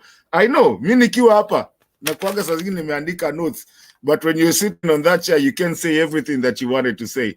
So basically, that is what is going to happen. I want Dusi finish up, Mr. Michael amalize, we come back to you, and then we run now. Iende sasa. So Ndusi, yours and then Hapana, ngoja wewe. Ngoja nimalize. Haya, sawa. Yeah. Hii kipindi kama sio mimi, hii kipindi ingekuwa imeisha kitambo. Bernard alikuwa ameosha mikono kabisa. Ile mishale alikuwa anatupiwa na wale watu walikuwa hapa ilikuwa mbaya, kwa maana hao watu walikuwa wametumwa na UDA kuja kuharibu huyu mtu roho ili afunge hii stesheni. Mimi niliongea na yeye kwa muda, si ati ni kitu kidogo. Niliongea na yeye kwa muda, nikamwambia huwezi wachilia na huwezi wachilia ukombozi wa Kenya. Akaniambia hiyo ukombozi wachana nayo, mimi nimewachalia. Hao watu wananiambia mara mimi naomba pesa sijui nini na nini. Nikamwambia wacha ujinga, hiyo ndiyo njia ya kukuondoa wewe, usikue mzalendo, uwe mtu hafifu. Akanizimia simu. Baadaye akanipigia akaniambia nimekusikia mzee, wacha nifungue, na nafungua saa hii, nafungua. Akafungua. Kwa hivyo nyinyi watu wengine mnakuja hapa kutuambia ati Ruto lazima ati kama atatufanyia, hata alete unga ya bure, hatutaki hiyo. Tunataka Ruto aende jane out neja haraka. Hatuna wakati wake hata kidogo. Tumechoka. Punda imechoka. Na Raila ndiyo kiboko ya Ruto. Ruto sahi anatetemeka, hata makende zinatetemeka vibaya sana. Zimeingia kwa tumbo. Wacha vile ati zinacheza, zimeingia kwa tumbo. Na yeye atajua hajui. Hiyo mchezo amekuwa akituchezea hiyo miaka yote. Tumekuwa tukimwangalia tu. Lakini siku za mwizi ni 40 na zimefika. Ruto lazima ataona jela ama na ile kitu ile itakuwa kifungo yake itakuwa kunyongwa. Huyo ni wa kunyongwa. Alinyonga Musando, alinyonga Jacob Juma. Huyo hatapeleka kotini. Ni kupeleka hapo Uhuru Park na kutengeneza miti kubwa mzuri na kumuhanga hapo. Hakuna cha kotini. Kwa sababu hii katiba yake ndio tutatumia. na kumnyonga nayo, alafu tuchukue ile katiba yetu sasa ndio ikuje ifanye kazi. Na hii ni wito napatia Wakalenjin. Wakalenjin, msikubali kuachwa nyuma. Na waambia Wakalenjin, mko na viongozi wazuri, mko na viongozi wale wanaheshima, viongozi wastaarabu, mko nao. Ruto ni mkora, mkora vibaya sana. Hata amefanya nyinyi Wakalenjin hamwezi uza mahindi yenu. Amefunga sirio zote, mahindi inaharibikia kwa shamba. Huyo sio mtu, huyo ni mnyama. Aondolewe haraka sana. Hatumtaki hata kidogo, tumekataa. Tumekataa. Ruto tawe, Ruto tawe. Watu wote waseme Ruto tawe, watu wakuwe wazimu hapa. Kwa kama mimi ni wazimu. Mimi si kidogo. Mimi ni wazimu juu ya Ruto, silalagi vizuri. Silalagi vizuri. Nasikia damu yangu ikichemuka. Mpaka nikisikia tu jina yake naanza kutoa jasho. Mwili yangu inawasha ni kama vile imewekwa zile vitu za kuwashawasha. Ninajikuna, nasikia vibaya. Kwa sababu ya Ruto yuko hapo. Yule mtu yoyote anakuja hapa kusema ati anasikia raha ati saa hizi. Hakuna raha, ile iko mpaka Raila akalie hiyo kiti ndio tutajua tuna raha. Saa hizi ni Ruto aende haraka haraka. Hata hii wiki isimalize kama yuko hapo ndani. Jana alikuwa ameiva. Ndio kwa maana alitorokea Narok. Hata Narok hakuna watu walikuja, wa Masai walikuja kidogo, wale walikuwa wa huyo gavana wamepewa kitu kidogo. Shilingi 200, 100. Hiyo ndiyo pesa wa Kenya mtakuwa mkikula. Hizo ni mandururu. Uhuru aliwaambia nyinyi mnapewa mandururu hapa na mnapiga pia kelele hapa hasura hasura hasura. Saa hizi ndio mnaona hasura. Uhuru alikuwa na nia njema ya nchi. Ajenda yake 4 kama ingetangazwa vizuri, ingetekelezwa vizuri, hatungekuwa katika hii channel. Saa hizi kila mtu angekuwa na shughuli yake. Lakini tunakosa kwenda shughuli zetu kwa sababu ya uongozi mbaya. Wanajeshi na polisi ninawapatia onyo kubwa sana. Msijaribu. Kwanza mnafahamu mshike Ruto. Ile kipindi ya jana imetosha ya kushika Ruto na kumweka ndani ili aweze kujibu mashtaka. DCI na kuomba na nakuonya, usijaribu na Raila, jaribu na mwingine. Raila kiboko ya Ruto. Raila ndiyo amri jeshi mkuu wa Kenya, sio Ruto. Ruto aondoke hapo. Yeye ni msumbufu. Anasumbua wa Kenya bure. Tumechoka na yeye. Yeye ni baradhuli, kinyangarika, takataka mbele ya duka, mafi ya kuku. Aondoke hapo. Awache kutuletea ujinga. Tumechoka. Wakenya wamechoka. Watu wanalala njaa, watoto wanalala njaa. Hiyo ni mbaya. Ni mbaya sana. Ati hawana kitu ya kula, mtoto anaamuka asubuhi, mama yake anamchemshia mawe. Hiyo ni ajabu.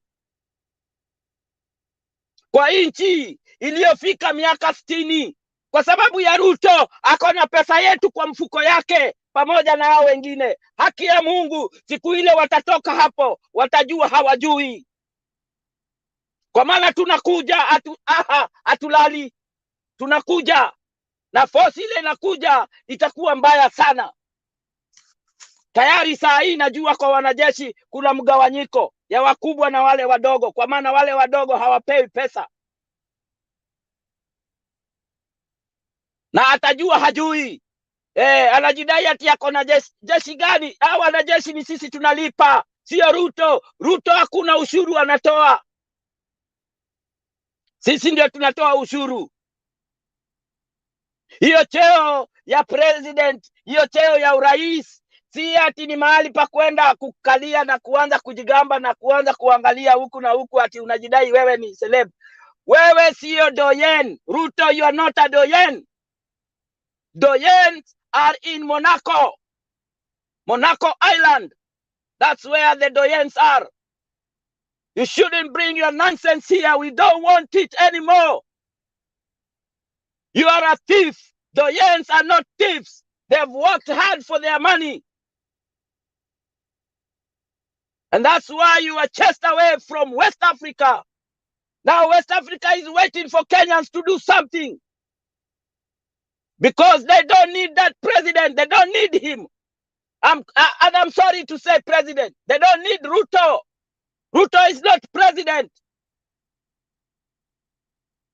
He should be kicked out his ass so hardly. Na mali ingine atiwe kidole na anusishwe kwa mapua yake umbwa yeye.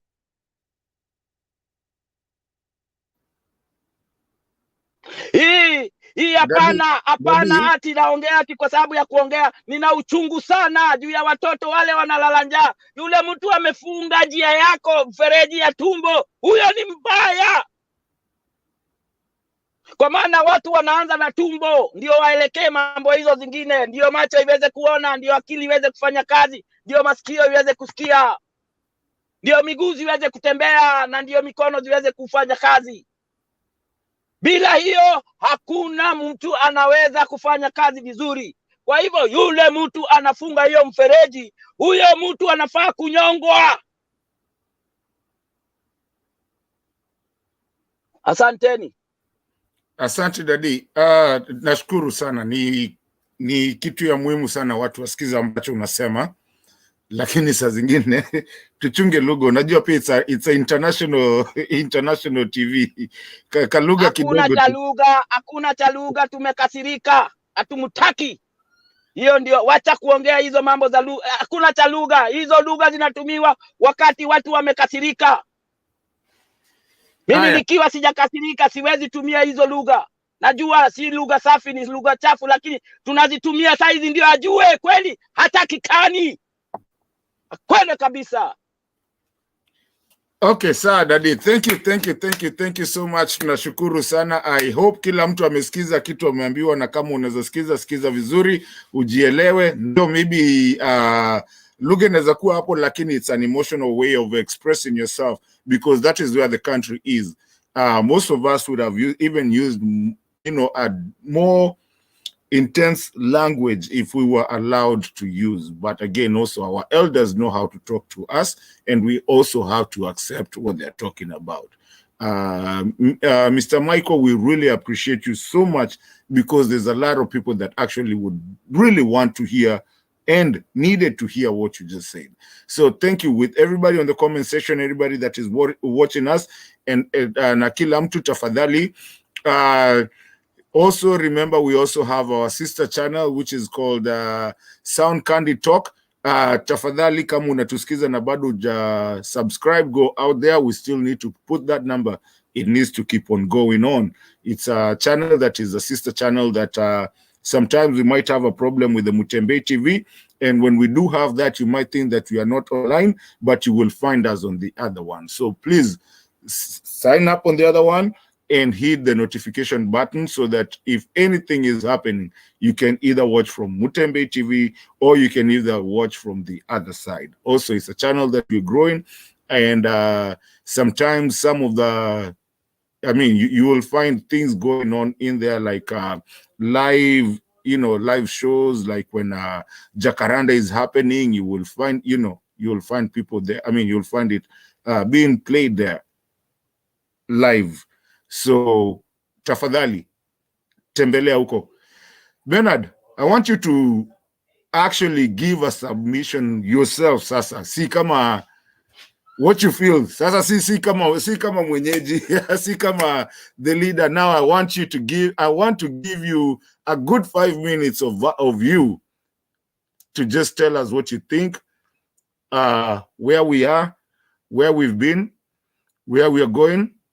And especially as somebody that actually does a lot in this channel and comes in, I want you to just open up and tell us it, and even tell us what, by running this channel, what you've seen and where you think, and also with your ability as a pastor to tell us now, talk not as a moderator, but talk as a panelist.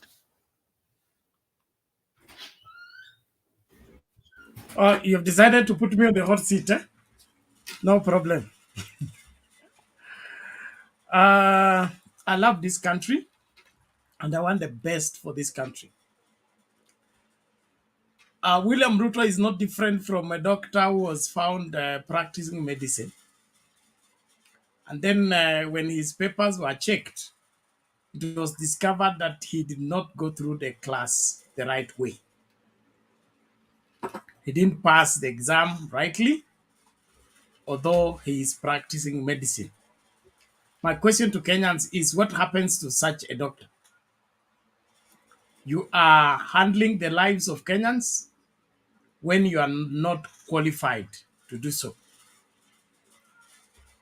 The election, or rather the leadership of this country, is gotten through election process.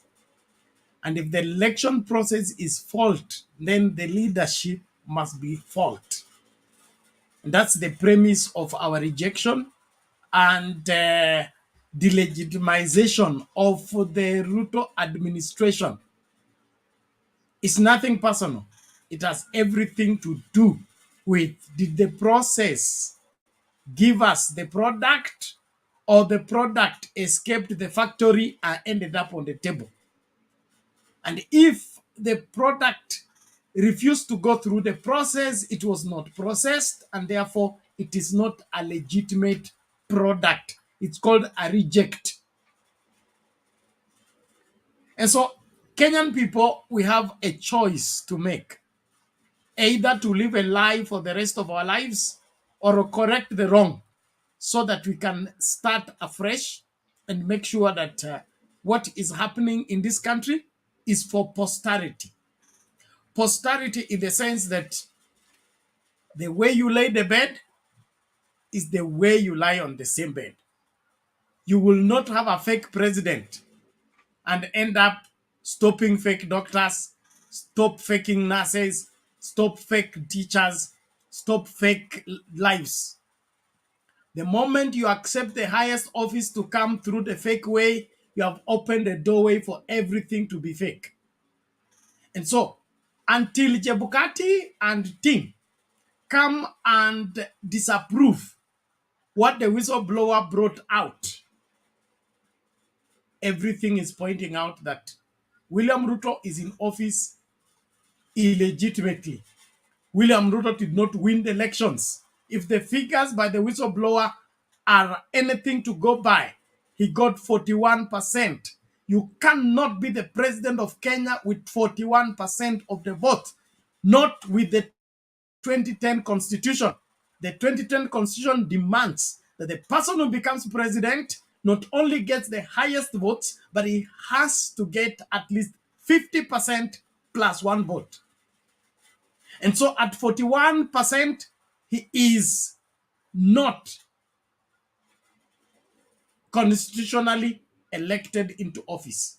And so for that alone, he should be out. Secondly, he was declared amidst controversy. Controversy meaning the majority of the commission did not ratify the results that were used to declare him president. Why? Can the minority win in a democracy?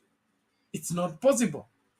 So there is more happening at IEBC that brought William Ruto into office that needs to be investigated. And if I was William Ruto, I would not wait to be investigated. I will resign and go and seek fresh mandate in a clear way. I don't want to lead people who don't want me to lead them. I don't want to be called a pastor of a church that when I'm preaching, there are people shouting on the other end say I must go. And you call that spiritual warfare. That's not spiritual warfare. That's imposition. You don't impose yourself on any people. And so whatever William Ruto is looking for is what we don't understand. The moment the process is wrong, the product is wrong. And when the product is wrong, it becomes a reject. When it becomes a reject, it's removed from the shelves. It is not released for consumption. So until we we trace the steps that brought William Ruto into office, and those steps lead us into 50+1. If we don't have 50+1, the president we have in office is illegitimately in office and he needs to be rejected by all Kenyans. So we have a choice. Either keep William Ruto or throw away the 2010 constitution to Chagwe. You keep William Ruto or throw away the 2010 constitution. I don't know if Kenyans are ready for that. And if that happens, then William Ruto will run this country according to what he feels. He wakes up and says, I feel like the taxes needs to go to 50%. He will take VAT to 50%. And then he say, oh, marriage taxes. There will be, dowry taxes. If you receive 20 cows for your girl, 5 should be donated to the government. That madness can only be stopped by us insisting on what is right. And my take is, can Chebukati prove to us, beyond a shadow of doubt, that William Ruto attained to 50+1 votes? And if he did not, then he should not be president. Mother Kome and team, they failed us big time. And we will forever blame them for failing us big time. I think they cannot be forgiven for that.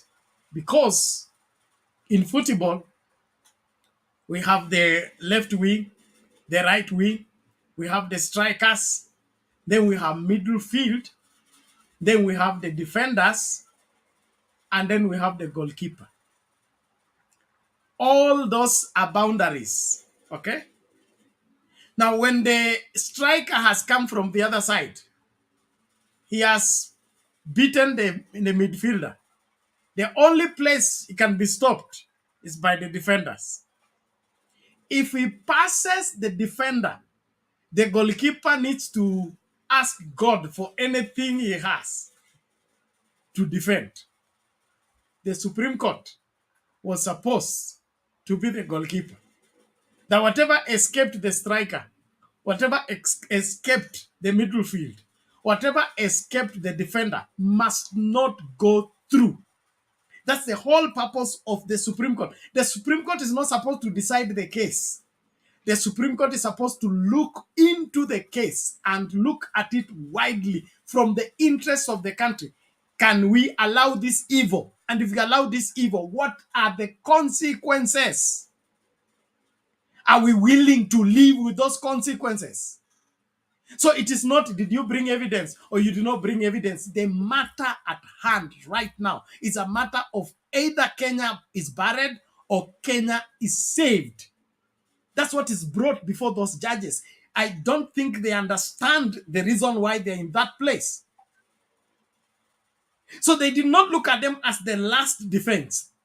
They looked at themselves as privileged Kenyans who have been educated and been vetted by the parliament to go and sit there in robes and look like they are lost. You cannot be given such a heavy responsibility. Then you come here and tell us hot air, wild goose, and all that. I mean, from where? So Kenyans don't just get angry with Chebukati, get angry with these 7 judges. And when we are through with Chebukati and his products, these 7 judges should also be dealt with. We will not correct this country when the people at the top of the judiciary of this country are looking like these guys. We must take this country serious. And we must take what becomes of this country serious. Those 7 judges are not serious at all. They are not serious at all. They reduced themselves into a district magistrate court where you need to bring fingerprints Oh, has the fingerprint been brought? And all that. You went to which detail? Supreme Court is not district magistrate court. It is not chief baraza where you call witnesses. Supreme Court is the matter has been brought before us. Has this person been elected constitutionally? Okay, what makes the person be elected constitutionally? Number one, he needs to get the highest of the votes. Number two, he needs to get 25% in at least 50% of the counties. Okay? Number three, is there a dispute about the votes? Which votes are bringing the dispute? Which forms are bringing the dispute? Then you go through. You only let the person off the hook when you are convinced that he is indeed the will of Kenyans. That is what Supreme Court exists for. Not hii maneno ya mama kukaa hapa na mandugu zake kwanza kupotosha inji na lugha ambayo ikubaliki kokote kwa sheria yeyote dunia nzima. So I have a beef with the Supreme Court. They are a disappointment. Tell them I said it. They are a huge disappointment. They made my quest to go for law school get lost. I think I'll just stick with the Bible because the Bible helps me judge things better. If that is what they go to learn, I don't want any of that. So from where I sit, William Ruto is in office illegitimately, not because of me, but because of IEBC. 5 people from IEBC have come out and say he was illegitimately elected. The number 5 person came with the result. The result have proven that William Ruto got 41%. You cannot be the president of Kenya with 41%, not with the 2010 constitution. So nyinyi watu wa UDM kisema the train has left the station. The train cannot leave the station until it has met with the requirement of the constitution. So we have a choice, either to retain William Ruto and throw away the constitution, or retain the constitution and get rid of William Ruto and his administration. He cannot be the president with 41%. Aende atafute zile zingine aongezee zifike 50+1. Hiyo ndio constitution. Na hapo ndio tunasimama. So are we forcing Raila to be the president? No. If Raila has not been elected by the Kenyan people, he should also not be president. Why? We are a constitutional country. The person who becomes president must become president constitutionally. Did Raila Odinga get 50+1? According to the whistleblower, he got 57%. That is encouraging. He can be president because he made the threshold. Does Raila Odinga have a following out there that proves he can get 57%? He doesn't need to organize. He can get those people in 5 minutes. Now, if that is obvious like that, then Chebukati should come and tell us, was there any voting taking place at IEBC, or IEBC was tabulating the votes that were coming from different parts of the country? If the person has the majority of the support in the majority of the country, he's the majority president. The minority president must go until he grows into size and is able to command the majority of the country. That's the only time he will become president. Hiyo ndio katiba inasema. Ukitaka kuwa rais, hata mimi nikitaka kuwa rais, I have to go around the country and convince the majority of the country. Not 2 blocks at Rift Valley and Central voted for me. That's not the majority. The majority is in the widespread across the country. The reason why there is a need for 25% is because I can't be the president of 2 regions. I can only be the president of Kenya because I have support all over Kenya. And that is proven by me convincing Kenyans to believe in me. Not convincing Chebukati to believe in me. Chebukati is not important. Who is important is the Kenyan voter. So where are the votes for William Ruto? In Western, you can't point at them. In Nyanza, you can't point at them. In the coast, you can't point at them. They only exist In the mind of Chebukati, he's co-accused because right now they are accused, okay? And of course, the people who signed the written form, I mean, even the certificates was handwritten. In the history of this country, which president ever became president with a handwritten certificate? Kama muoni hiyo ni utapeli. Oh, masekretari wote wa IBC walikuwa wamefutwa kazi. Mashini zote za IBC zilikuwa zimemwagiwa maji. There were no computers. No. Let them try something else. This country requires a change, and that change begins with you and me.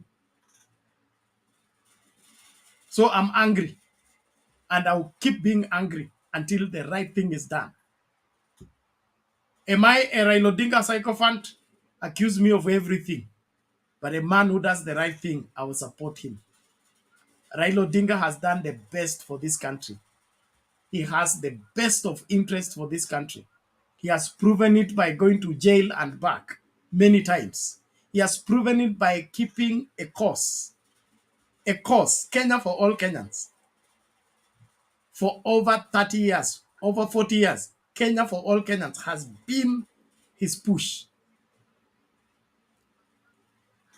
Convince me otherwise if it's not the best for this country. In our family, we are born 11 of us. One mother, one father. Okay? And 11 of us, we have all manner of representation.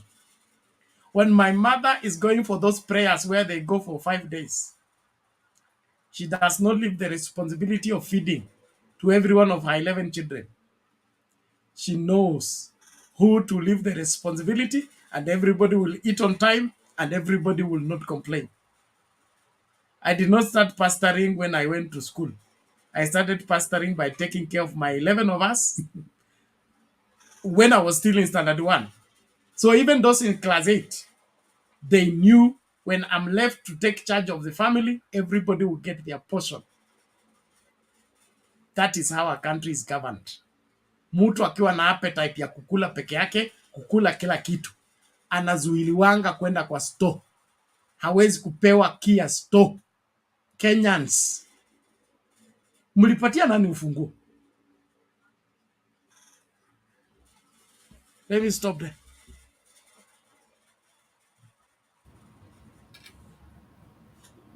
Thank you, Mr. Bernard, and everybody that is watching us. Listen, this is Mutembe TV, and also Candid Talk. Still, mtusikize tuko live sisi wote. Finally, we've gotten Bernard to actually talk his heart, because he sits here and he moderates us na asemagi ile yake ya ukweli. Leo nimemweka kwa spot. Nimekushika nabii leo, kumbe mtumishi, leo umetuambia ile kitu iko ndani yako na tumefurahi sana, because what you're saying is actually what is running down our veins, and it's very good to get it from someone who has nothing to lose, someone who's dedicated his life to helping people, you know, a pastor, mtu mwenye amededicate. So I think that's a good thing, that what you just said, so that when you come here, because you're running around unajaribu, hey, huyu asiongee hivi, you're trying to moderate na nini, but you don't ever tell us exactly what is in you. So we really appreciate that, because let me tell you, you've touched a lot of people. Leo hii kanisa ya leo ya Raila na wewe sijui mutapeleka wapi, kwa sababu leo mnatuchapa reality na hii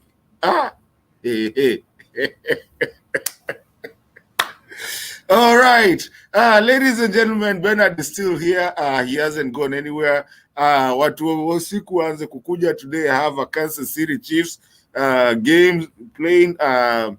Watu wenye wajui football, tunafanya hapa kitu inaitwa Super Bowl. But I want to recognize the people that have come. Jeremani, I can see you. Thank you, sir. Na sijui kwa nini umetuwekea moon. I also want to welcome Eli. I know Eli, you came earlier before Jeremani. Wamama amekuwa hapa na sisi. At this point, Jeremani, you know you're always on standby in case of anything. You take over. In case, because I moved from the other side and my computer sometimes inanisumbuaga kidogo. Bernard leo ako off game. Bernard leo ni panelist. Well, I will leave you people to struggle. Where I mean, wewe usiende, acha to siasa proceed with the rest of the show. It's my time to go. In fact, najua leo nimefanya overtime. Hata Jeremani Nilianza kwa dini, nikapatia dini sermon, nikamaliza kaenda Jakaranda, nikawaletea matangazo ya moja kwa moja. Mimi ndio huyu hapa, nimekuwa hapa 5 hours nikiwaletea hii mahojiano. Tena mnataka kuniweka mpaka saa 11 asubuhi. Mimi nalala saa ngapi? Lakini unajua ndio maana tunakupenda. Ndio maana tutakuweka ndio utakuwa the president. Hii story ishe bwana. You need to run. Na nitaka kwa chaplain tena mtaki. Naona Jeremani kuna kitu anataka kusema, lakini nilikuwa nataka kuleta Eli before Jeremani, lakini Jeremani ameinua mkono. So maybe kuna kitu Jeremani anataka kusema. Because Eli came before Jeremani. But Jeremani, umeinua mkono. Yes. What's up? Yes. Thank you, Bona Kenya Club.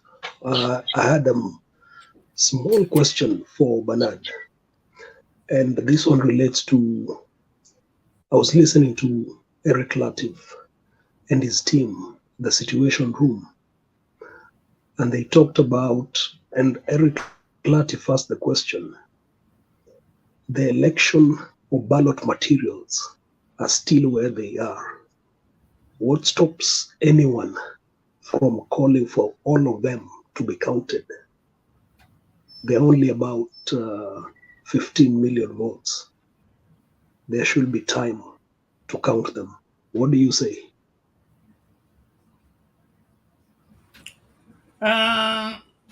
Okay, that matter came up at the Supreme Court. But Kenya being what it is, the moment you say you're going to recount, in 48 hours, they will have balanced. One of the greatest mistakes is that IBC conducts the election. IBC keeps election material. You will take a court order and still go to IBC to ask for those materials. So if IBC is the one on suspect, they will print those ballots from Greece. They will mark them at night. They will make sure that their candidate wins. So that is out of question. But the best thing is the server was supposed to counter that, in the sense that when we print what is in the server, okay, it needs to tally with what is physically available. The problem in Kenya is that we have that kind of hybrid system for checks and balances, but it is interpreted by IBC as an alternative or substitute. You remember the issue about do we have a physical register or electronic register? Such things should not be rising up. These things are supposed to balance each other. That you are detected electronically, then we confirmed you are also in the physical register. So it is not used either. It is used both. But because they want to steal, they will still look on the other side. They say we either use electronic or we use physical. The physical register is supposed to confirm what the electronic register is, so that if there is a dispute, we don't even go to the ballot papers. We go to the people who walked into Makadara polling station, Jericho Hall. How many voted? Okay, 700. How many votes did William Ruto get? 2,500. Good. Now, if 700 people voted according to this book, okay, you got 2,500 votes. Where did the other people come from? But because our systems are hell-bent to fail by those who institute them, they will have to look for a way to go around it. You are not allowed to dispatch the election material to the next Starling Center without putting the book, okay, the physical register that is crossed, okay, plus the folio of every voter, okay, the way you tear, there's a copy that remains. All that folio needs to accompany the ballot paper to the last point, so that if any of these papers fall aside, the folio, okay, will tell us how many people did what, voted. If the list is not crossed, the copy supposed to prove. All these things are put so that nobody steals. But you send a thief to protect us from stealing. What will he do? He will sideline everything that will make him get caught. And that's where we are. We shouldn't be having this debate here if the election was conducted according to the law. Nobody can steal. If this election is done according to the law and everything is followed, it is impossible to rig this election. But because rigging is a must and losers must win, they sideline everything that will catch them. So kurudia kwa makaratasi, that one is a no-go zone. The only place they cannot change is the server records. Okay? They cannot delete that. And that's why they can't open it. But they either open it or leave the presidents. Mambo ni mawili. Open the server, we see what is inside. If you don't want us to see what is inside, then you confirm our suspicion is right. Vacate office, let's get the rightful winner into office. Thank you. Thank you, Mr. Bernard. Eli, sema alafu will come to submission ya Jeremani. Jeremani, I'm so sorry. Wacha Eli kwanza atuangushie, tuambie what's going on and what he thinks. And Jeremani, please be on standby in case of anything. Okay, thank you. Thank you all. Thank you all, the honorable veterans here. I can see you all. I'm very excited about the passionate involvement of Kenyans earlier on today. They participated at Jakaranda without fear. I always take note of Kalonzo Musyoka's stance on anything as a litmus test of what's going on. Even though people sometimes think that he's not the most important person in the political dynamics of Kenya. For example, if Kalonzo was not there, I would have had serious misgivings about what else is happening in the background. Maybe Ruto is fidgeting with Kalonzo's mind or something like that, as it happens during the 2007 post-election. But Kalonzo Musyoka has stayed firm, and I think that is good for the campaign to dislodge William Ruto from power. And he's a very moderate person in this conversation.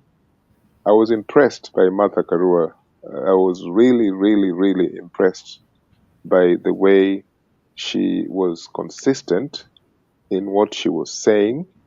I don't think that she was saying this to, to just mobilize people, but I think she has a conviction about what she was saying. And I think Martha Karua has changed a lot, She's not the same person that was captured many years ago by political interests. She's very independent-minded. And I think that is good for this movement to take shape. I was pleased by Raila Odinga's statement that he is giving them time, the opposing side, 2 weeks at least, to do something before they do something. And I don't think those were empty words. I think people needed to hear what is it that they will come out with at Jakaranda. And I think for Raila Odinga to make that clear was a very, very strong position of what may happen in the next 2 or 3 weeks. I'm not too sure about his comments about the United Nations or the Commonwealth, because as we all know, that the Commonwealth and the big powers behind the Commonwealth are part of this international effort to have someone like Ruto in power. So we have international interests, we have across there, we've talked about Museveni before. So this thing, to me, the possible victory of Kenyans can only be done if these leaders and the people are consistent that Ruto and the people who stole these elections have to submit themselves to the public, because the Constitution of 2010 says how easy it is for the public to dislodge people who were illegitimately in power. This Constitution has been tested before many times. We even saw the power of the judiciary when Justice Maraga basically said the election was rubbish in 2017, and that if they repeated the same mistake, he'll make the same decision. So I think what happened earlier on today was a very, very powerful moment. It's not just about crowds. It's a conviction among leaders that something beautiful will happen, where when common sense prevails and the truth prevails, Ruto and his henchmen will think twice about what they can do in relation to what happened during the 9th of August election. I want to make 2 comments about the other affair of, that was headed by the pretend victim of kidnapping, this man called Itumbi, Dennis Itumbi, who basically fooled the Republic that he was kidnapped and all that stuff. I want to say that the parallel tallying center that was headed by Dennis Itumbi was one of the most daring breach of democracy in the country, because people know what Itumbi can do or not do, and it was out there in public glare that this man was part of the fraudulent declaration of so-called results, and at the back of that studio-like place that they were doing all this, they had this thing that says, a banner that says, "Freedom is coming," and yet Itumbi and the cartel knew that the results that they were declaring was not the legitimate results that has now been, discounted, by the whistleblower. I've given before an example, just one little example, to prove that Raila Odinga and Martha Karua won the elections. That out of 12 polling stations around the world, Ruto only won 1. And that is the IEBC saying. That's not me or you, it's the IEBC. This is just not rocket science. And we can say that it was under 4,000 Kenyans abroad who voted, and that the IEBC claims about Ruto failing to garner a big vote abroad cannot be used as a as a measuring tape. But the fact is, those were the results abroad, and they could not tamper with it. They could only tamper with results in Kenya. So we have to be, I think we have to be confident enough that something is in the offing. I hope it's not fatal or anything like that, because of course, you know now that the security agencies will be used to infiltrate Azimio in various ways, money, possible harming of people, and then blaming Azimio. This will happen, and I'm sure they know that. They will put people on their media platforms like Gabriel Muthuma, Barack Muluka, you know, these people, they'll all be there and consistently rubbishing the claims of the violation of the people's democratic rights and choice. So I just hope that, for me, the most significant thing that happened today was that Kalonzo, Martha Karua, and Raila Odinga stood together, but especially Kalonzo, because usually what he does may not look real, but if he wasn't there, you just know what Ruto has done. So we have to just be,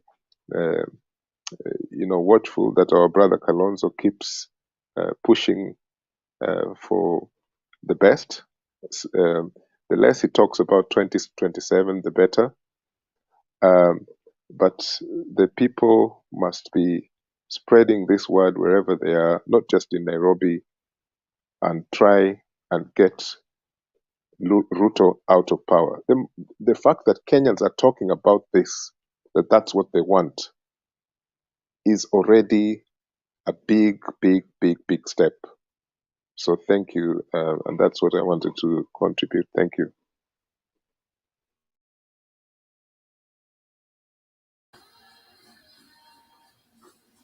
Thank you so much, Eli, for what you just said. We appreciate that. Watu wa comment section, tafadhali. Sometimes I don't understand why people come in the comment section to start talking nonsense. Mr. Bernard, I'm so sorry, Pastor Pole. But sometimes I don't understand why people come in the comment section and you take your time to come and talk matope on the comment section. Don't you have something better to do? Leave us. We're talking what we are talking. If it doesn't help you, there's no reason totally for you to come here and start talking matope on people. Please get a life. Wachana na sisi tuongee venye tunaongea. Now, the one thing that we always say is that whatever we are agitating for will not benefit just us, will benefit you too. So please, if you're a grown-up person, stay away from it if it doesn't benefit you. If you don't think about it, you don't see it, I don't even understand why you even come into it. Ukiona kitu ikusaidii, kanyaga kubwa kubwa, enda kule inakusaidia.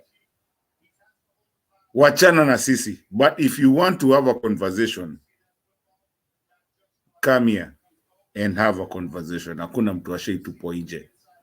We come here and we have a conversation.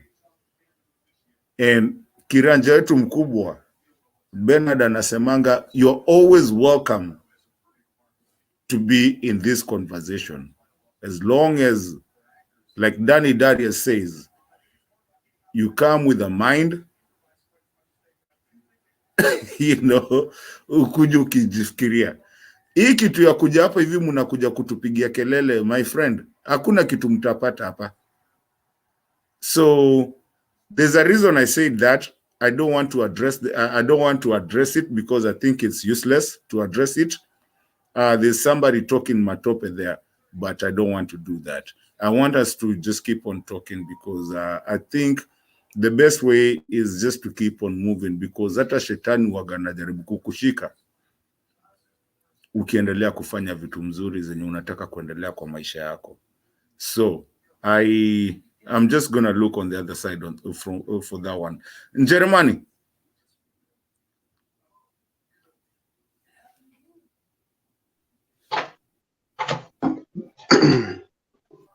Kenyan with love. Thank you for the another opportunity to make commentary. But today I'm totally an empty vessel, coming in to be fed with information and wisdom from the likes of Eli, Bernard, and yourself. But even as I say that, one of the critical things that I'm concerned and keeping my eyes on, and I think Eli spoke about this some periods or episodes ago, and this is the element of infiltration. You may have good plans, walking forward, planning ahead, only to discover that the people you are with in your plans are not with you. And as we have seen, it appears to me that in Kenya, especially on the political front, everyone seems to have a prize. No one says my integrity is immensely valuable, that money cannot buy me. But we find that in many instances, people always, even the best of them, succumb to invitations to receive monetary favors. If it's not monetary favors, there are those who succumb to the element of being in a proximal position to authority and to power. And I think that's one of the greatest weaknesses in the Kenyan social fabric. Some of the things that I realize also is that we pay a lot of credence or a lot of attention to the political aspects. And if I was to also ask the government of today, we have something called the Vision 2030. Are any of their plans aligned to that, to the Vision 2030? I will not find an immediate answer, because I expected probably that during some of these discussions the people in leadership are having when they have the microphones in front of them, is that they will talk about the political, which they talk about most times. They'd also spend time to look at the social implications and also the economic. But I find that there's a lot of talk about political with the view that it is the politics that determines economic and social well-being. Jereman, is there a way you can increase the volume of your mic? Let me try. Sorry, I've been battling some flu. Yeah, you either raise your voice or increase the volume to the maximum so that we get you audibly. We are getting you, but we have to attend to hear. I get you. I've been battling a flu the past week, so my voice is usually low, but it has been lower than that. Bear with me. That's why I don't want to speak loud. Okay. So I find that we have been spending a lot of time in the Kenyan society speaking about the political, but we rarely spend enough time on the social fabric. And to me, the social is most critical because it informs how we get along. And this is my simple example. When a home has enough money, the father is rich, the mother is rich, The children can be taken to the best private schools, can be taken anywhere they want to go, but they hardly meet the parents. What kind of society will those children be getting into? So in the end, some people will say economics is what makes the world go round. But I submit that if the poor social fabric is what exists, eventually the politics and economics of it all amounts to nothing. And I wish to rest on that and allow for more information. Thank you. Thank you, Jeremani. I really appreciate what you, I appreciate everybody that talks to us, the people in the comment section. Mr. Bernard, I'm really happy for you being staying with us until this time. And thank you, ndio ujue ile unatuambianga watu wa jioni tunafanyaga nini. Sasa wewe umekuja kutuchungulia bwana, lakini leo pia umenipata siku mbaya because on a funny note, there's a guy that was asking us, Barnes Nyags, on the comment section, hey, wachana na sisi Chiefs. I'm watching the Chiefs games on the other side. Tukoko. Yeah, we are 3 points on. But again, that was on hiyo ni kitu nani alikuwa amenichokoza huko. But Kenya, where we are in Kenya, I think we really need to really look seriously. And I don't understand, Mr. Bernard, maybe you can tell us.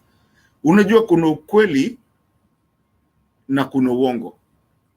Na hakuna katikati. Hakuna katikati, hata ukitaka kupata katikati ni wapi. Jina yangu mimi sitaisema, lakini munaniitaga even though najiita Kenyan with love. Lakini hiyo jina ni yangu. Now, when you come to a country that you're having a problem with a country that does not understand, are we doing a mafia situation? What are we doing? First of all, let me ask you, in the history of Kenya, where is it that tuliendelea na siasa after elections zishafanyika? Do Kenyans ask themselves why that this is the first time that watu wanaendelea na siasa after election ishafanyika? Election ilikuwa ikifanyika, kwa wale watu wanajua hata siku ya Moi. We grew up in Moi's times. Bernard, ulikuwa unasikia elections zikiendelea tukiwa shule? It never happened. Today the reason is because there's a problem. There's a problem. And that problem is what we need to solve. It's not about UDA. We don't care about UDA. We don't care about Azimio. We don't care about anything. It's about our country. It is about something that is happening in Africa that is coming to change the whole thing. When you see Baba go to Jakaranda and he cannot even talk, kila mtu anamwambia venye wanataka, he has to keep quiet. Watu ndio wanamuita, hapana, hatutaki hiyo. No, mpaka yeye mwenyewe ikabidi sasa aseme 2 weeks. Yet to be conquered because people wanted to go to State House. And please, don't underestimate Kenyan people. Watu wakitaka kwenda nini, wakitaka kwenda wakitaka kwenda State House wataenda. If you remember, there's a video which Bernard anaweza kutumia, but because I mean to show you, sitaki kuharibu, but there's even a picture that is even in YouTube, one of very renowned in the whole world, of jamaa ameruka hivi akishika canister imetupwa, canister ya nini, what do you call it, ya tear gas, ameruka juu kabisa ameshika, na watu walikuwa wameshajua kushika hizo vitu wakarudisha.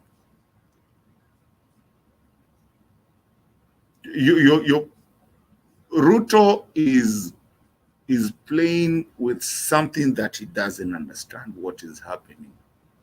Guys are very educated today. Guys are very smart. Ooh, that's right. And what is going to happen in Kenya is the people like us that come here that actually have a conversation about our Kenya. Ruto still thinks he's dealing with people who never used to have a conversation. But he's very mistaken in what he thinks is the people that he's dealing with.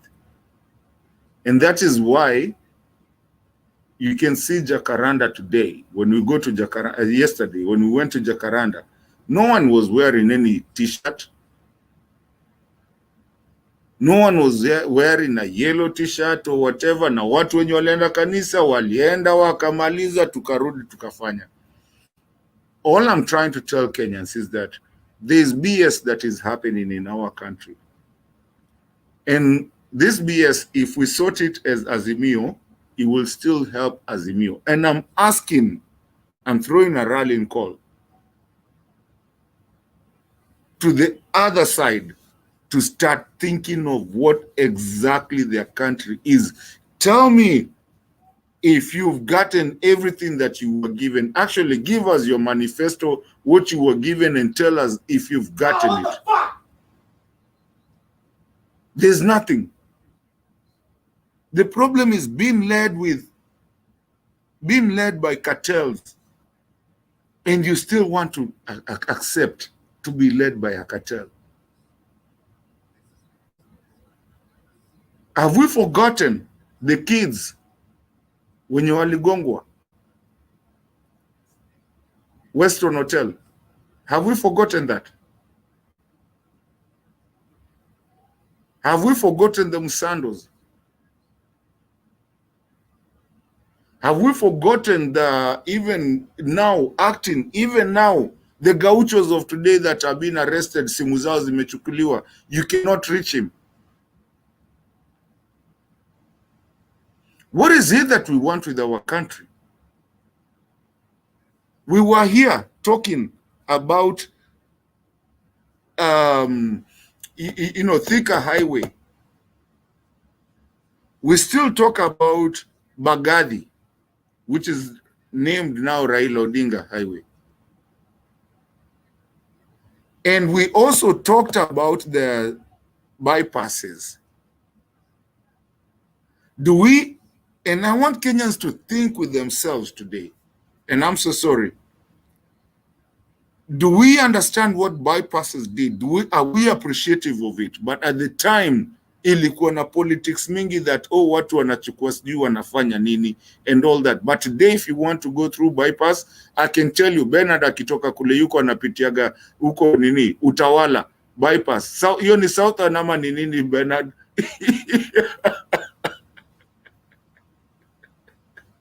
Utawala is Northern, wewe.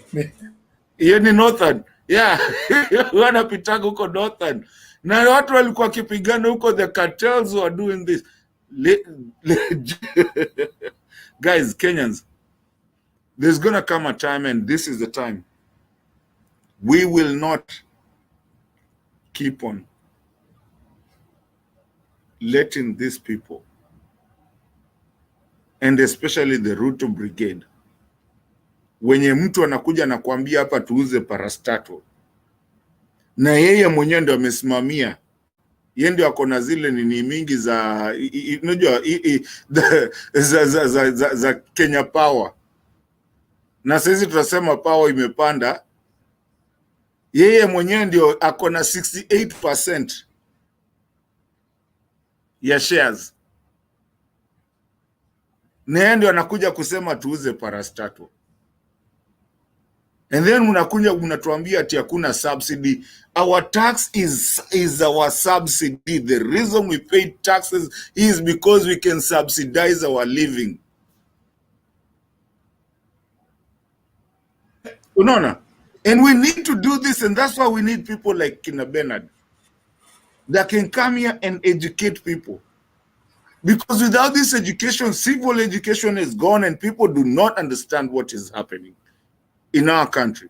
And so that's why you can come and have someone come and lie to you in front of your eyes. Kabisa. But there's nothing you can say because you know no better. And Kenyans need to stand. Bernard, don't stop. Do not stop. My friend, do not stop. This channel is what teaches people. Wacha niongee kama mzee leo. This is a channel that teaches people of what is happening. These other guys think that we are not educated, we don't know what we're talking, and so they come and talk to you kama wajinga wanawatolea nini, wanawatolea hata nini kazi kwa kazi, kazi mtaani. Really, ilikuwa ina affect nani hiyo kazi mtaani? I traveled Kenya when I was in Kenya a year ago. I traveled and you could see watu wanakata nyasi nini, they were getting their money. Are we going back to a Kenya that used to be all about government?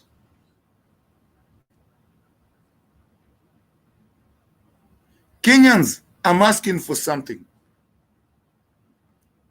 That we start thinking, not the cartel, but the way forward with our country. Let me wacha nimalizie hapo hivyo for now, because I am, just like Bernard said, I am very mad about what is happening in our country, because someone like me should not even be living where I live and should not be knowing so many things about Kenya, and people calling me from Kenya to ask me, okay, how are we moving with this one? What do we do? And all that. Somewhere like Machakos, we fought about something and the roads are there. The bumps are there the way we designed them. Now, other states and other counties, are you going to join us to keep on moving? Or are you going to join a cartel? Because this is a cartel.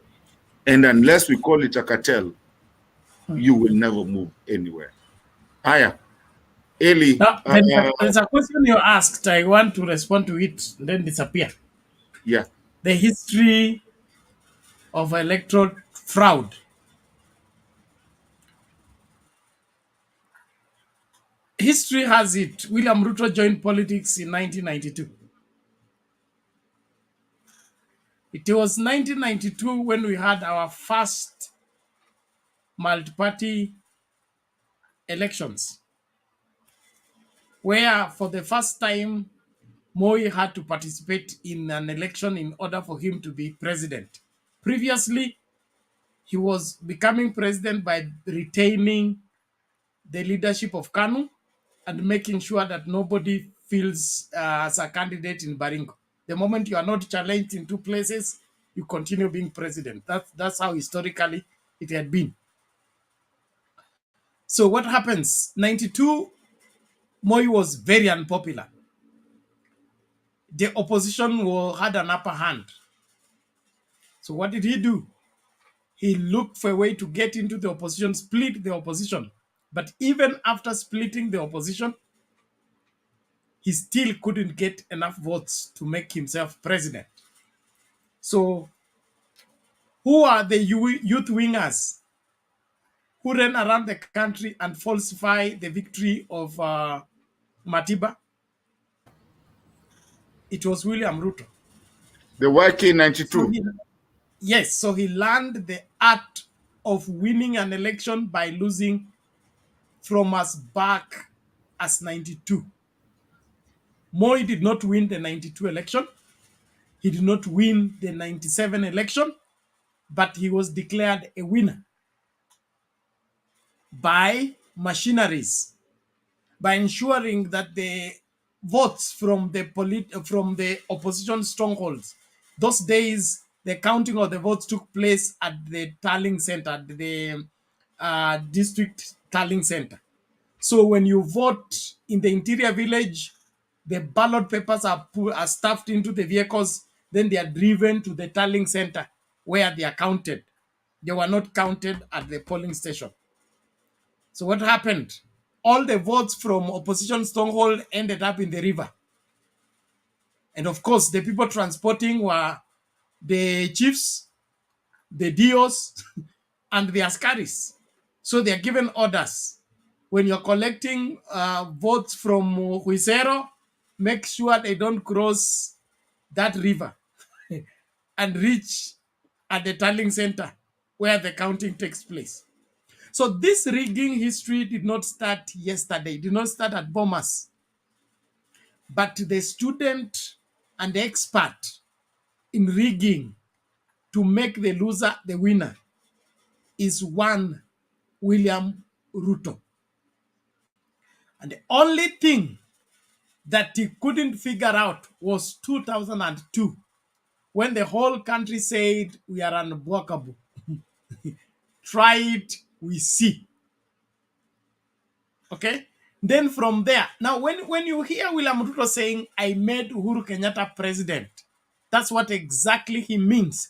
Not by going around the country campaigning, no, but getting into the IEBC and making sure that the winner is denied the victory. So it is not an accident that we are where we are.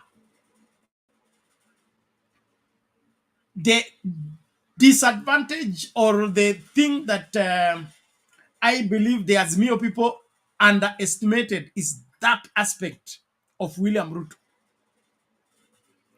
And they had reason not to I think they were overconfident. Okay, the margin is going to be very wide, so there will be no need. Even if they rig, it will not be enough to fill up the gaps. But they never thought that this man does not bow to anything. He will go to any limit to medal figures until they reach where he wants them to go. That is the only mess that the Azimio people made. But from the day of voting to the day of counting, that's 24 hours later, the call had been made on who is the winner. As early as on the 10th of August, 9 o'clock in the morning, we had a winner of the presidential election. The margin was wide.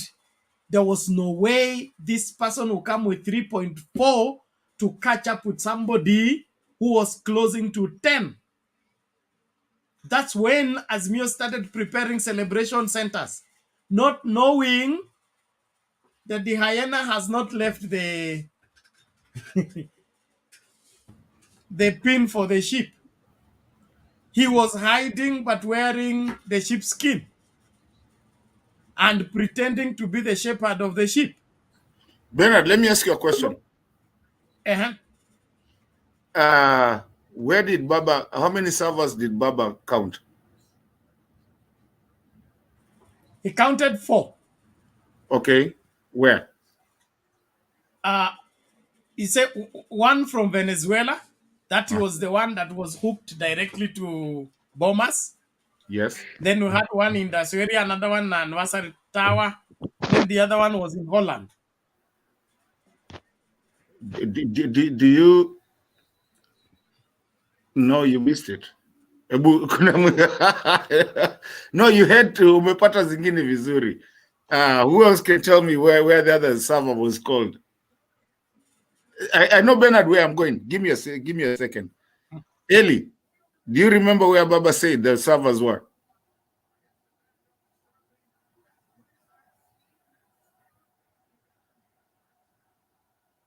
Unmute. There's a reason. Not, Bernard, I don't remember the exact. Does anyone else in Germany? Do you remember what the 4 servers where they were? Actually, from what I heard there were 7 servers. So this is new information to me. Okay. Bernard, I want you to remember. There were 7. Actually, I know there are 7, but Baba said 4. I know there are 7. But Baba just said 4. And if you remember at the time, Bernard, when we were talking about this immediately, I told you, kuna watu walishika hii kitu mapema. I can see Duke is here. And Duke can even remember, if he doesn't come castigating, he can remember when I was saying that the servers are there and we got the numbers. When Chilchil were telling them, wacheni kuharibu nini? Kuharibu, wacheni, we know yesterday, midnight, you guys, no, it was 3 a.m. You guys are changing numbers and we can see, and you guys actually got hacked in, and you're staging what we call staging. We had the servers on it. It was there. And I've said this, Bernard, I've told you so many times. It was there. And the truth is that Raila won with more than what you guys are being told. And it's just the truth. Kunile kitutu huwezi danganya, Bernard. Unajua? Kunile kitutu huwezi danganya. Iko, it's there. The data was there. We said it, and people celebrated at the time. And we sent videos of people celebrating, knowing Omshinda. And then this thing came. So now my question is, Bernard, I want to ask you, because I know I wish you're still here for a while. I want to ask you, Bernard, if we knew this thing, and some of us do that kind of work, and you can see what has happened, are we supposed to just keep quiet and let it be and move on? Is that what, then, like Baba asked, what is the point of going to vote then? If you had even international community, Belgium, out there, Sava wameshika, sisi tumeshika Sava, tunajua tele timu walienda waliingiza ujinga huko, wakaanza in 2007 Kibaki was aliapishwa akiwa wapi? State House. Something that has never happened in this Africa. You know? And then this time, pia munaapisha mtu akiwa mekana the IEBC chairman. Something also that has never happened in Africa. I mean, are we stupid? Are we dumb? Or what are we? Or are we both? Since when? Since independence, tushaona president akiapishwa kwa State House. Since when tushaona president akitoka chini anakuja na the IEBC person, naye ni candidate, munakuja kukaa chini pamoja, mumekaa back to back. Kenyans, I'm so sorry, but I'm asking you guys to wake up and refuse. Because if you make it a norm of this thing has to happen every time, you will have yourself something that you will never understand, because what you're creating to yourself, a Kenya that has never seen war or a dictatorship, is what you're creating to yourself. Msidhani Uganda mahali wako walifika tu hivi hivi, na msidhani Somali mali walifika wako hivi, walifika tu hivi is because of misfortunes and missteps of what we are trying to do with our country. Yet we have a very good opportunity to become a national hub, the Washington DC of the United States, but the Kenya of Africa. That's all I'm going to ask for today. Bernard, wacha nyamazia hapo. I think you're still here. Niko bado. But I wanted to just give a quick... Thank you. I need to go. Please find Makiadi and your other night school teachers to proceed with the show and end it any time. It's almost 3:30 in the morning that's East Africa. So after that, we have finished the 5th hour. We are going for the 6th hour. So when you are done, you just end the show. And then what else? We link up later on in the day. Our contribution, we are at 82%. We are looking now for 18%. Tutakuwa tumemaliza hiyo maneno. So we hope by kesho tutakuwa tumemaliza hiyo maneno. And then we face on the issues of course, the Kibra gathering.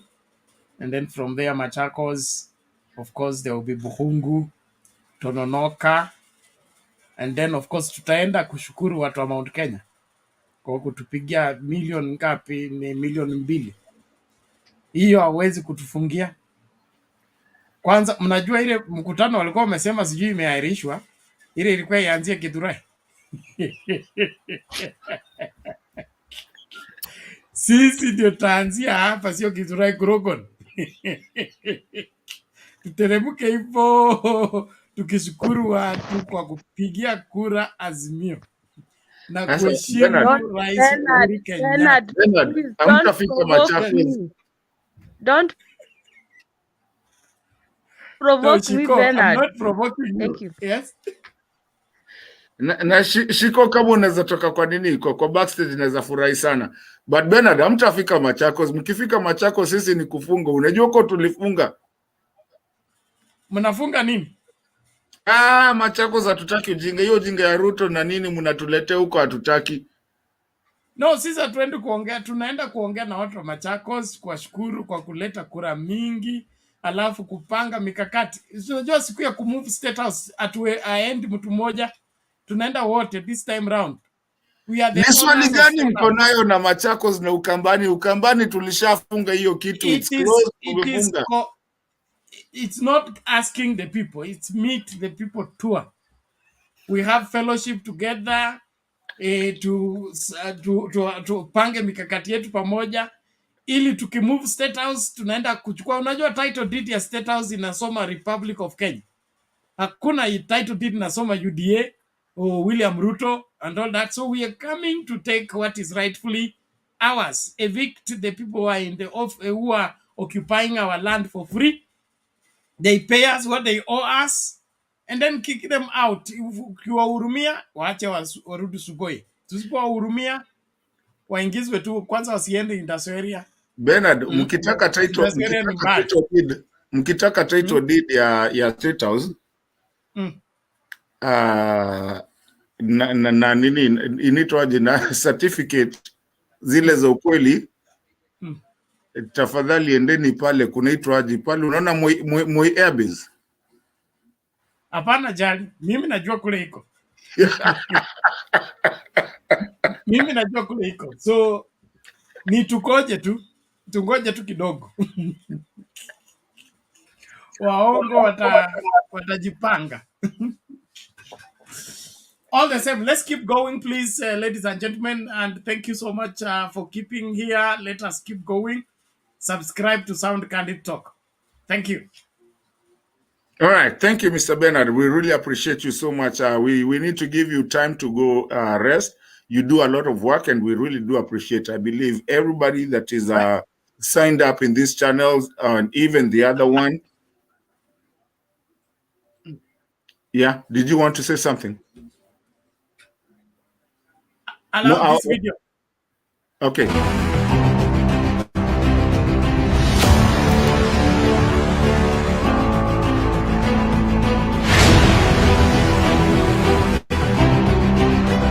Jakaranda hoye! Jakaranda hoye! Hey, hey, hey, hey, hey. Mumekubaliana na yale mama amesema ya kwamba William Ruto aende nyumbani, tukate shauri moja peke yake ya kwamba Ruto must. Nobody will steal our destination. Mungu akisema ndio, shetani hawezi kusema la. In accordance with Constitution 2010 ambayo inapeana uhuru wa Wakenya kuungana pamoja kufanya peaceful demonstration, peaceful protest mpaka haki ifanyike. Hadi Bwana Ruto sasa amekuwa yule Zakayo. Bwana Zakayo, Wakenya wamechoka na ushuru zako. Kenya si ya Bwana Ruto na makarigosi yake. Mali ya Kenya, mali ya umma ya Kenya hawezi kuchukua na kupeleka kama mtu anapeleka mbuzi katika mnada. Tunaambia Bwana Ruto, wewe hujui sisi. Kwani uliza Bwana Nyayo, baba yako niuliza Bwana Nyayo, hujui sisi. The power of the people is the voice of God.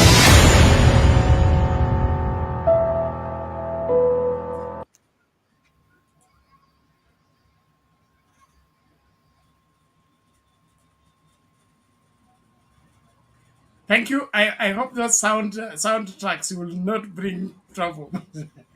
I said I should share that first before I go. See you when you see me. Usikuwa umechokoza watu, nirudishie screen vizuri. Unajua unaweza kuwa umechokoza watu wako, unachokozaga huko wanatufukuza. No, but I'm secure at this side. Leo wamejaribu wakashindwa. Wanatuma yoka kabaka kao. Askari wangu wanameza tu wananyamaza.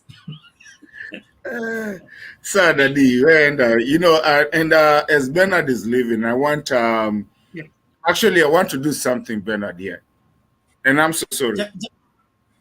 Just hold on, Mato. To increase the size of the names, you click on 2 Africans. Upper chin, 1 then 2. Okay. Then if there are 3 people, we need to fill the screen. You click on the last one, so that we don't have 2 people faced side by side. Okay, I'll try to figure that out. This reduces the size of the name and rearranges the Africans in the screen. This one multiplies the size of the margin. Hiyo ni gani umechape? Bwacha nichape pia mimi nione kama naweza pia mimi hata naweza kufanya mazoezi. Kitanda toka, kitanda. Hiyo ni gani? So you are wrong. You go to this, the last. Okay? And the last one, this is for playing video. On the left. Throw away everybody. It will throw away everybody and give something. Umeenda kwa wrong one now. That one shows one person. The person who is speaking, who has the flow. You want him to be magnified, you click on the first one. The second one, you bring everybody with large names. Okay? Then wewe niweke tu mali nafaa kuwa, alafu hiyo ingine mtu tutapiga kaa hapo.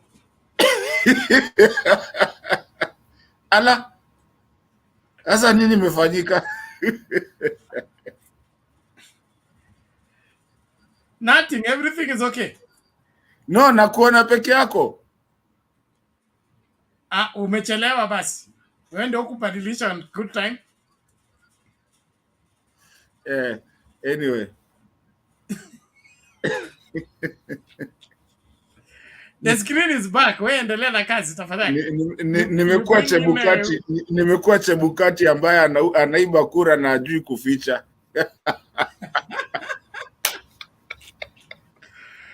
Aya basi, tuonane baadaye, asante. Aya, sawa. Have a good time. Lakini kuna kitu nilikuwa nikitaka kufanya kabla uende. Ashaenda huyo. Anyways, guys, can everybody hear me?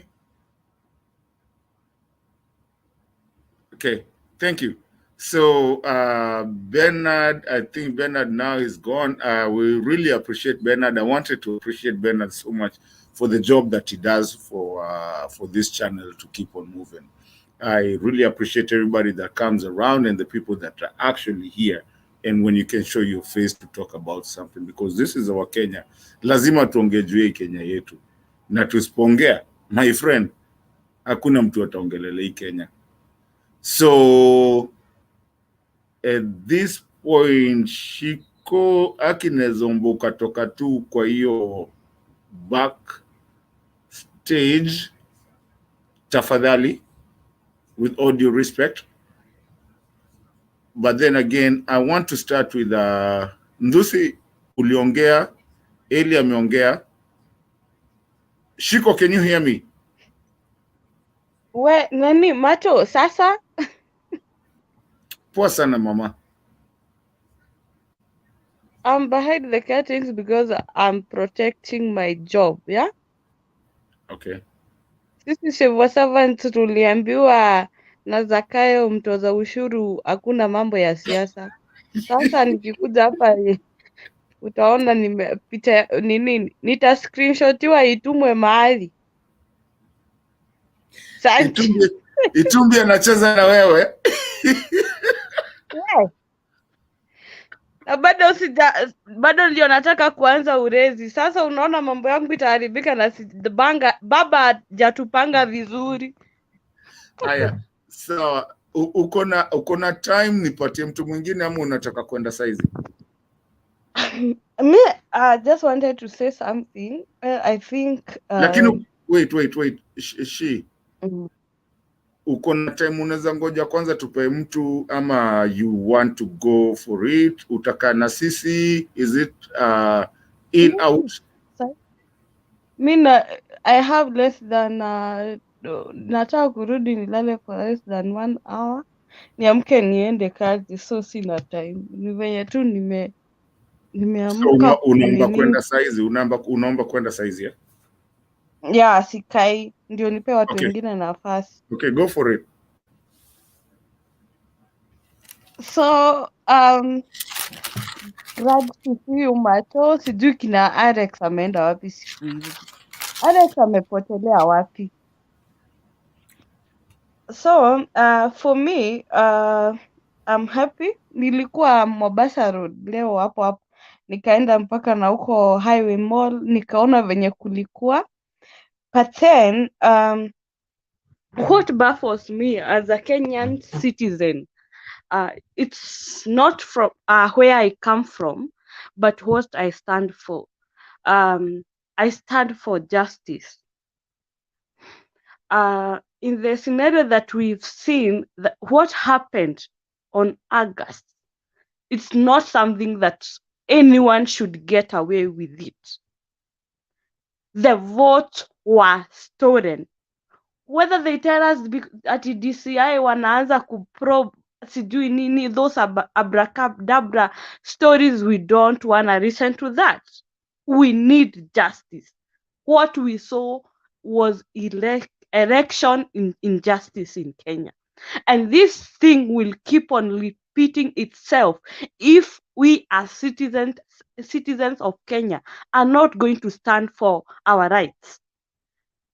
The majority had their way, but we voted for the people, for the person who we knew. The people who we knew, they have the interest of our country at heart. But the minority had their way through Jose Camago. And then they imposed a Venezuelan candidate, a Venezuelan president to us. See what we are going through. I'm in Mount Kenya region. Right now, as we are speaking, there is this woman by the name Waboi. I know you've seen her most of the time. Mulimuona wakati wa Uhuru. There was a time she has evaded tax and all that. She is building a restaurant that was ilikuwa imesimamishwa wakati wa Uhuru. Those people who are around Runda ama bypass, kuna mari kunaitwa Githogoro. The restaurant saizi imeanza kujengwa, a very big one. She poses she's the owner, but it's Ruto. Immediately, they got into power. These are women, boy who evaded tax of 2.1 billion, but she has run away with it. We have another one, Bidha Karanja, 12 billion.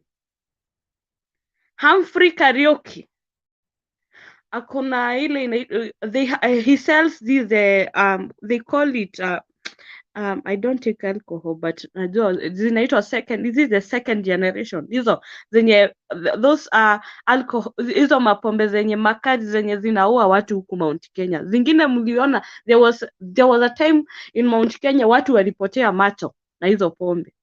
African Spirit or something. He has an industry in Thika. Humphrey Karaoke, it has been reopened. These are person who evaded tax. So we are rewarding those people who evaded tax, and we are taxing the innocent Kenyans. The majority who woke up very early in the morning to go and vote for a government who we knew. We are not voting Baba because he's a Ruo. We are not voting for Mother Karua because she's a Kikuyu from Kirinyaga, but because of what they stand for. And I will say here, I personally, I'm not the way they say that we follow Raila like cows. I'm not a cow. I don't follow a person, even in my personal life. I can only agree to be friends and follow a person who have proposed, or she has proposed something that I think I can go with it because we share the same interests. If my mindset na interest za huyo mtu hazilingani na yangu, I will not do it. That's me. But then what do we see? And why as Kenyans,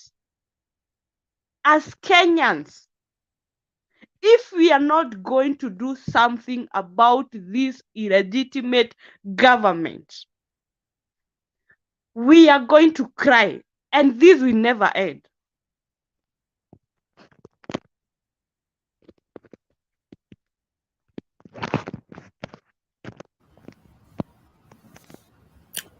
Shiko, are you still there? Shiko.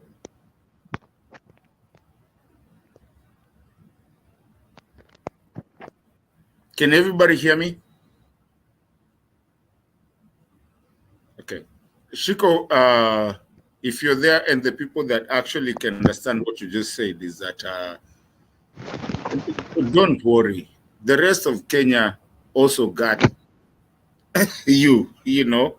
And I want people to start realizing that Kenya today is more united than it's ever been. All counties and all countries and all tribes are more united today than it can ever be.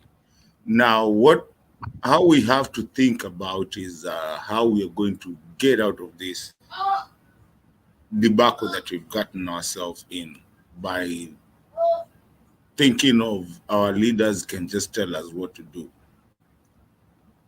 With that having been said, since I'm sitting on this chair, I'm not unajua when I sit on nikioko kando, I can say what I want to say, but having been sitting on this chair, I think Duke kujo tusumbue. Good to see you, man. Yes. Good evening, good morning, wherever you are.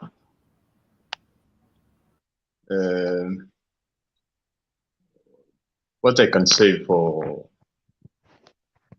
yesterday's rally is, first of all, it was peaceful.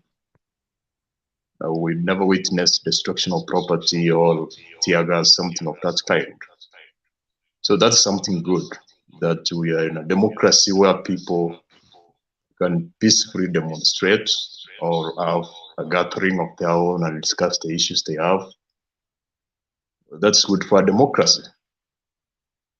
But we should not forget that in 2017, people died because of something simple as that. So that means William Ruto is doing the right thing. He's giving people free space to air their grievances. But when Uhuru Kenyatta was the president, people died by trying to have a simple demonstration like that. So you must always underline that. But the shocking statement which came from yesterday's gathering is that Raila Odinga demanded that Ruto must resign. And then he demanded that you international investigators must come and investigate within two weeks. So,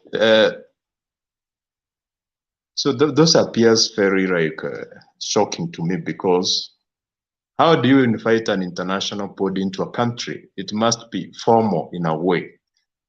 You can't go to a rally and say, "Now I want the UN to come in." It must be done in a formal way. And the formal way must be through the institutions which we have. So when maybe there is what is actually shocking to me is that somebody comes up with information, and then within minutes, that information is a fact to some people, actually many Kenyans. So is that normal? Because if I, for example, I say that I give something serious allegations, I just make a statement like that, and then people buy it without scrutiny or investigation or something of that kind. We know that the whistleblower must be protected, but the information or the truth, the data must be investigated. So maybe we want to hear about that. If I ask you, for example, those results, do you know from which areas Raila got what or what? So it's like something which is a rumor, but people are trying to embrace it as a reality.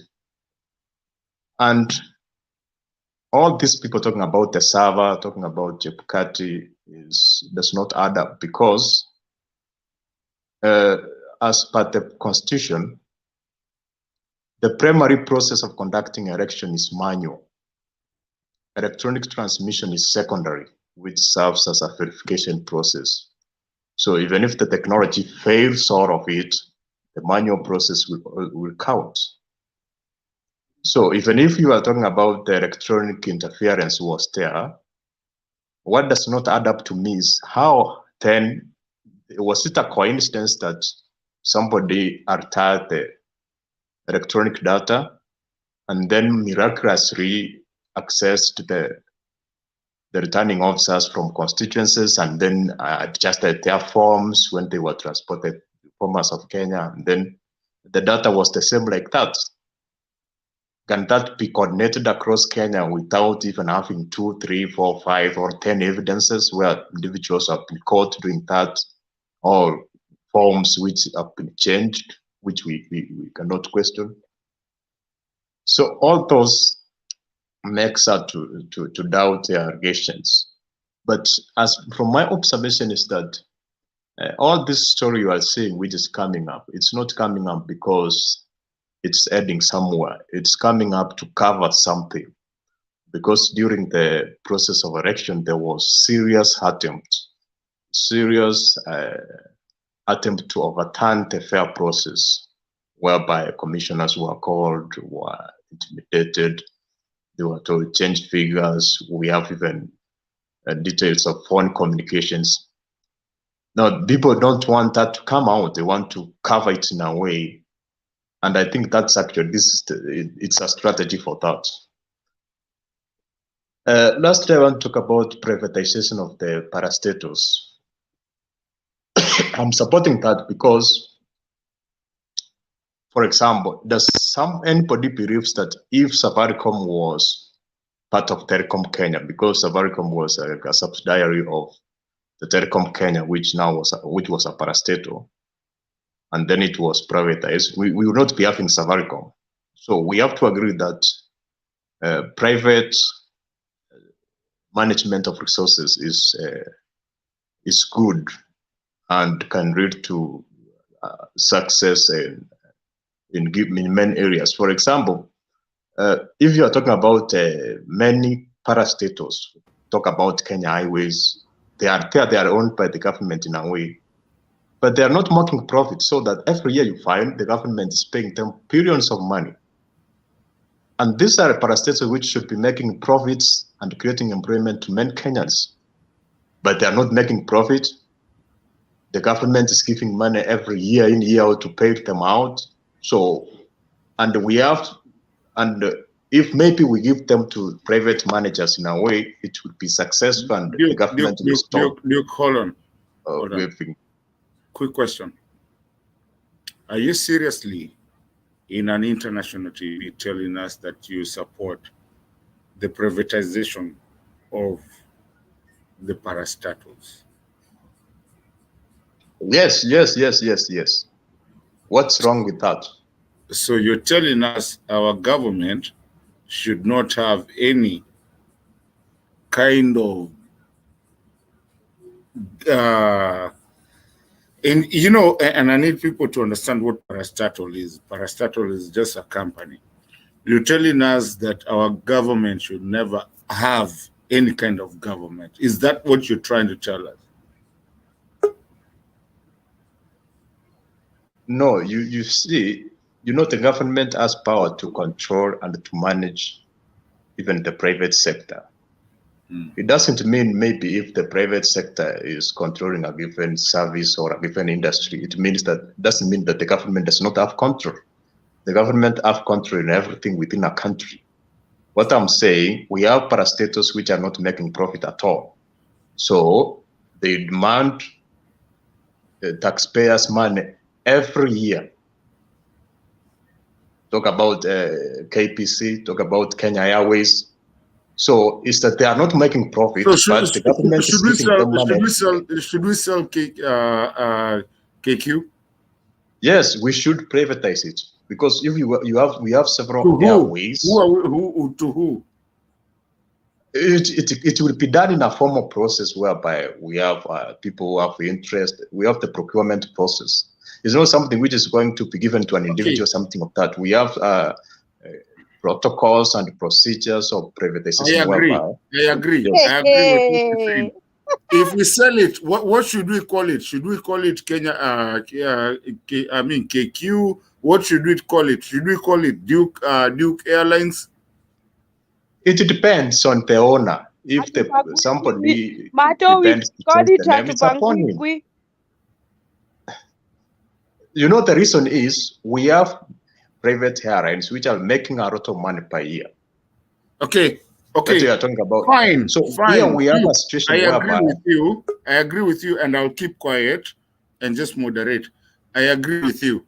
But then after we've done that, where is the money that pays the politicians, that pays everything, that makes the roads? Where is it going to come from? Is it going to come? So you're telling us just sell it? That is going to be the country's whatever, whatever you want to call it. And then now, for you to build a road, you have to talk to your government and use your taxes, because where else do we get the money that actually builds the country if we don't even have parastatals? So you're telling us increase our taxes because that's the only way we can make our country move on.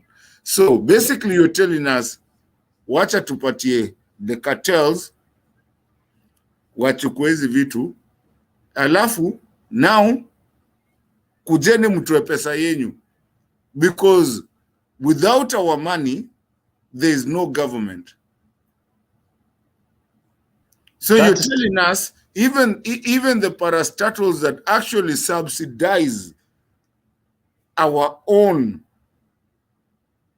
taxes. You're telling us to give away from that. So, I mean, to stay away from that. So you're telling us that we need to give our taxes 24/7. That's all we can. We cannot even talk about uchumi or the parastatals that actually help us subsidize our taxes. Duke, really? I mean, do you think we're so stupid or what is happening here? Can I respond to that? You know, you are actually talking the opposite of what I'm saying. For example, how much does Safaricom pay to Kenyan government as tax? It's a private company. What about KPC? So actually, Safaricom it's a private company. It pays taxes, and then the government gets money, and that money the government gives it to KPC as a donation so that it can function. So it's not that we are having those parastatals, they are making a lot of money from the government. Actually, they are taking a lot of money from the government. They are not making a lot of, talk about KQ. Do you know how much money does the government give it every year? A lot of money. But it's not that the company is not making money. It's because people know that these are government parastatal. So people are not interested in prudent management. They are interested in taking money and routing and all those. So we know the parastatals are not efficient in terms of prudent management of resources. If you talk, for example, about Telecom Kenya, you remember about Telecom Kenya? It was a big company in Kenya. Now, where is it? But Safaricom, which was a small branch of Telecom, was given to a private sector. Now it's the Safaricom we have. So if that small sector of Telecom was not privatized, we would not be having Safaricom, which pays like almost 200 billion of taxes to the Kenyan government per year. So it's about parastatals which are not functioning at all, taking money from the government every year for them to stay. And these are companies which can make a lot of money if they are properly managed. So if the company is unable to make profit for 10 years, and the government is giving it billions of money every year, year in, year out, for it to be there. So what's the function of that? It's actually wasting tax money. So that's what I can say about that. All right, Duke. I really could tell you something, but I know I don't want to be there. I don't want to talk about that. I'm gonna let other people actually answer you. I think Ndusi ameinua mkono. Eli and Shiko, you're messing up this. You're messing up this show. But Eli, since because ulikuwa umeharibu, misbehave. So I'll let Ndusi go and then Eli will come. Shiko ameniexplainia kidogo why she's doing it. But Shiko, I mean, kama unaweza tafadhali, it would be nice. Kama unaweza toka tu kwa nini kwa backstage. But Eli, wewe umemisbehave sana kuliko Ndusi, na Ndusi alikuwa pia ameinua mkono. So Ndusi enda kwanza first of all. Okay, no. I want to ask Shiko something. Please. Can I just ask Shiko very quick here? I don't understand this thing about civil servants limiting their freedom of speech space, fearing that they'll lose their jobs. I know many civil servants now who speak in the open, on social media, on TV. Eli, you're misbehaving. No. Let's know. Nauliza tu, si kwa ubaya. Nitemia Ndusi alafu ukujiwe. Please, Eli, don't start. Yeah? Don't start. Naona kule unaenda Eli, tulia. Mute. Ni Ndusi. Okay. Pole. I think I niliingia a while ago and lose internet, so I had to run home. Mahali kuna Wi-Fi, so now I'm here and I join just halfway. But I just wanted to respond what Duke Omariba is talking about privatization of parastatus. It can be a good thing if is managed, but that is not for Kenya. Una compare parastatus with Safaricom. Safaricom is an investment ya mtu. Parastatus were meant to bring money to the government. All these parastatus were there in the beginning. Kama sahi KBC is still in existence, even when there are newer media houses. You know, we have parastatus. Some of them have been killed. The one that used to be really profitable, they went that route and they got killed. Sahi hauna textile, those kind of companies zote ziliuawa. Why? Because when Moi was there and everybody else, they put their cronies. Same thing Ruto is doing. All these companies that are being funded is meant to be that way because it's a way of channeling money. Kenya Ways, can you imagine that company saile ilianza kuleta watu huko US?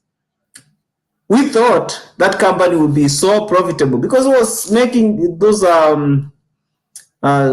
trips to New York. But you still see it's being bailed out. It's meant to be that because in the channel wase kupata pesa. They make it to run that way. Walirusha mtu kama Titus na Ikuni there because at the back burner, huyo jamaa anapatia watu. I don't know whether he was a bad guy, but the people who are there, they are meant to take money to the people who appointed them. Angalia sahi, you'll see who's going to be appointed in those parastatus. And privatization is made so that those guys can buy it. Unajua, it was being done during Jubilee time. They wanted to buy Kenya Airways. The guy who died, what was this tycoon, mwenye alikufa? Kirubi. And the other family, they wanted to buy those Kenya Airways. So parastatus, you can privatize, but it has to show that it needs government entity. But unapata they have to wanashinda hiyo pesa because they know where the money is coming from and it will never work right. So that is not a solution to privatize them. All you have to do is management ndio inakuwa. Because every regime inaleta mtu wao na inaleta everybody else. You can go to any energy company sahi. I'm sorry to use Kabila, but you'll find Mkale, every one of them. Because Ruto, when Chil was there, they put all their people. And it doesn't go there on merit.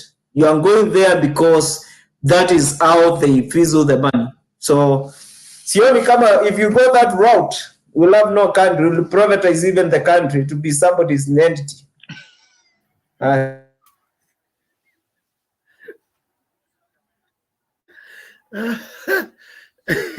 Ndosi, you're such a funny guy. At you see that I can live with ability to privatize the whole company. I mean the whole country. Yeah.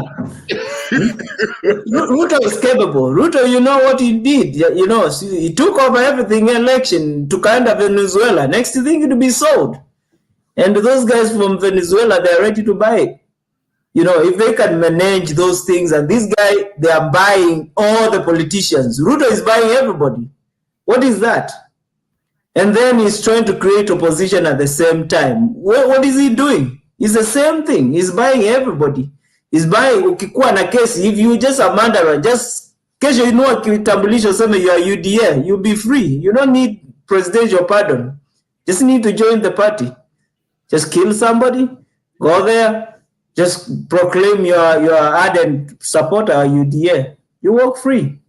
This is a country for anything. You can do anything.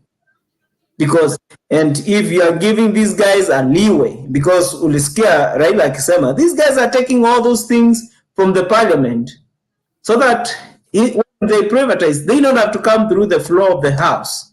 Although anyway, the floor of the house, I think is alikuwa amenunua everybody. But I think today what is so in Jakaranda, you think twice. When walikuwa wameruka side hiyo ingine, they will be walking at night wakianza kusema how do we get, whether there is a back door, because that country sahi, hata Ruto alikuwa anaona if you try to kuleta hizi tear gas angeleta.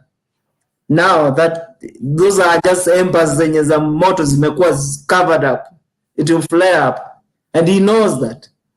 Kama angekuwa a little bit stronger, angejua he won right. That guy, watu wangechapwa leo, but he cannot try. I mean, he's already messed up the country. So this kind of giving this guy, he'll buy everything. Mkijaribu, I mean, he's bought all the land. Just about to buy everything. Kenya is mpatie, you buy everything. Sai Wilson belongs to him by now. Both the airport and the land besides it. And there's impunities there. He's bought he's bought the court system.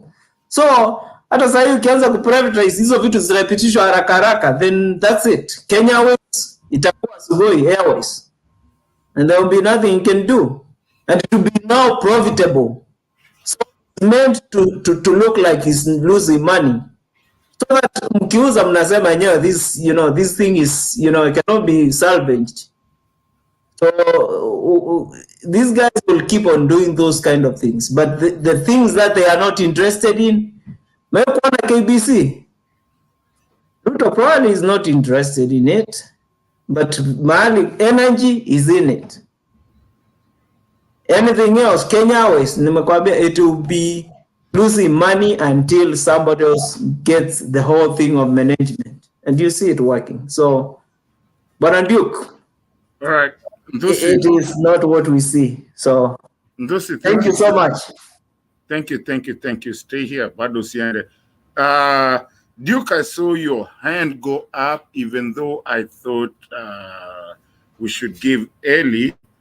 Is it a question or Nini? Just one minute, because I want to clarify what he has said. In other words, you are simply saying what I'm saying, because you are saying that KQ is not working when it's controlled, when it's a government parastatal, and you are saying it will work until somebody comes in. So, in other words, you are supporting what I'm saying. No. Because if, for example, if you see what's happening in KQ, you find that people, cartels, they have put airplanes and KQ is hiring them. And they have like a contract for 10 years. You see now where the losses are coming from. So maybe if it's privatized, all those contracts will come to an end, and then prudent management will set in. So it would be impossible for the government to try to, because those cartels who enter here, they have like a tenor of contracts which is protected, and if you go against them, they will ask for a lot of money. That's what's happening. Okay, Duke, thank you. I don't want it. Wacha tupatie nani kidogo before you can save it, Nani Ndosi. You can save it so that you come back, so that we don't make a back and forth conversation. Yeah. So Eli, the floor is yours, and then we'll go to Moses after that. And then Ndosi, you can reply to Duke once tukirudi tukichapa circle. Thank you. Thank you, brother. Eli. Okay.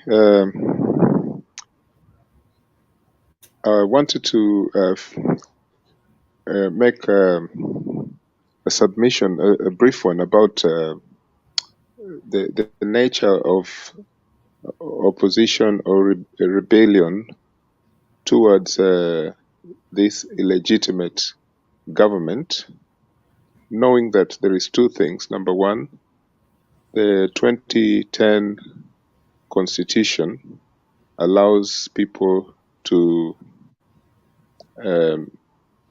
dislodge an illegitimate center of power. And number two, that center of power has state power, including mechanical power, intelligence, and all this. So this is a nightmare scenario at the moment because even the leaders and most importantly the masses don't know which way it will go for the first few days and so on. But I think that the anger of masses, as was seen today, it was not choreographed, it was real. I think, Duke, if you're listening, I think you know that the masses are not happy about what has happened. And then there is another group of masses who have been silenced because in their communities, if they speak about Raila and Karua's victory, they can face a backlash. And those masses are there. And we can say that it's most prominently in the central part of Kenya, where this time there was a sizable vote for Raila Odinga and his running mate. So you find that these people were disenfranchised, these people who at best are just left to their devices to be quiet.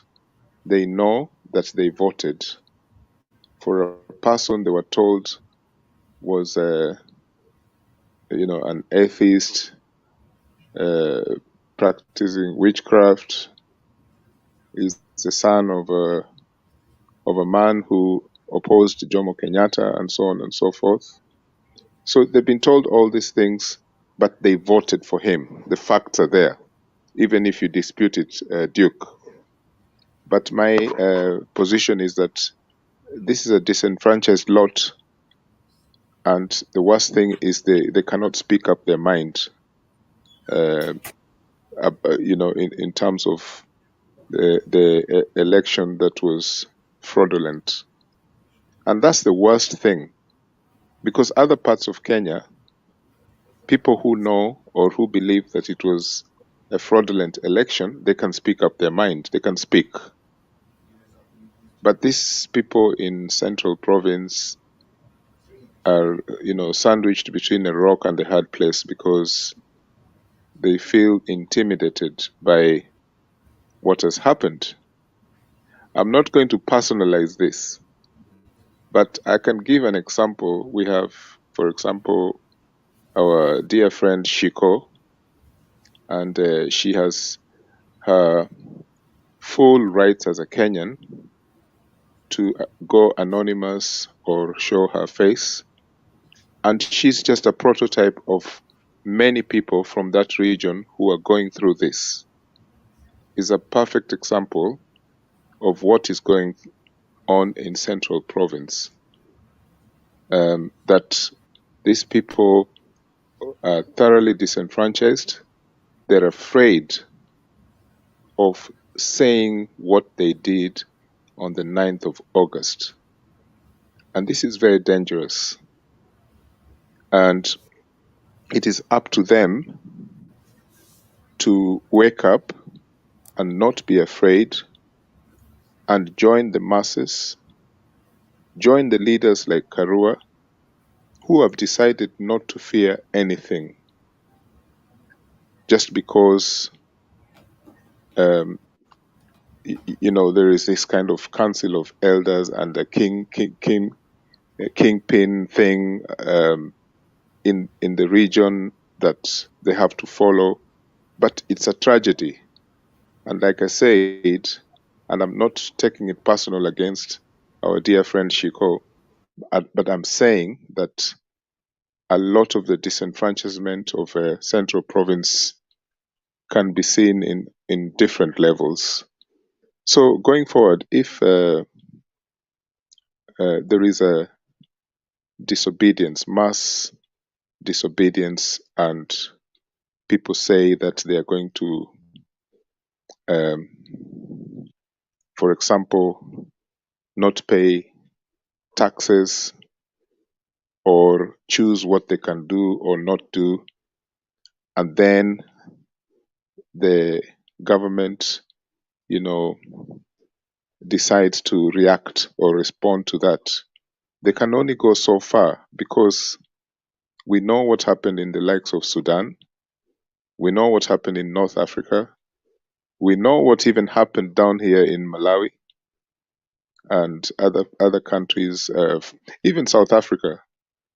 The way Jacob Zuma was removed, even Thabo Mbeki, a moderate leader, he was removed. He had to resign. So these things that the leaders of Azimio are saying are not impossible, especially in a case such as this.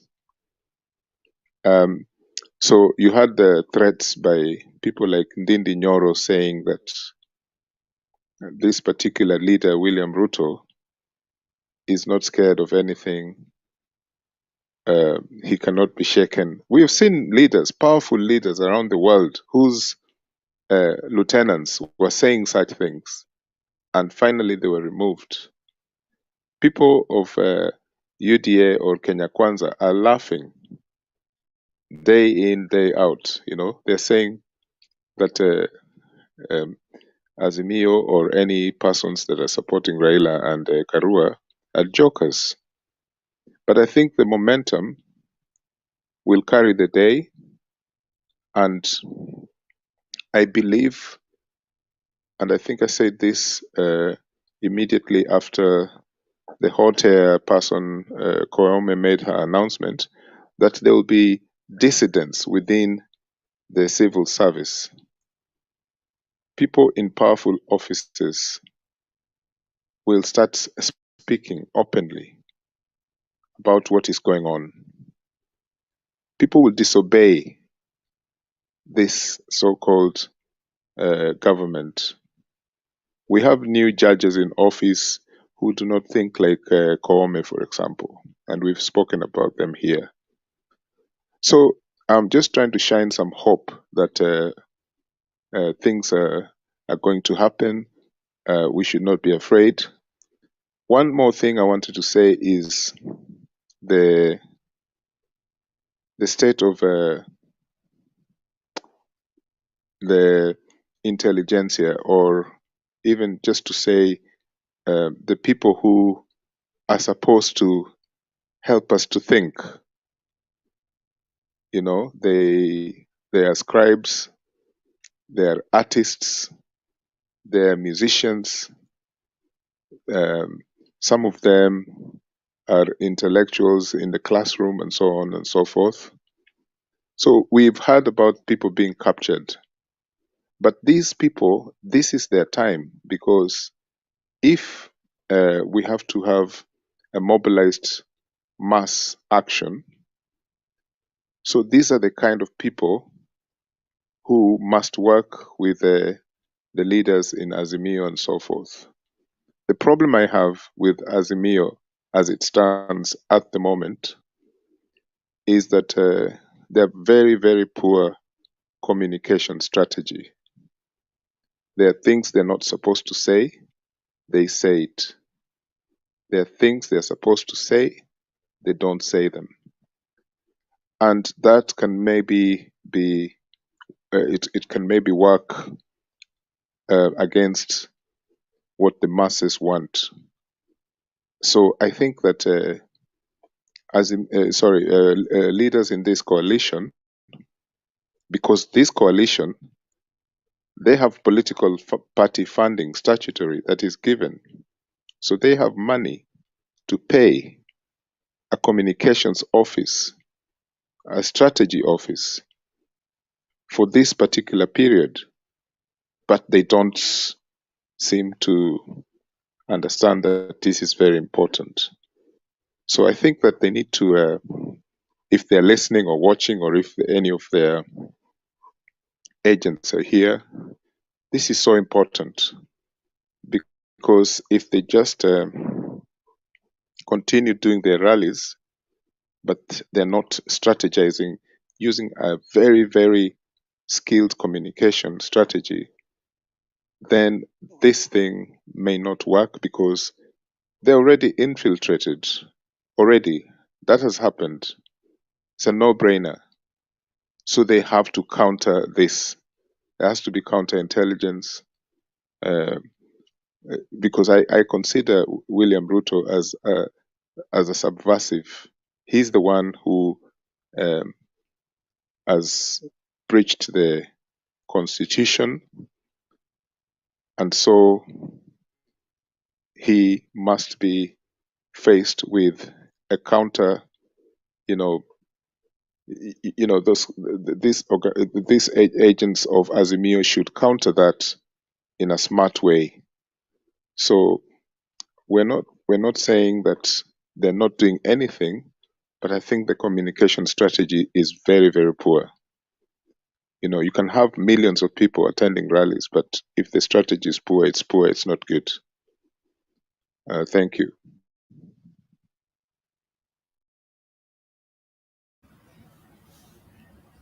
Thank you so much, sir. Thank you. I hope a lot of people, can learn from something, from what you just said, because I think it's very important in what you just said. At this point, I want to move on to, I think Moses hasn't said anything. Moses, I want to bring you in and tell us what you think and where you are with this one. And also, I need people to understand that Africa and East Africa in general is not about Kenya alone. It's about East Africa and growing to be Africa. So we are in each other's politics, and we will be in each other's politics, because that's where we're going. Moses, thank you so much of how much you follow our politics. Not our politics, by Kenyans' politics. That's not what I'm trying to say. I'm saying our politics. Uganda, Kenya, Tanzania, and I need to start bringing people from Tanzania in this place, Congo, and all those people, so that we understand that we are an Africa thing that is coming up, that has to come. So our politics matters wherever you go, whether Tanzania, whether Uganda. Moses? Thank you. Kenyan with love. How are you, Mr. Eli, Duke, and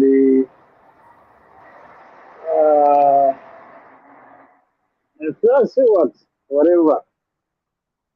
So, yeah, I was here before, but again, I had our brother Duke was talking. Then I had to come back and at least I talked to him. Before we think, or before we support, or before we subscribe to whatever we belong, or whatever we think is right, first of all, Brother Duke, first be a Kenyan. First, put Kenya first.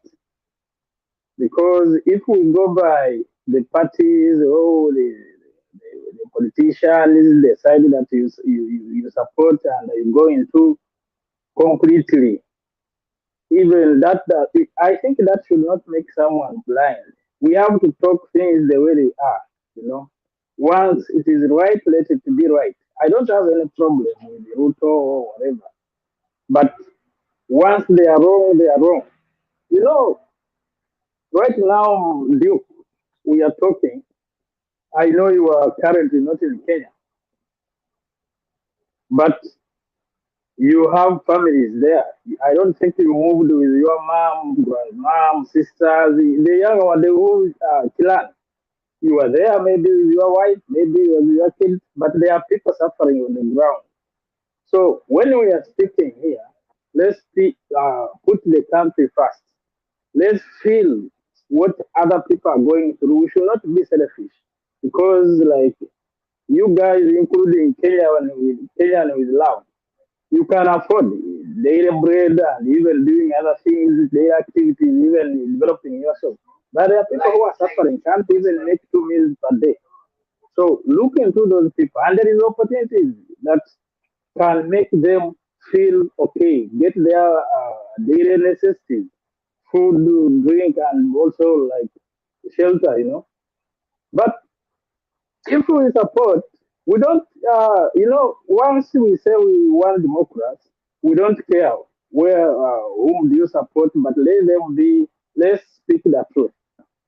Like, wherever you see a number of people, a majority are against something, just know, sense there is something wrong somewhere. Because even this platform, you can see how many people will come here and oppose you. People will not, even though, just think, why are these people talking like this? Why are these people not satisfied with my point? So I think that will be better. I'm a Ugandan, and I talk through experience. We are going through a lot. We have become quiet. You can't, maybe even there you cannot know that Ugandans are going through hardship, but we have no voice. You saw what happened in Uganda. It can never happen. If it happens, hundreds of people will die. But don't. I think we should not misuse the chances that we are having. Okay, you said Ruto. Yeah. I will give him a credit of not attempting. Of which, if he could, then it would have been something different. But he realized that we give him a credit there. So, Duke, you see, there are certain things that are happening day and night. You talked about Raila and the Martha Karua and the Kalonzo mentioning what happened in the election. They never gave figures. The amount, the number of votes that they got. What gave that before? It's because they were not aware. But if you see them coming in the public, in broad daylight, and mentioning that this and this happened, that means they have fact. So whatever, we should not take things for granted. And I believe, if I may ask you, Duke, do you think those people you saw today, do you think they have lacked what to do, or they know what is good and they know they are having some pain, or they are having some issue they feel that is not right, or they think that they are being taken for granted? So these things, before Duke, I don't know whether maybe you are in the government, you are among a civil servant, but always when we make laws, not in the government, make laws that will always protect you, even though you are in and after that government, you are out. You become like a normal one inch. The law you make or whatever you support, make sure it will not one time come and hands you back. Because these are the things you are saying. If the government can come and say we want to privatize universities and what, that it, how does it say? How do you sense it? How do you feel? And you will say it's okay.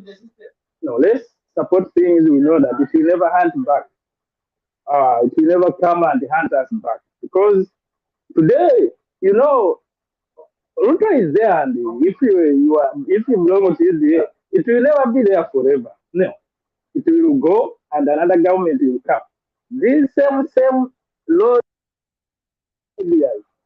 when you are out of that government, you are now powerless. You will also go through what is supported, and they will turn against. So let's support things we know that we are safe, both in and out. That is for me, area and the Kenyan Islam. Let me do some work here. I'm time bad, but I'll join you later, guys. Thank you. Duke, just I salute you, but let's be, before you talk anything, be a Kenyan first. Even Baba, I support him, but when he takes over power, we cannot trust him with words. We need to write. We must make agreements in white, black and white, because the people change. If you understand, and after him, if we just leave it like that. So, but if we make laws, we give him, we trust him with constitution, and these are the agreements. Even though he leaves, thank you, brother. One love.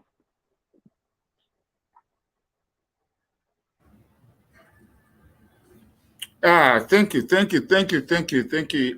Mr. Moses. We really appreciate you staying here to funga sote pamoja.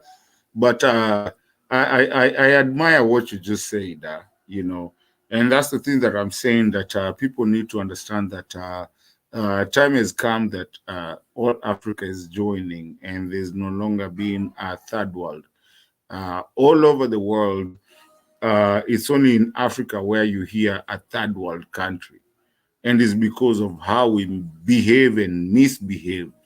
And we need to stop that completely, so that when people talk about a third world country, they don't even look at the side of Africa. I don't know, you watangalia wapi when Africa proves itself that is not a third world, because that is what they talk about. Anyways, at this time, I want to give Duke, and then we'll start doing our closing remarks after that. I want to give Duke this moment. I know I'm a Ndusi, yeah, ulifanya yako. So I want to give Duke his time, and then we'll do everybody will have his closing remarks, and then tufunge, and then kesho pia ni siku. So Duke. Yes, I want to respond to Moses. Moses, I usually embrace the truth. And the truth is, if somebody comes and gives specific information, it cannot be a fact like that. For example, the whistleblower said Raila won with 8 million. And that's the fact. It's true now because he said. So you say that's a fact, and it ends there. So that's where we have the disagreement. Number two, it's not that people who are supporting the other side are stupid. You are saying whether those people were at Jakaranda or they were stupid or not. No. You know, we have different affiliations, different tastes and preferences, so people support the side they want. And that's the diversity which we have. So people have... Luke, with all due respect, and I'm so sorry, I apologize for interjecting you. There's an Emmanuel Olo that is requesting to come in. Emmanuel Olo, I cannot allow you in the studio when your camera is not on.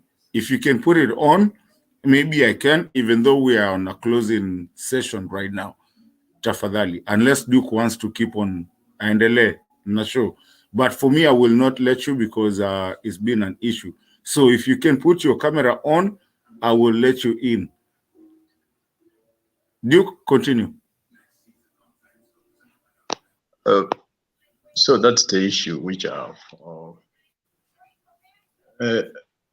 One last thing I want to say is this. What happens across the world is that people are not the same. There is this mentality. People think that all people are equal. People are never equal. Even in a democracy, people are very different. If I give you an example, in the US, there was the Capitol insurrection where Donald Trump invited people. There was some, but do you see the cases? A lot of people have been imprisoned, somebody like 30 years.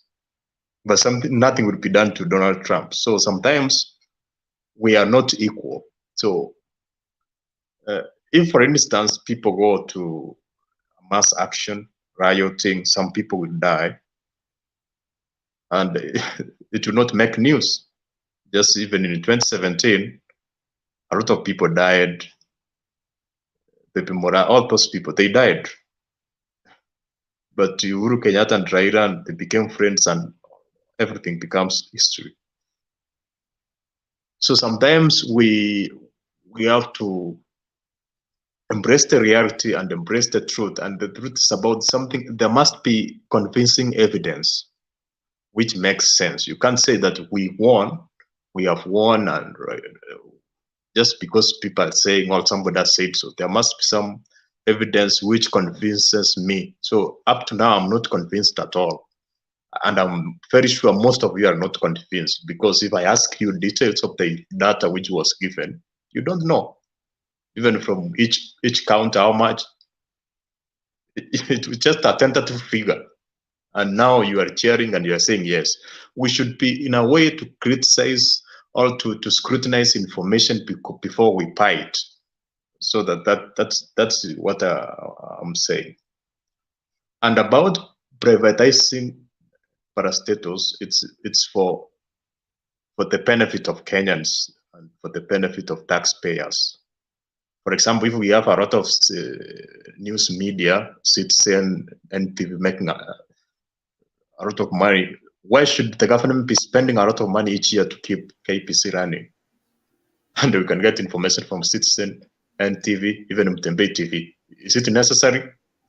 So sometimes those parastatals which are not making profit and they are actually an expense to the government, which is burdened with debt and many, it should be privatized in a formal way, in an open process where there is no blackmail or there is no cartels, something of that kind. Duke,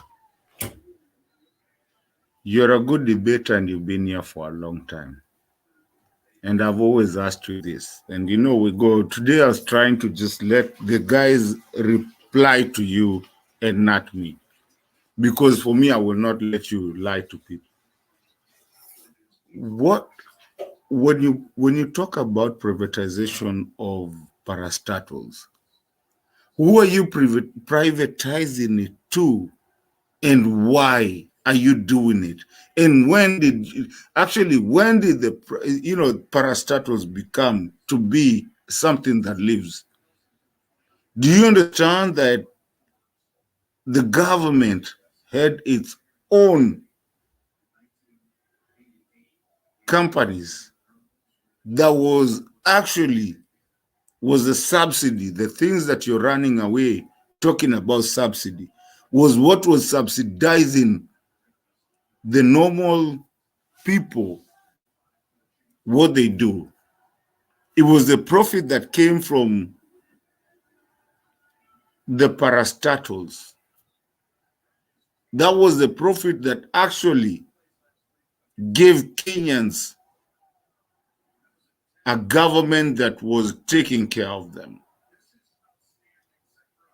So now when you come here, you're telling us, basically what you're trying to tell us, you're telling us, everybody for themselves and God for us all. Because Kitambo, that is what it used to be, the parastatals, the pan paper of the day. That was what actually brought our country to where that you knew you had a government that you can go ask for help from a government. Basically what you're telling us to pay.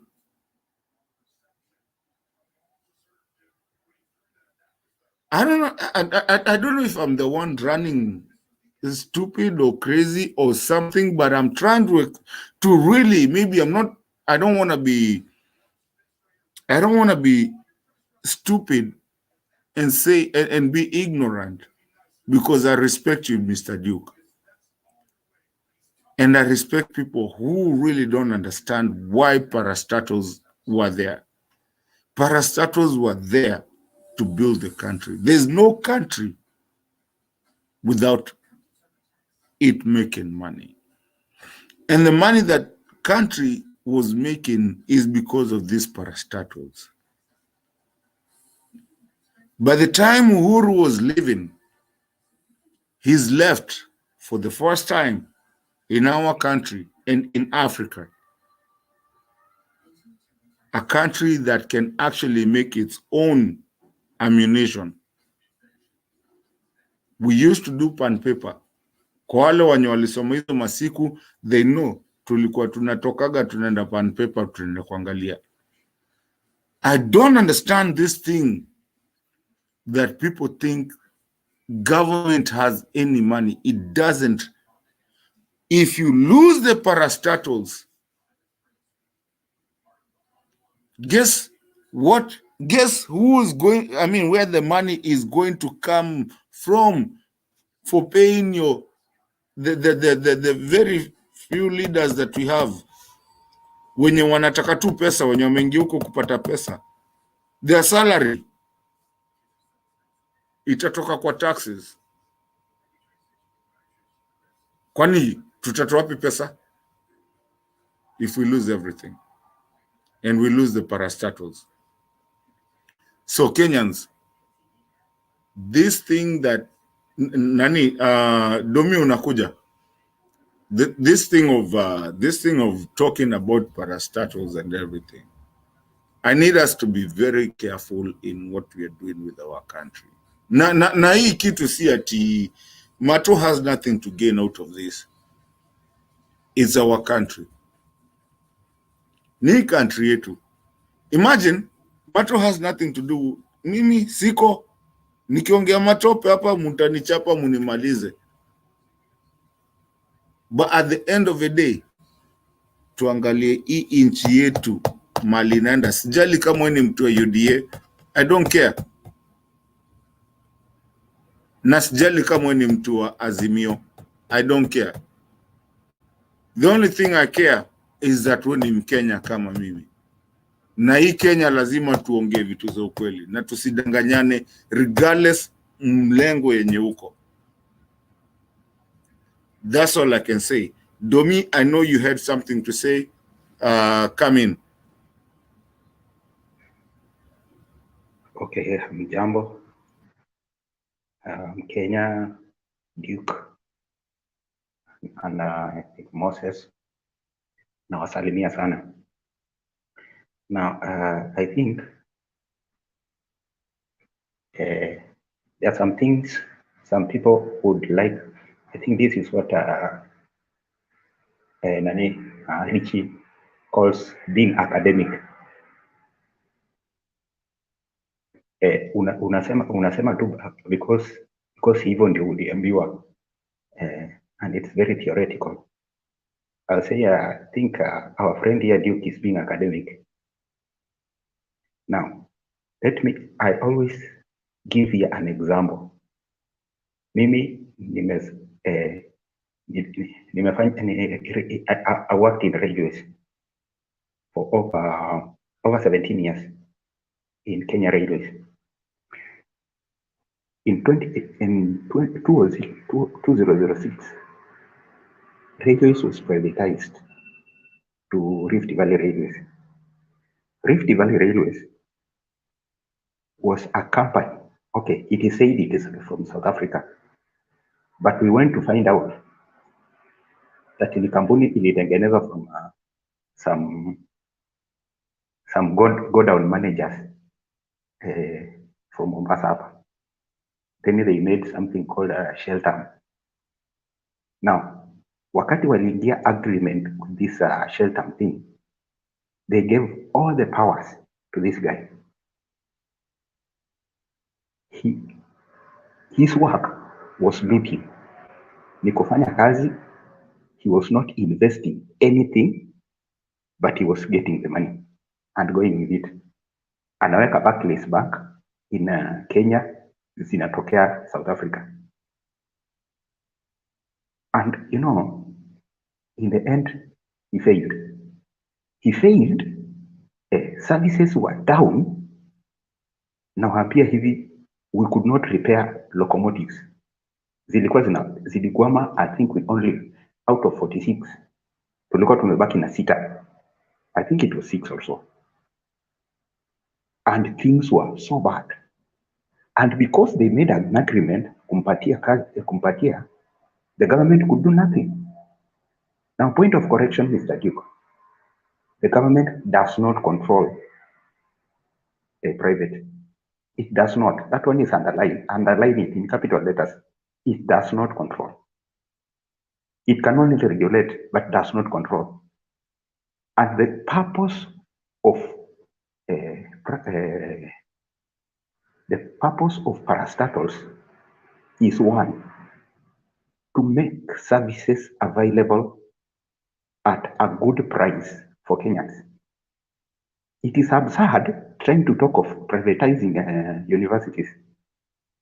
Pahali penye wanafunzi walikuwa wanaenda, mtoto wa maskini anatoka nyumbani, anakuja anapewa help, and is like they are paying about something like 20,000, I think, somewhere there in a year. You want to privatize so that do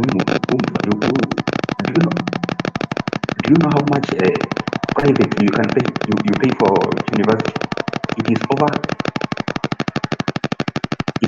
almost 200,000 in a year, and you're expecting mtoto wa maskini atoboe. My friend, ebu amka bwana. Stop sleeping.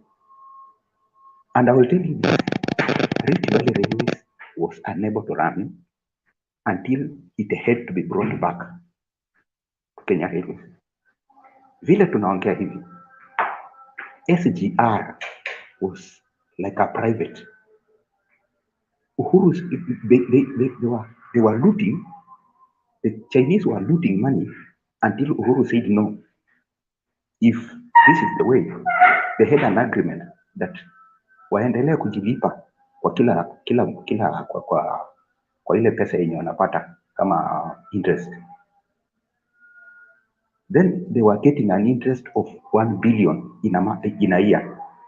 Uhuru akauliza, are you going to get 1 billion in a year for 160 years so that ndio mrudishe kampuni kwa Wakenya? He said no, we can't do that. So let me tell you this. You talk of fact, let me tell you for a fact. Privatizing, you are creating an opportunity for private sector to sabotage you. And if they refuse to work, they will just refuse to work. And vile mimi nakwambia hivi, Kenya Rift Valley Railway failed. Everybody knows. Kuna wakati kama wenye walikuwa wanatumia train, kuna wakati you consistently every day gari inakwama kwa njia. Inakwama kwa sababu it's not being serviced. That is under a private person, which I'm telling you, that is called sabotage. And in fact, ilifika pahali, what made this Roy man from South Africa relinquish his position? Aliambiwa, now you are going to be sued for sabotage. Hiyo ndio hapo hivyo ndio tulimshtua kaamua kupatiana. Makampuni kama kina Transcentury, which was partners in Rift Valley Railways, they could not move, they could not do anything because this guy had a lot of all the powers until wakati he was unlisted, ndio akapatiana, then Transcentury came in to take the lead.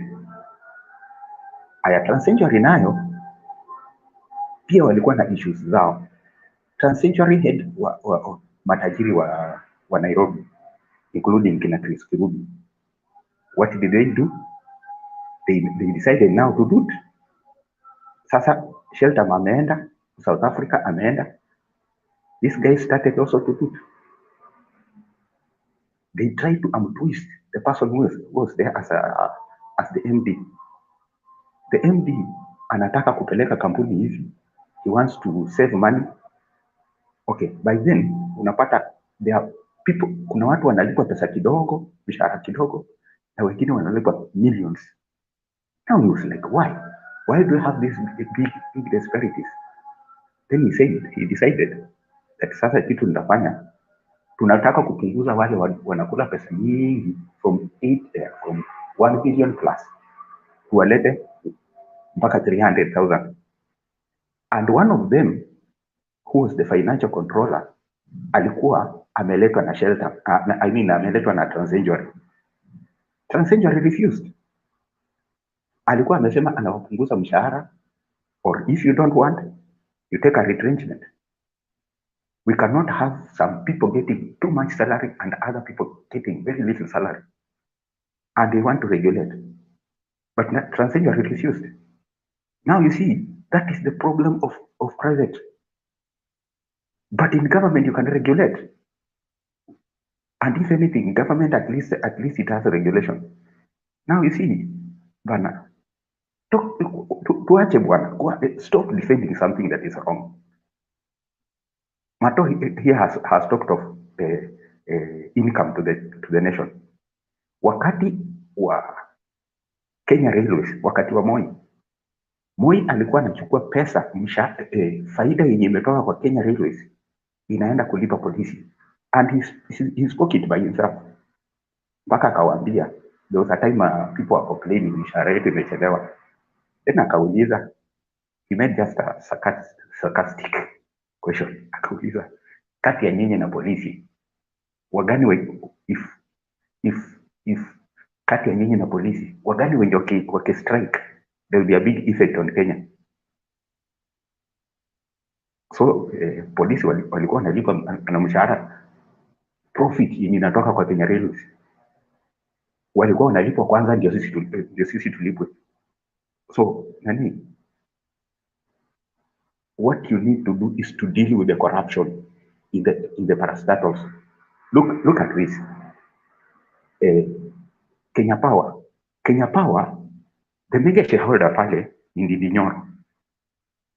Nyoro ndio wanataka wanunue hiyo Kenya Power so that they get that profit.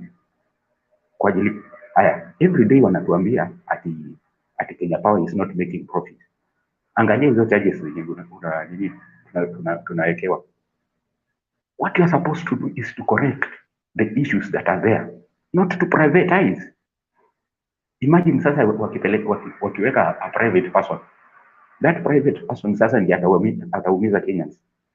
Anakuumiza na anaweka pesa kwa mfuko yake. Are you telling us it's a solution? Okay, you are talking of privatizing. Kenya Airways, imagine Kenya Airways if at one time mwenye amepewa kurani hiyo Kenya Airways decides to sabotage you, what will you do? And let me tell you again, you don't control a private person. That person cannot be controlled.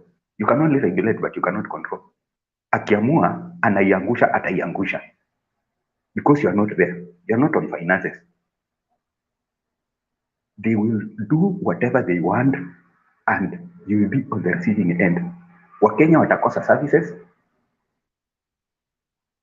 Now, kabla nimalize, let me explain something here. I'm trying to imagine railways. Unaona hiyo Kenya Railways vile inasafirisha watu. Inasafirisha ili kucounter the road. Ili wananchi wakijua barabara pesa kutoka Githurai mpaka town, barabara wameweka 70. Wananchi wanakuja huko hivi kwa reli kwa sababu wanajua watabebwa na 40. Now you have privatized. This guy has decided kuiweka 100. Utamfanya nini? My friend, there is nothing like privatizing ili upate better services. No, not necessarily. You will just get the same crooks. If anything, Ruto mwenyewe ameangusha inaitwaje Amaco Insurance. Amaco Insurance ilianguka in the hands of Ruto. It was a private thing na ilianguka.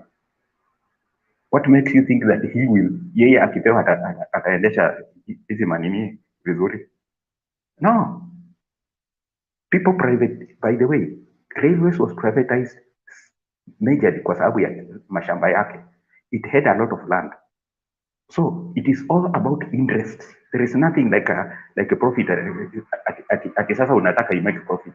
No, there is nothing like that. There is an interest. Mtu anaona kuna kitu wanataka kuiba hapo, and when they are finished stealing, wanaiangusha. Then ndio kampuni ingangane, ndio taxpayers waanze kungangana tena kuiamsha. My friend, can you wake up? I think because you are very, very much asleep. You like talking a lot of academics here. Okay. Brother, take over. Yeah, sijui where Mato ameenda. But Dominic, you said something that, and I don't know what is the obsession of privatization anyway? Because Mato, I think I jumped before you. Nilipewa nafasi, so thank you. I didn't say that I jumped without your permission. So sawa. Okay. So I was just responding and also adding some weight on what Dominic has said. What is the obsession, Mr. Duke, of privatization? Because let's say, for instance, how does that Actually, yes? Actually, because I was about to make a last round to funge sisi wote. If you want to keep on going kidogo, you can go. You can take over because I'm dealing with some things here. Nilikuwa nifunge show, but if you want to do, you can take the chairmanhood. Nitaongeza mwenye nitaongeza, na naona mami amekuja pia, so nitaongeza tu. Okay. Yeah. Acha nimalizie. Hata I'm not going to be much up here. Kuna watu najua hata ni distract here, so I need to get quick before they come in. So tumekubaliana, you gonna be the chairman for now, for the next maybe. Nilikuwa nifunge kitu. Okay. What do I need to do? Just control. I mean, just be the moderator. Okay. I mean, we can discuss. Then I can pass the baton to somebody else when I have to leave. Yeah, I can take over. Okay. For a minute, and then after that, tutafunga kitu. It's time. But naona pia mami amekuja na pia upatie mami time yake. Okay. Yeah, and all that. So you're the moderator as we speak right now. So nitakuwa tu nyuma, niko nyuma, alafu nitafunga.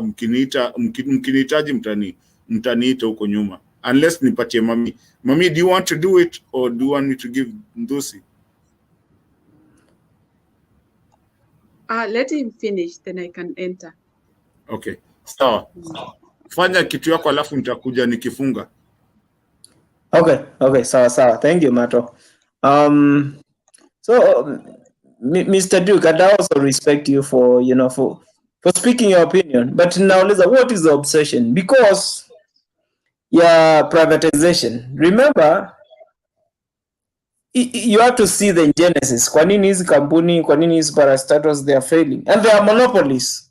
How do you go under when you are monopoly? I mean, there's no competition. This is something that is managed a lot of times, because tuseme kama venye Dominic alikuwa anasema, Kenya Airways akona competitor? No. So Kenya Power, until recent, did it have 10 competitors? No. But inafanywa ikue like it's going on a loss.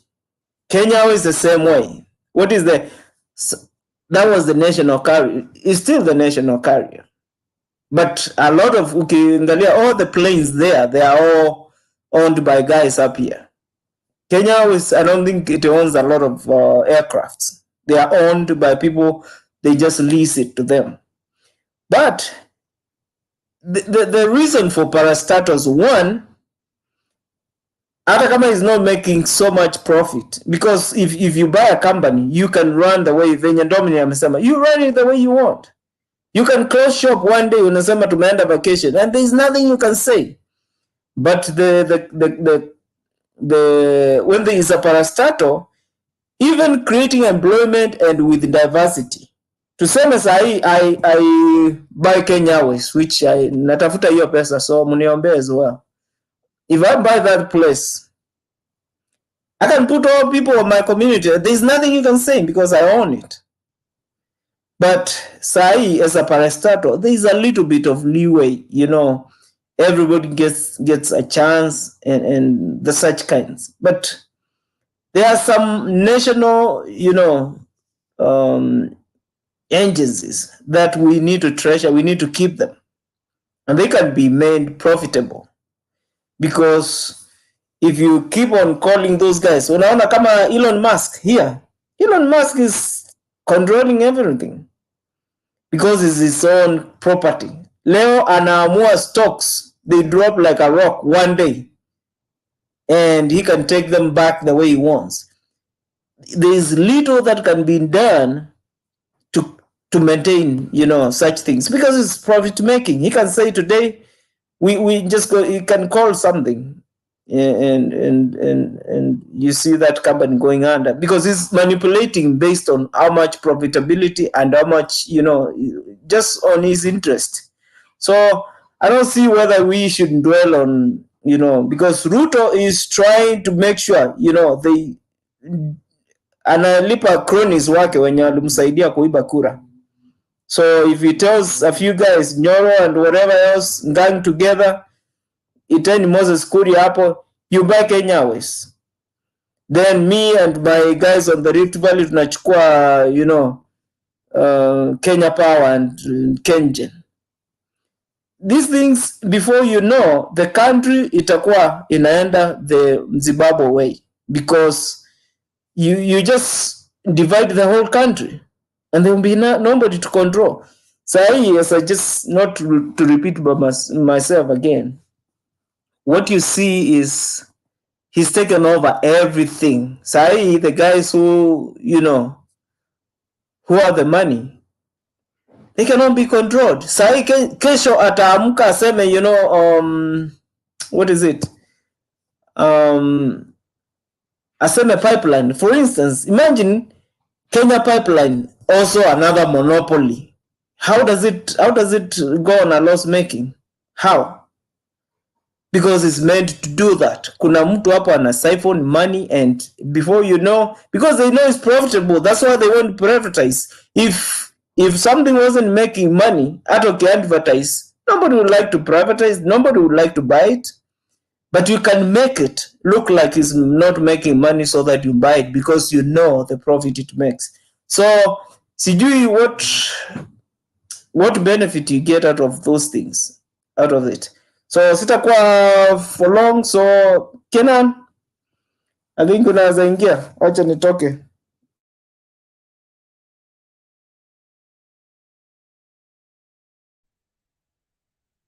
Did you invite me or Duke? Yeah, Duke, I think he stepped out. So, Nilimesaba is your turn now. Thank you. I'm here. And yeah, I'm sorry, I'm sorry, Duke. I'm sorry, Duke. I said the other guy when you step out. Yeah, wacha tupatie Kenan, then Duke, you come in because hapo ameongea. So I'm sorry, Duke. I know you're here. Yes. So wacha tuende na, is it Nawire or Nawire? it's Nawire. Nawire. Okay, Nawire. Yes. Thank you. How are you? How are you? I'm good. Yeah. Your name is Dumbi or Dusi. Dusi. Okay. And Dusi. Duke is a regular person. So, yes, you really spoke something that this thing. Actually, I was in the back and I felt, let me say something, because if that is what is happening, you should know now Kenya has been divided between the Majambazi. Nobody else will talk or say anything. So for that reason, I would say that we have very bad news according to that, and it won't help us at all. Sorry, I'll be in the darkness, but I'm here. What I'm trying to say is that when a country is taken over, sasa hawa wanakuwa kama pest. It's like pest, zile zinaingiaga kwa mahindi, zinakula, zinaacha hiyo mahindi imekuwa unga. That is how these people want to do. They are merciless, and in fact, they don't care. And I wonder, when they divide themselves with these parastatals and they take each a share, what are they thinking we are thinking? Because it's not that we are fools. All Kenyans are educated, I would say now. They understand things, how they go. But I don't understand how can somebody do that? How can he take over, steal the winning of somebody, and then with an idea that we are going to divide Kenya, you take this, you take the other one, take this, and the other one take this. That's a big fight that he is trying to, to ground in Kenya. Because once people will get up and find that is what has happened, and this is now the monopoly that we are having in the country, you'll see Kenyans will not accept that. They will never stomach that. And I think that is why Kenyans are angry right now, and they want to do that. They want to have their country as it was, intact, without those interference. And I cannot imagine some people can come here to support such a thing. You can't see the danger ahead of you. You can't see the country getting red, having all these problems, because privatization is something that it's very, very dangerous. Look at how you can have your own house. Your own house, you can fence with an electric fence. Nobody can come in there unless you open the gate, unless you welcome them. You see, that is exactly how those parastatals will look like. And so, if I say that you're not coming to my house to get water, you're not coming to my compound to get any vegetables that I have grown there.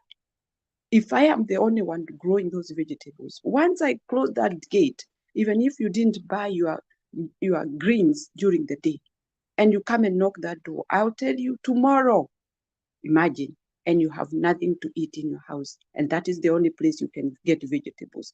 That is how it is. And Dusi, what you said, it's exactly 100%. That is what will happen.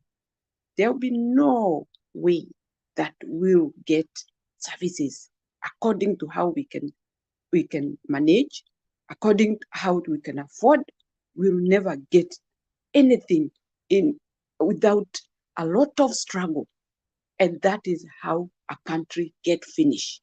And that is how you see people who are very rich and people who are very poor, and they are dying. And so they start now looking back and wondering, is this our country we knew? That is how it will look like. I think that those are the few points I wanted to make. And it is a pity. I wouldn't imagine our country, Kenya, going that way. It will be so sad, because everybody now will start struggling. How many millions will have those status? It's only the few who will own it, and then they will be talking to us like nothing. We will be treated like animals, because now you either pay for the electricity or you don't have it. Then you stay in the darkness. They don't care. They know they have got other companies that are paying money for that because they are using it. And that's it. That is how it is. Guys, I will leave you because I have some things I'm doing. I just wanted to make those few points. Thank you, Duchi and Duke. Have a good night. Sawa sawa na wewe. I think Duke, we are just the two of us there, so probably Mato will come and close. But Can I respond? yes, please. I want to respond one by saying,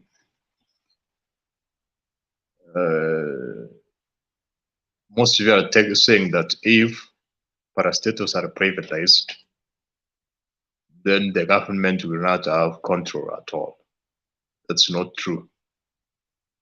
Actually, the government controls all institutions. So control is by making regulations. For example, if we have private universities and the government says the entry into universities are C+, no university will take a student who has scored a D+ or something of that kind. The reason why privatization is important is because we have companies which have no sense. They are not providing any critical services to Kenyans, but they are taking a lot of tax money. If, for example, right now you can check KPC, how many people are streaming. I've checked right now, 8 people are streaming, and the Citizen like 2,000 are streaming. But how many people are paid by the government for example, if we privatize KPC, how will Kenyans suffer? They will not get the news. How many of them watch KPC? Very few. So the reason is we have inefficient use of resources. And the reason is because of bureaucracy and interests which are there. If, for example, it's true there is a lot of corruption in parastatals, but it will be very difficult to control that because I gave you one example. If we were talking about KQ, and Moses gave another example of railways, we have cartels who have come in and have long-term contracts.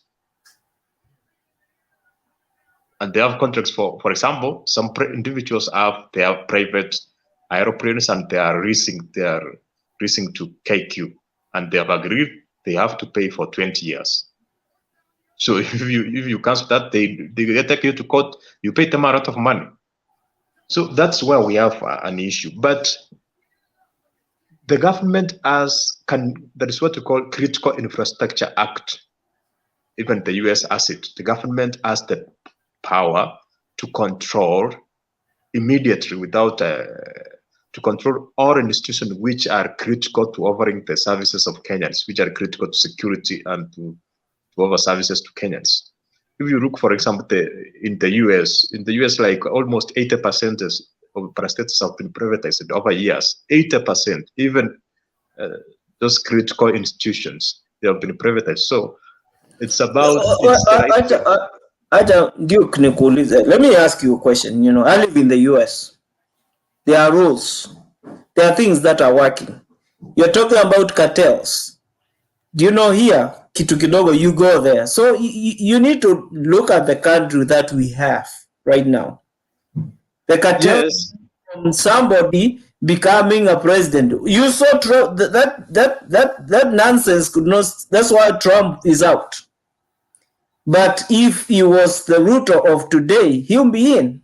So you are comparing a country that, yes, you have to go those baby steps before you can go to that. Because if a company can be privatized and the government will be getting taxes out of it, yeah, that's good. And there are these regulations in this country, in the US, let's say. But you are talking about, did you see when Uhuru got into the milk business? Because it's private, maziwa ilikuwa inamwagwa when still we could not get it in the shop. It will be bought at 40 bob. When it is packaged, it comes at almost, 100 shillings. If it was a government parastatal, they will regulate. Na maziwa ikikuja excess tunapewa kama wanafunzi kwa shule. But if milk after privatization, you saw what happens. Because you own the company, you decide what to do. I make profit. I may decide today I close shop, tunaenda, vacation, then we come back. So this is a matter of things. If the country had rules and regulations that are working, that would be good because those companies will be profitable. They will be paying taxes. You see, all these guys are paying taxes every day. So give them those companies. You'd rather be having a company that is even like Kenya Airways, because if you put those guys and you are talking about cartels, what medicine are you going to use to extinguish those guys? They are still there. So that country kama imeanza on a wrong footing, like now we have a guy who is there has stolen everything in the name of Jesus Christ, and then he's still there. He killed all the companies that you go in. He went and bought all the motels. Now he's trying to get everything. You buy every single entities that is making money. Sahi umesikia is what was it? Kenya Meat Commission. After it was handed over to the military. Sahi all the animals being slaughtered there zinatoka hapa Taveta shamba ya Ruto right now. It go that way ukwe when with your own cow when it was a parastatal it could be bought na inapelekwa Kenya Meat Commission. Now the biggest guy who is there Ruto, this other guy from mwenye amewekwa Ministry of Defense, I don't know, the Somali guy. They're the guys who are going to supply the meat. Yeah. So I mean, I don't know what is the obsession. That country, until we fix up corruption illegal, try to privatize, we'll have no country. We'll have nothing. So you are proposing that we continue to have institutions which are not making profit, and the government is giving them billions of money every year, tax money, to sustain them for no good reason, year in, year out. Those parastatals are not making a loss because they are supposed to make a loss. Nimekuuliza, how do you have a monopoly? Let's say, for instance, when if you invent something, let's say there was no Safaricom and you are the only person umekuja hapo na services zenye ziko na Safaricom, how do you make a loss? Monopoly yenye iko hapo. Customers. You are asking questions because that's the reality we are in. KQ is making a lot of losses. So what do we do? You are saying they cannot make a loss, but they are making it. So what's the way out? But it's meant to do that. It's meant to look like it's making profit. So the government continue having those parastatals and continue paying them a lot of money every year, tax money, for years without the end. Duke, what's the meaning of parastatal?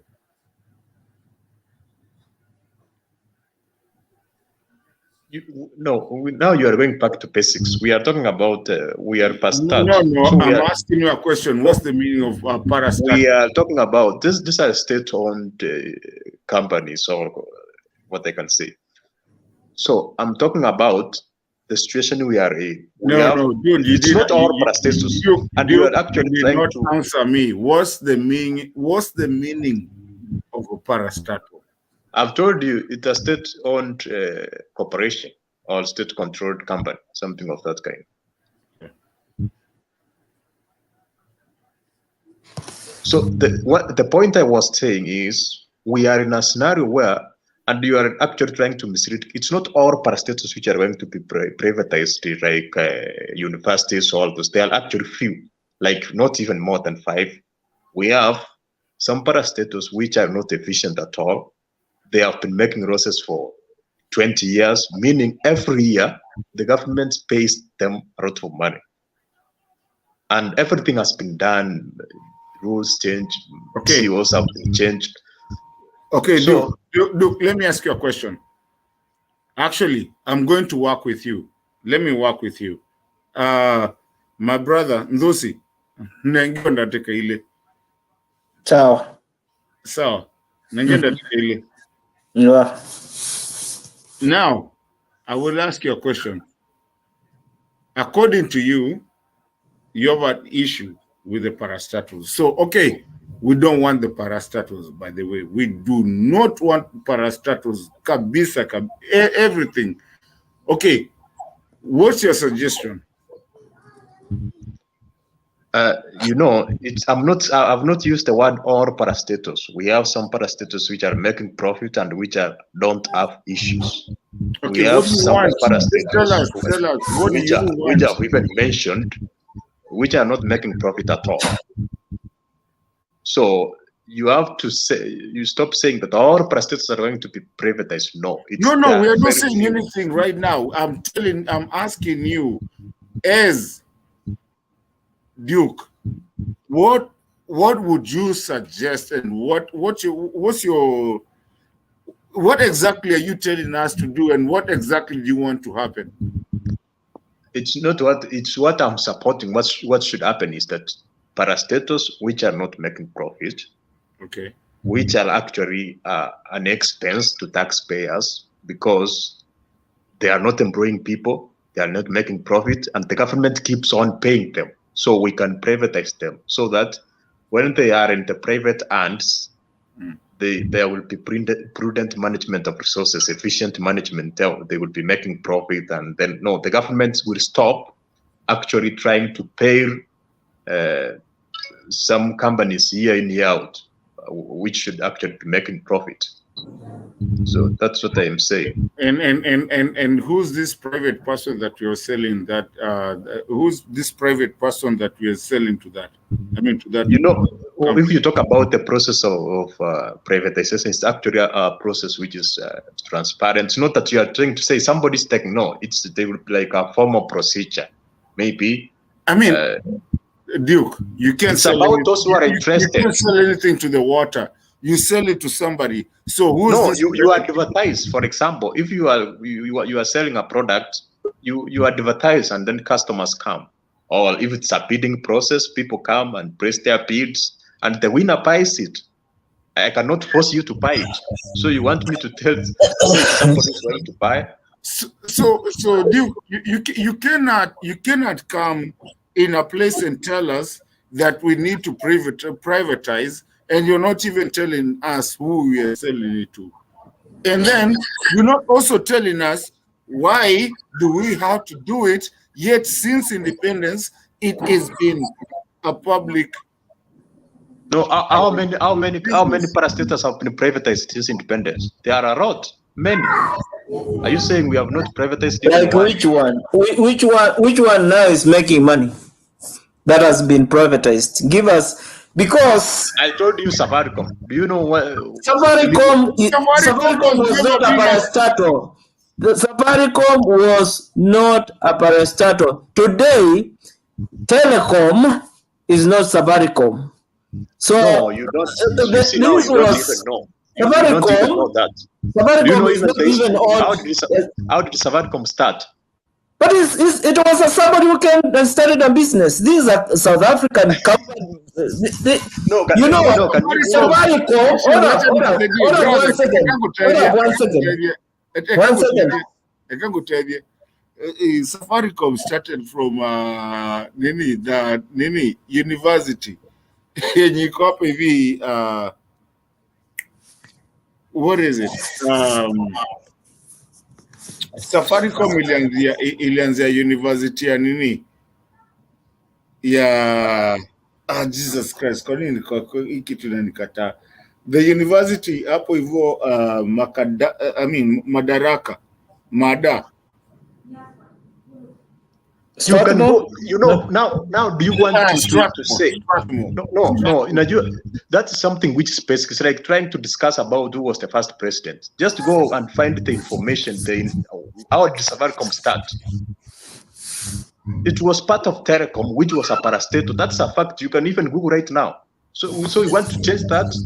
But to say Safaricom, when Safaricom was there, Telecom is a parastatal, so it wasn't invention of Telecom. No, it wasn't a new product by Telecom. Was a subsidiary of Telecom Kenya, and that department was privatized in 1997, and it was named Safaricom.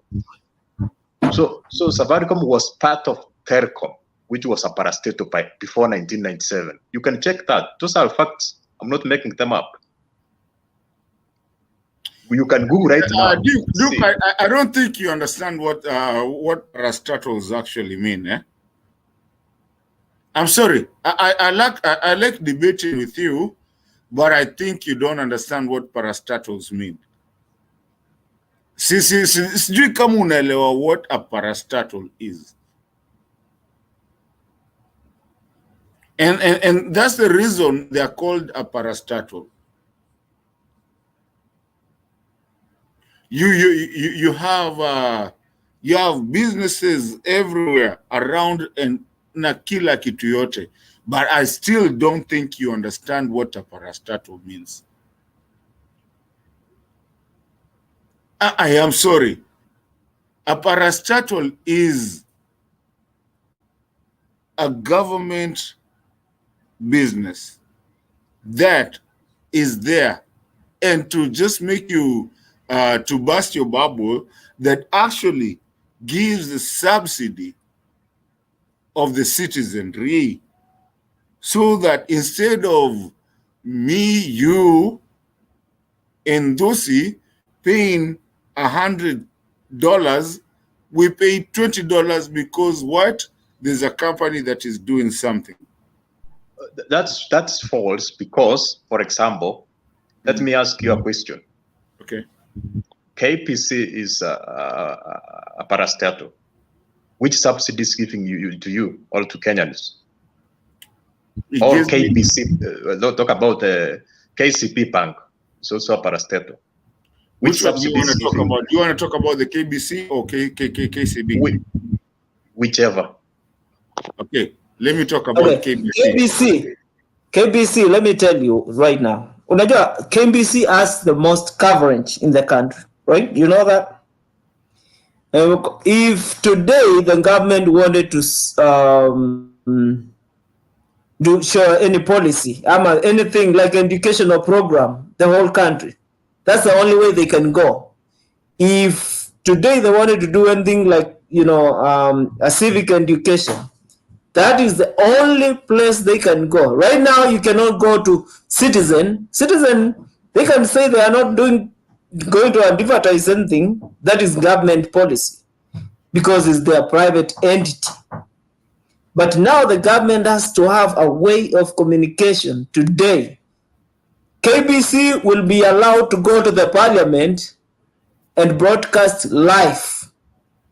Any other entity, depending on who is the president or whoever controls, they can be denied. You saw how much skewed coverage it was. But the government has to have a system of, channel of communication. It has to stay there, just like the Kenya Gazette, just like that.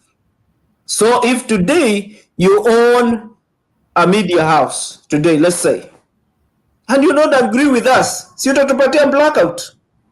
Even any government policy will never go. It will never. Say, if today you decide to, decide you're going to go one side of the country, no chukua all your towers. For instance, right now, if Ruto was given the power and anaanzia hapo Kisumu, you'll never see a TV station. They will take all the towers down. So there are some things you have to regulate. Today, if you privatize something like Kenya Power, you decide when to switch on and off because it's your thing. You do whichever you want. If you don't like me and I'm renting your house, how does government come to regulate because you own it?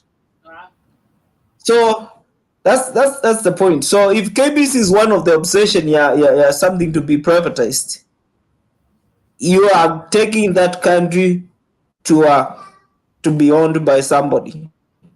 And it's going to be a rough ride up with Ruto, because Ruto, what you need to do, those things to be profitable is, one, kutoa hao makatel na kutoa corruption iko hapo, because there is ghost workers hapo who are brought by every regime that comes in. Ukiangalia wage bill to some of those companies, you find people who don't even work there. Ukienda Kenya unapata there are guys, there are houses that used to belong to Kenya. When I was in Kenya huko Makongeni, used to be jamaa na kurendisha house like he owns it.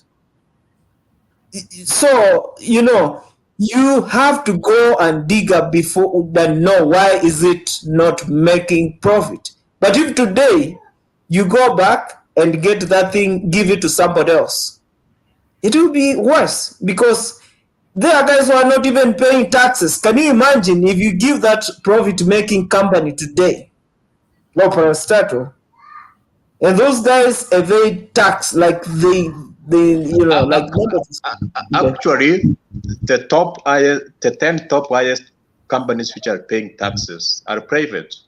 Check, starting from Safaricom. So which parastatal?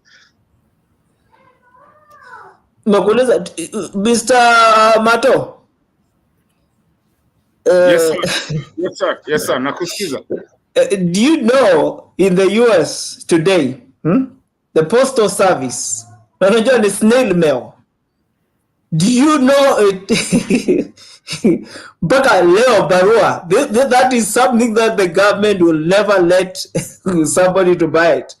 Today, that is a federal thing. Today in the US, na ndio kitu yenye, how many people, when was the last time uliweka stamp barua ukatuma? When was the last time? I think it's about 3 months ago. I tried to start that conversation here so that people can understand. And I brought in a little kit to the postal ya US. Nilileta lakini nikagongwa nikanyamaza. You see, people don't understand. Kuna vitu zingine zenye ni federal and postal, you don't go there. You don't buy anything. Owezi, my friend. Mato, leo, pombe. It's called ABC. I think huko zinaitwa ABC. Siku ile COVID ilikuwa, that is all state owned thing. Hakuna mtu alifunga hizo mahali lika inauzwa. Alcohol beverage control. And they are, they could not let it be owned by anybody else. Drugs. So there are some things, lakini nimekupatia some of the things. Kama unaona, if there are things that are not making money, angalia post office. Hapa kuna city bus in the US, hapa in town. Unapata inabeba mtu mmoja. Kuna driver that one person. Na itazunguka ikisimama kila stop. If it was your company, today you close that company. But can you imagine that person? He'll be, he'll be disadvantaged because he doesn't own a car. And but thank you, my brother, for bringing that up, because now I want to take you back to when we used to have KBS for the people when wamezeka kidogo. When you used to have KBS, Kenya Bus Service, that bus was not zile matatu tuko nazo siku hizi ati tule tuma 3 na nini and all that. That bus was basi ya kuzunguka Kenya na mtu na conductor anapita pale na ile anakutolea kama ticket, anakuzungushia na kupatia ticket yako. Na sisi wengine tulikuwa janja sana, tulikuwa tunaingilia mlango ya mbele tunatokea ya nyuma. But you know what? That was a state service. And I can tell you, kama wewe mtu umegrow hiyo side na watu wenye hata wanatusikiza, you will know that hakuna takataka ilikuwa kwa barabara ama ilikuwa mahali. Kulikuwa na basi na lori zinakuja kuchukua takataka siku fulani. Mato, you see, this thing of Surana, like what Sakaja and Gashagwa is trying to see. Unasikia, they want to do anything about Matatu. And talking about KBS. Even the poor people who could not afford. Na saa hiyo ulikuwa unaenda, that was njioni, kukikuwa na jam, kukikuwa na mfua, price was the same, right? Yes. And people are getting to their place of work. Mnakuja hapo audience cinema, you connect from there. So there are services that if you put people there, you are defranchised people. Kama sahi nakwambia, in this city, there are people who cannot afford kukuwa na gari, but that has been sustained. Even unauliza, how does that driver make, how is he getting paid? The whole day anazunguka, sometimes he doesn't get anybody. But that person who cannot afford, you have to also take care of it.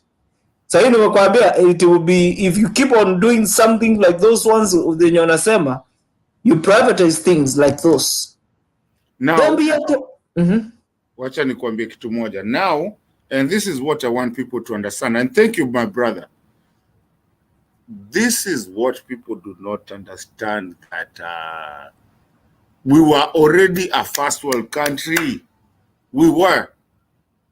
We had squeezes tunasema ati tutoe roundabouts, sijui ati sijui tunafaa kupata sijui overpasses, tunafaa kupata sijui nini. We had it. We had the city transom.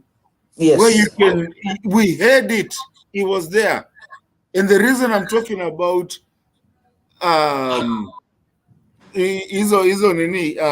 Kenya bus, we had it.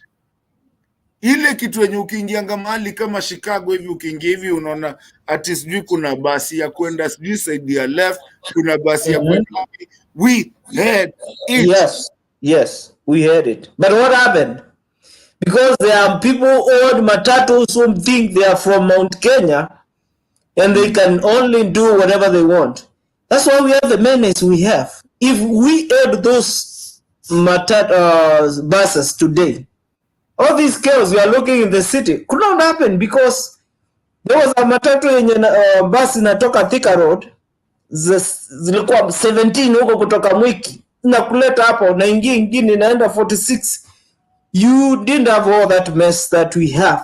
They were orderly. Zinasimama, kulikuwa na stages. The country was working. And the same thing umesema kama trash, takataka.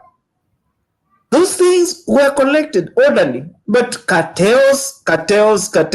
So sahi Duke akisema we privatize these things, man.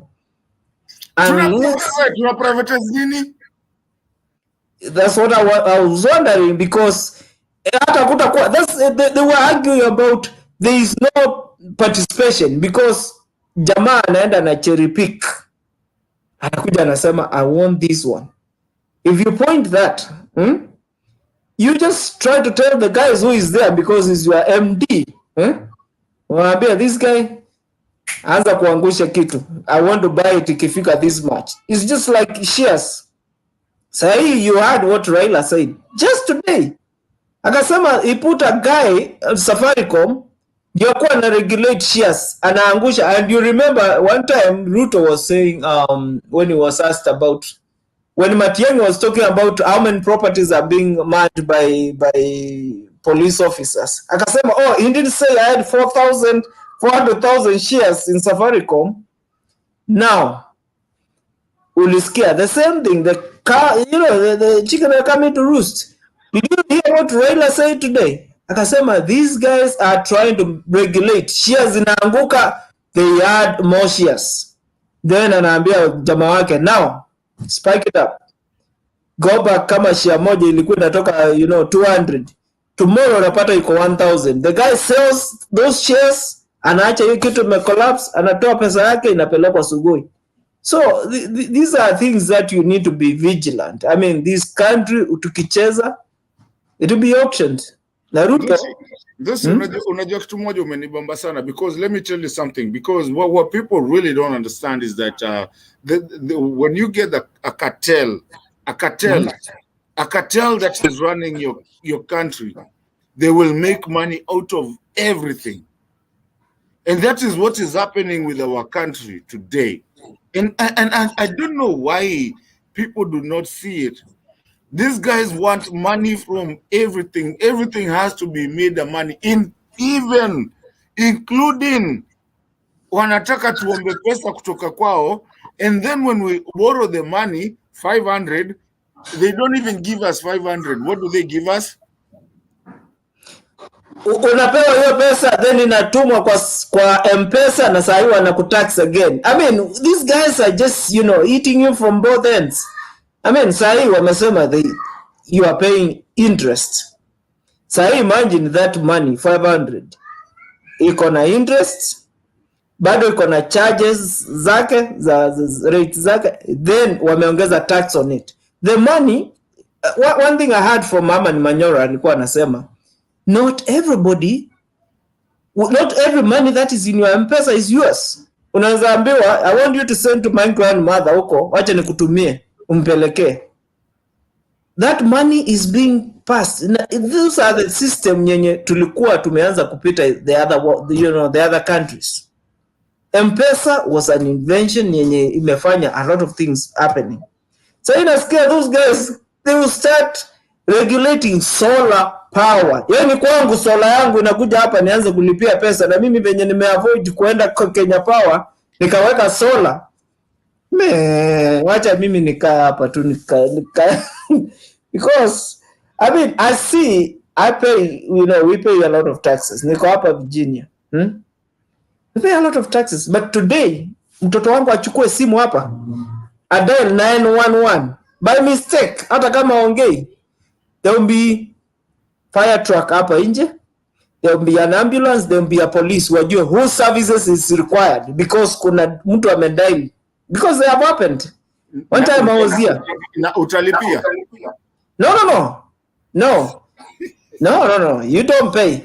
Now they will not take more than 5 minutes to get here. One time I was here, nilikuwa nimelala na niko na driveway, so mtoto akishikashika remote akafinya, so boot ya gari kafunguka. 1 AM nilisikia tu. Hey, nikaangalia, nikafungua dirisha, nikaona lights za blue zimewaka. So I called 911, nikasema kuna watu wako na blue lights hapo. Of course nilikuwa nimeona ni polisi, but so this guy got on the phone, they are all listening, so any phone call yenye natoka, so akasema, oh no, it was just we saw your car trunk is open, we were wondering whether somebody vandalized you. So nikamwambia no, nothing is there. Akaniambia we already closed it, but we just wanted to make sure. So you see your money working. Nimekwambia mtoto tu afinye 911. You don't have to say anything.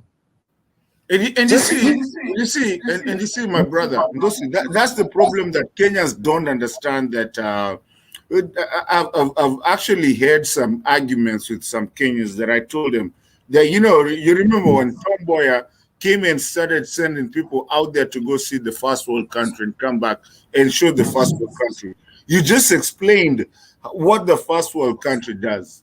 And that is what everybody is fighting for, to make that we're not a third world country again. Unaona, wewe kama wewe, Karao alipigiwa simu because of what? Trunk ya gari yangu imefunguka. No, he was patrol, anapita hapa usiku. So, hapa kama nyumba yangu, nikikuonyesha sijawahi kufunga hata siku moja, hata sijui kufunga iko wapi. Hizi dirisha nikikuonyesha hazina grill. Kenya unaingia hapo unashangaa, if something happens you are trapped. Hapa the first thing ni kunoka hapa kama mayai napita nayo. There is nothing. If we have the wrong leadership, wale watu wanataka kukuita wewe ni mjinga, wanataka kukuita wewe wile mtu ya kitendawili, wanataka kukuita on hour, sijui nini. Let me tell you, we are not going anywhere. And Ngosi, I'm going to tell Kenyans today that we are not going anywhere. With the kind of mentality of Mr. One Ruto, mtu kwanza anajua kuwa watu, and I hope anaweza shikwa because I can say it. Unaona? When we have people like Gachagua, wanasema Gachagua wanasema, oh, we worship the God, alafu next thing unamuona huko kwa mlima. I worship I said the same statement here last time. This is my second appearance there, but kuna jamaa anaitwa Chinua Achebe alisema, you cannot carry fire and water in the same mouth. Unachukua one time unataka to face Mount Kenya, then unatuambia kwa Biblia, just take us slowly. Ruto can kill you in the name of Jesus Christ. I kill you. And because unaenda hapo, unasikia, I'm the holy than thou. Sahi unauliza, what happens, in the name of Jesus, you have so many kids huko na wamama wengi, but you are looking at Raila, hana watoto, we know. But sahi anasema they are working for their family, your daughter anatoka hapo anasema ako na ofisi, mwingine ako ambassador, mwingine ako why na mwingine ni wa room 350. Yeah. So what are you trying to tell us, you know, in the name of Jesus Christ?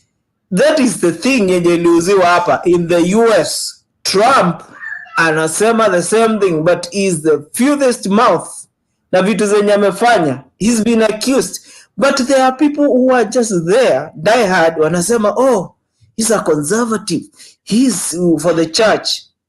I mean, mimi sasa hapo, I mean, I don't want to say, but that is the religion is being taken to a point whereby mtu kimuuliza Ruto saa ile venye amesema bwana asifiwe, but ukimuuliza what happened to Yebei, tuachane na what happened to Msando, bwana asifiwe tena, asifiwe tena.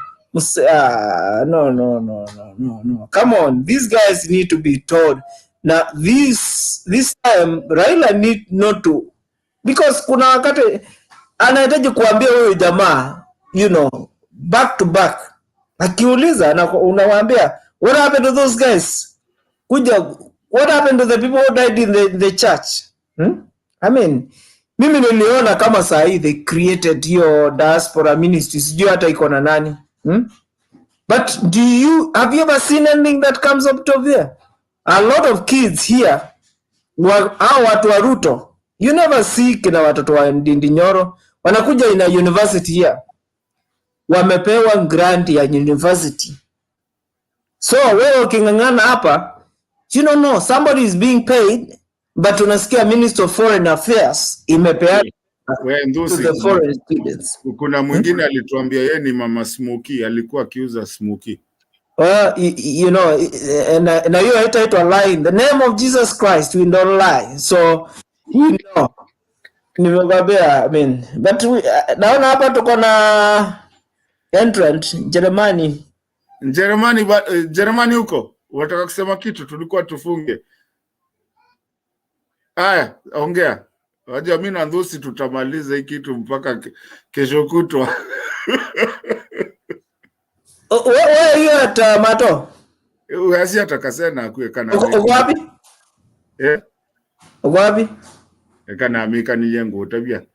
Okay.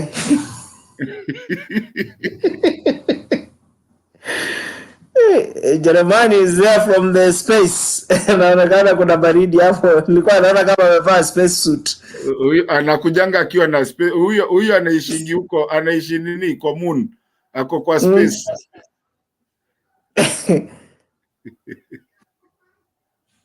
Jeremani, tuambie, unajua mimi na Ndosi hapa tumecheza tukacheza kaa sisi na tulikuwa tunaamua kufunga. Yes, Kenyan with love and Ntusi, I've been listening to you. In our day, I was not in the studio. Sorry, let me on the volume. In our day, I was not in the studio, but I was listening to you.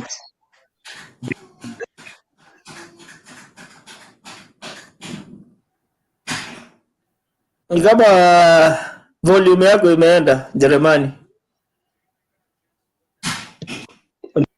Yeah, nimesikia sounds pale, so I was wondering, is it me or it is someone else?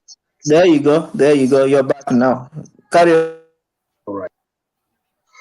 So I think, Ntusi, what you are saying is very important.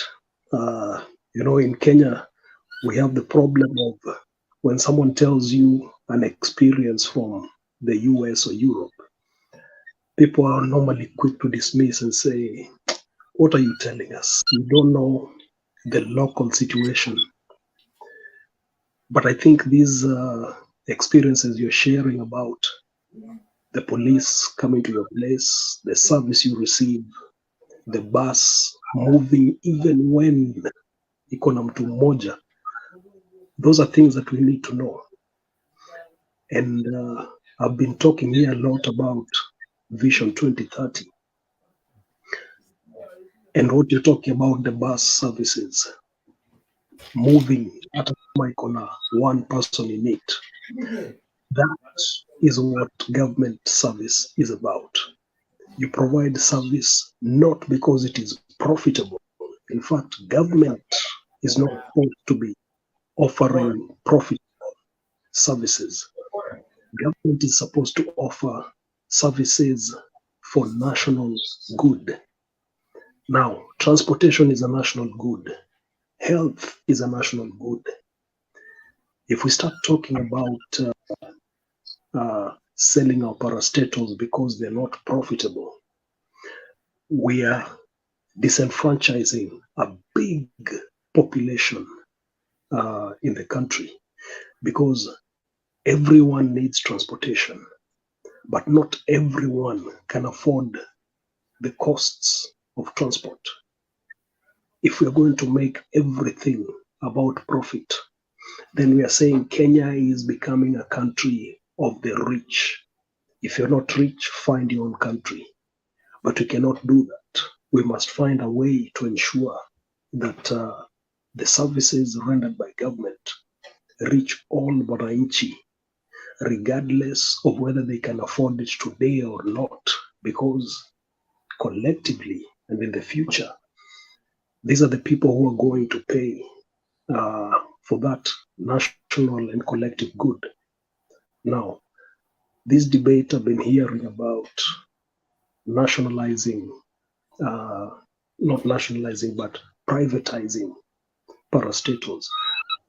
My key concern, and maybe in Tusi you can also give experiences from the American side.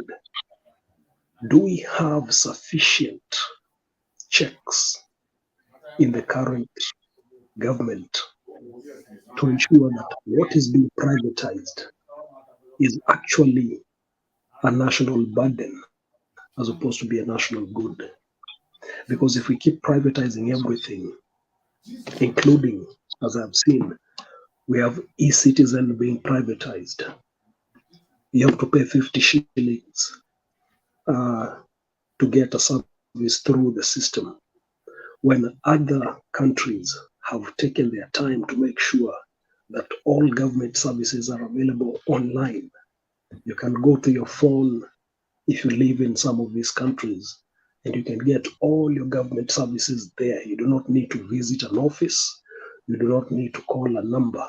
Everything is right there in front of you. But in Kenya, we've made it in such a way that to get government services, to renew a driver's license, you pay a 50 shilling fee.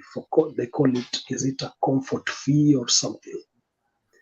To get your ID, you have to pay 50 shillings service fee. To pay for this and that, everything seems to have a fee, while this is a government service.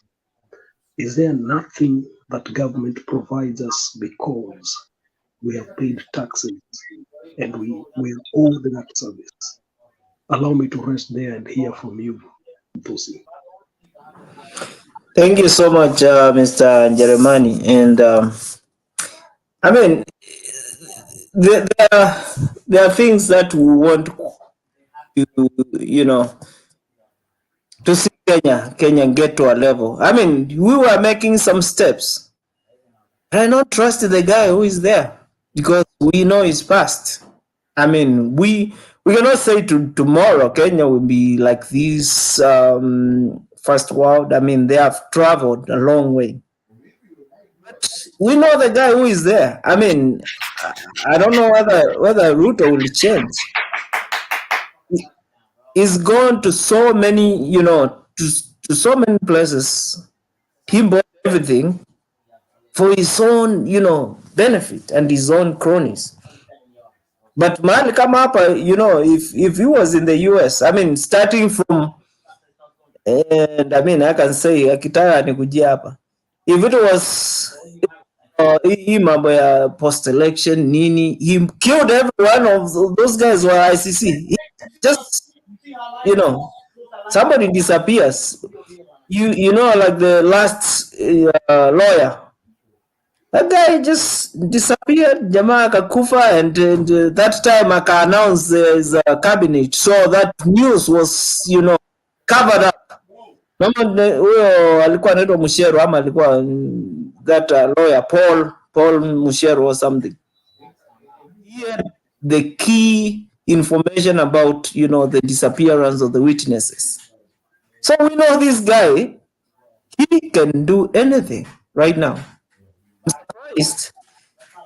But nobody will ever talk about those things. They will just be covered, they bury their own guy. So if it was in this country right now, Ruto will be in for years. I mean, just for the things that he has done. Hata hizo zenye alikuwa anaiba land. But nobody says about it. Unaambiwa move on. Na kwanza anaiba land na anakuja kutengeneza kanisa na mnaombea hapo kwake. So this country, I mean, we get taxed heavily. But when you get out, you see things are working.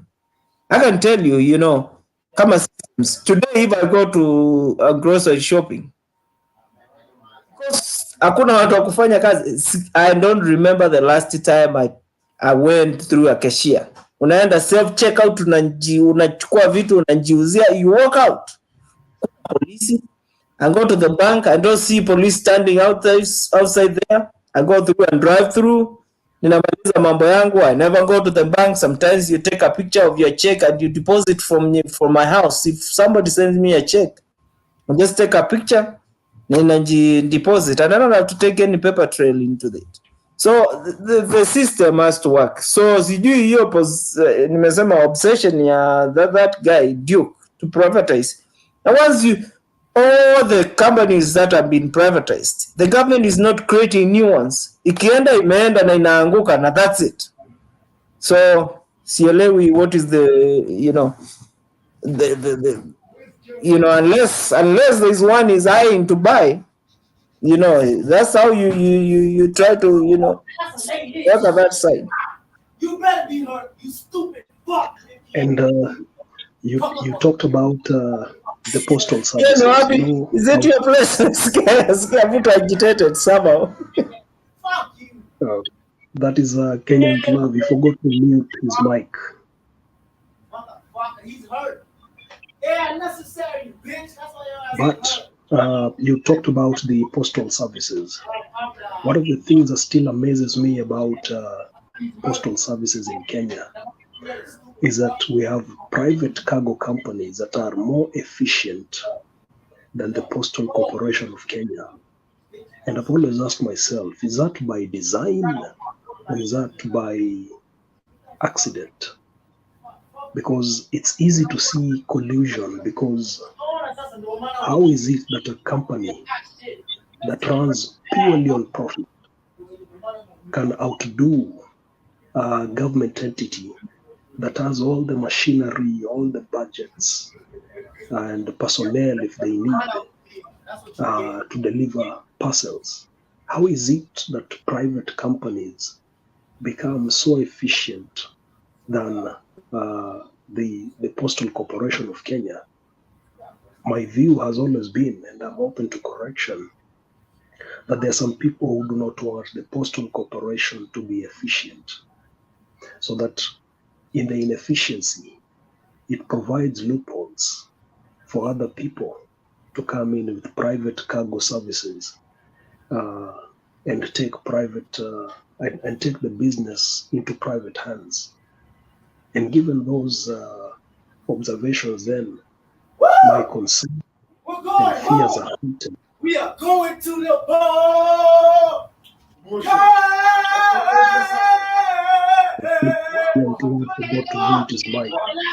But all in all, what I'm saying is that my big concern is that this talk of privatization without proper structures for accountability at this point should not be a point of conversation. In fact, one of the questions I used to pose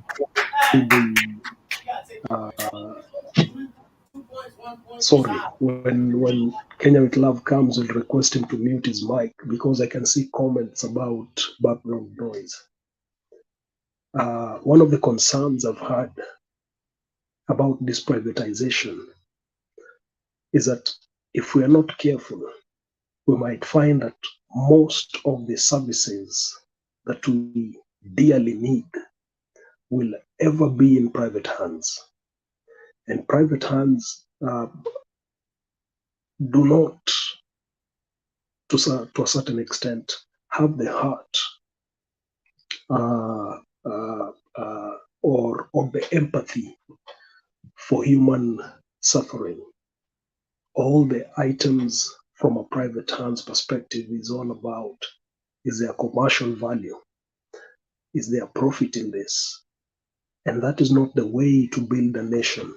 Because as I said earlier, if everything in the nation is being turned commercial, then we are going to fall into hands or into a situation where the future of the country is ever going to be about how rich are you? Can you afford this? It is never about what strengths do you bring to the nation to help us advance forward. So tell me, or maybe share with me a little bit more, what do you think about courier and parcel services in Kenya? Because I only suspect that that is an area where there is a huge collision or collusion. I think those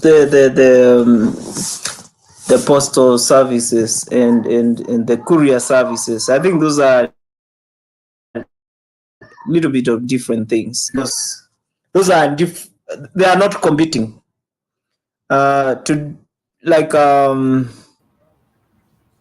Is somebody who saw an opportunity and invested in it, and there, as you just mentioned before, you said some of these things are not meant to make profit, but they will be there just in case. Let's say today there was a disaster in this country.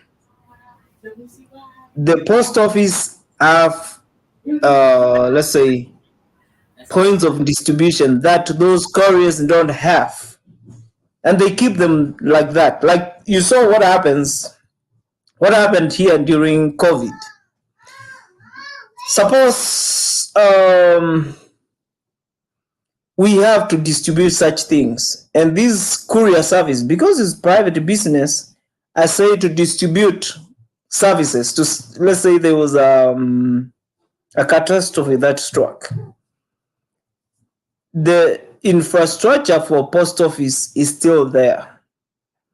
This other guy who is doing the courier service today, he can just, say it's time to milk the cow. But these services are kept there for the interest of the country. Mdusi. Yes. Wacha kwanza nikuchome. Choma mimi. Kansas City, we're into the Super Bowl. Imeisha. Niliangalia nikaona watu wangu wamepoteza, so I just you know how to come here and just rub it in, but it's okay. Tuko ndani. That's fine. Is it next Sunday? Next Sunday on the 12th. We'll be on the chopping board. So carry on. Anyway, nilikuwa lazima nikuchokoze na hiyo. Tumeingia. Nimesikia venye wajamaa walikuwa wamewaka hapo nyuma, nikajua there was a dog in the fight. So nilijua there was somebody who had a dog in the fight. That's fine. Tuko ndani na tunachukua hii. Mahomes anatupeleka mpaka mwisho. I ain't saying nothing. Anyway, right. I'm just excited, but I wanted to nilikuwa nikuchokoze. You can just rub it in, but it's all right. Anyway, there'll be another day. So, Mr. Jeremiah, I was saying these parastatals, some of them, they may just look they not have even new infrastructure, but they are there one day for the country interests. Leo, even the small towns you have, the remote ones, they have postal services. And today, even if there was anything to happen, God forbid, the government can still use those infrastructures. They are still there, regardless. They may be really rusty.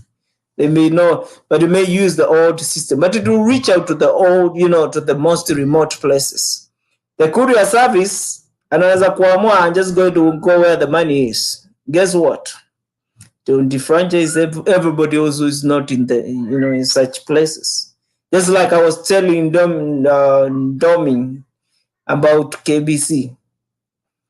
Today, KBC, because is a government parastatal, they cannot choose to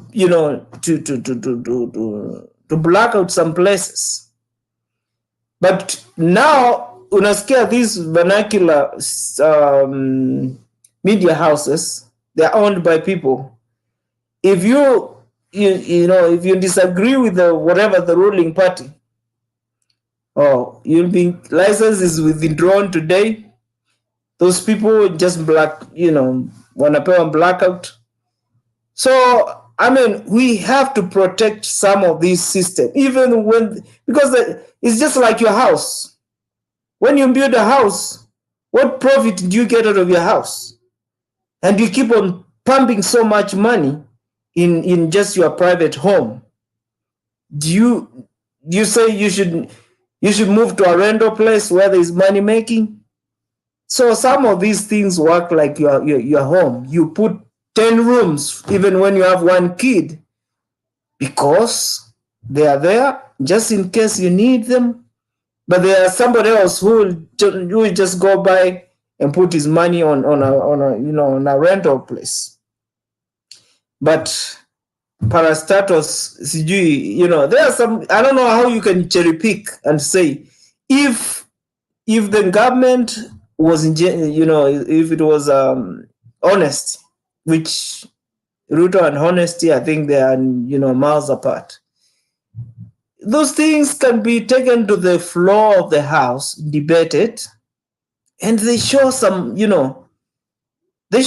honesty, and they say, okay, we'll keep this parastatal, or we'll give it to somebody else, run it for a while until it comes afloat. So we'll be there for the long run, trying to keep some of these things. But there's somebody else who is poking holes when something is about to float, because he won't until everybody will see we need to let this thing, drown. And when it drowns, you see this guy is like he came with a magic. If Ruto knows once that thing is profitable, he's not going to be run by other people. Get those guys who can run a parastatal. If you can hire the same guy to run your company to a profit, why don't you hire those guys? The government has so much money to hire those people. But, it will be a cycle of same old thing. And here's my concern. The government has been there maybe just over 100 days. Unless I'm mistaken, I did not read anywhere in the manifesto that one of the priority areas would be to privatize some of these parastatals. I did not see that as one of the priority items. And it was not also a priority item during the campaigns, but it has become a priority item of discussion for them at this point in time. It gives me a lot of cause for concern. The other thing that I was keen to hear about, I find that in Kenya, there's a lot of collusion, there's a lot of loopholes for cartels to take over. Cartels take over the transportation sector, cartels take over the health sector. Anything that has potential for lump sum money to flow, you will always find that cartels have a foot in there already. And my concern has been, is the Kenyan system unable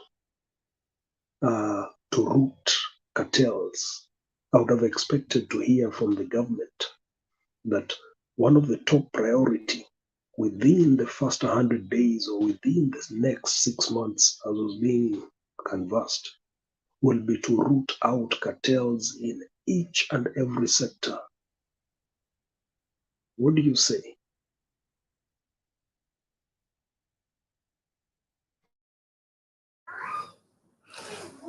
Mato, sema kitu.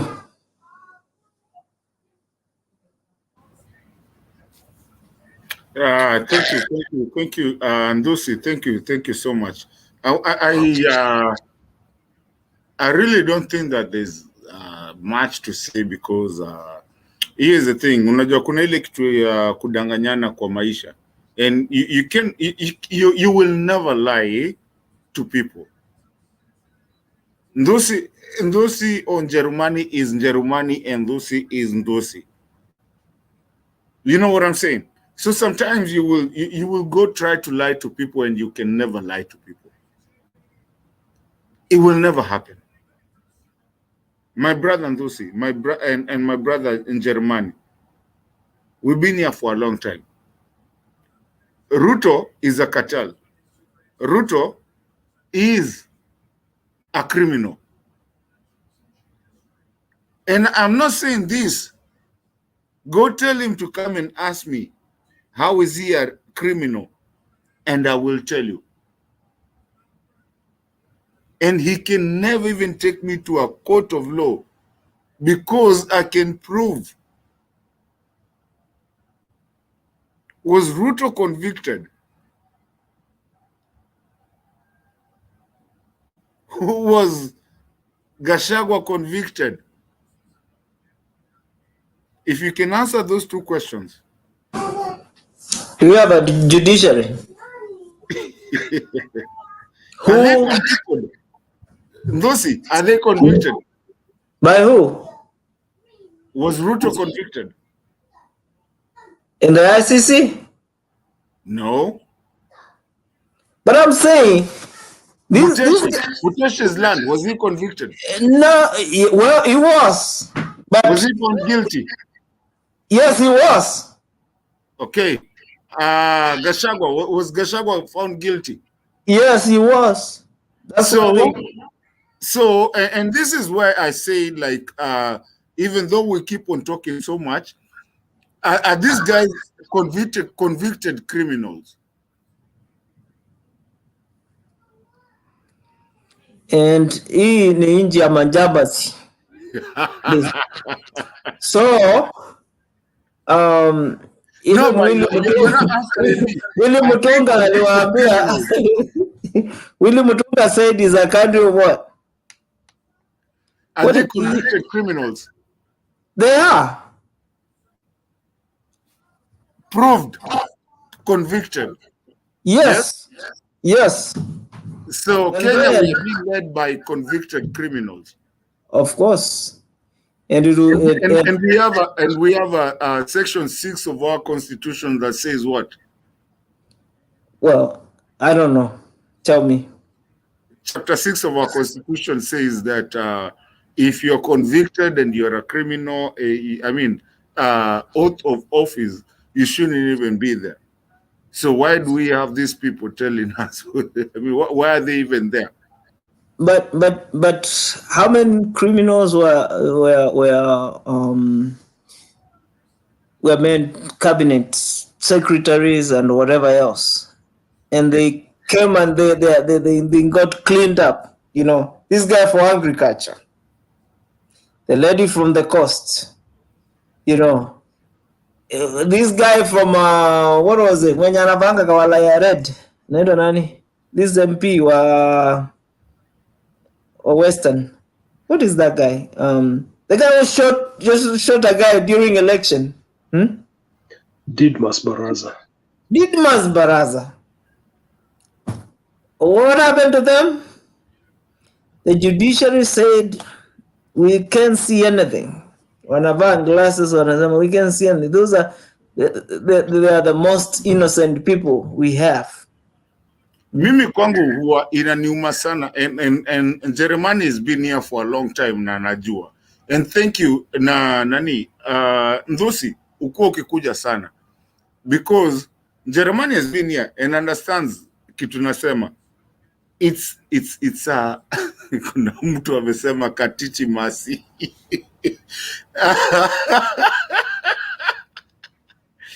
Yufin anasema katichi masi. So we're a place that we need to talk about our country, where we need to really talk about our country, where tunenda wapi, tuko wapi, tulitoka wapi, and what we are doing. And cause hii ujinga yenye tuko nayo, tuko na ujinga sisi wote. Hatuwezi kuwa, there's no way that you can have a constitution that says, a section 6 that says that if you've been umekuwa implicated into something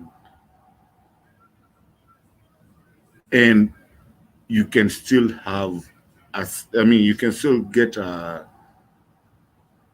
unazingia kwa chair of any kind of way.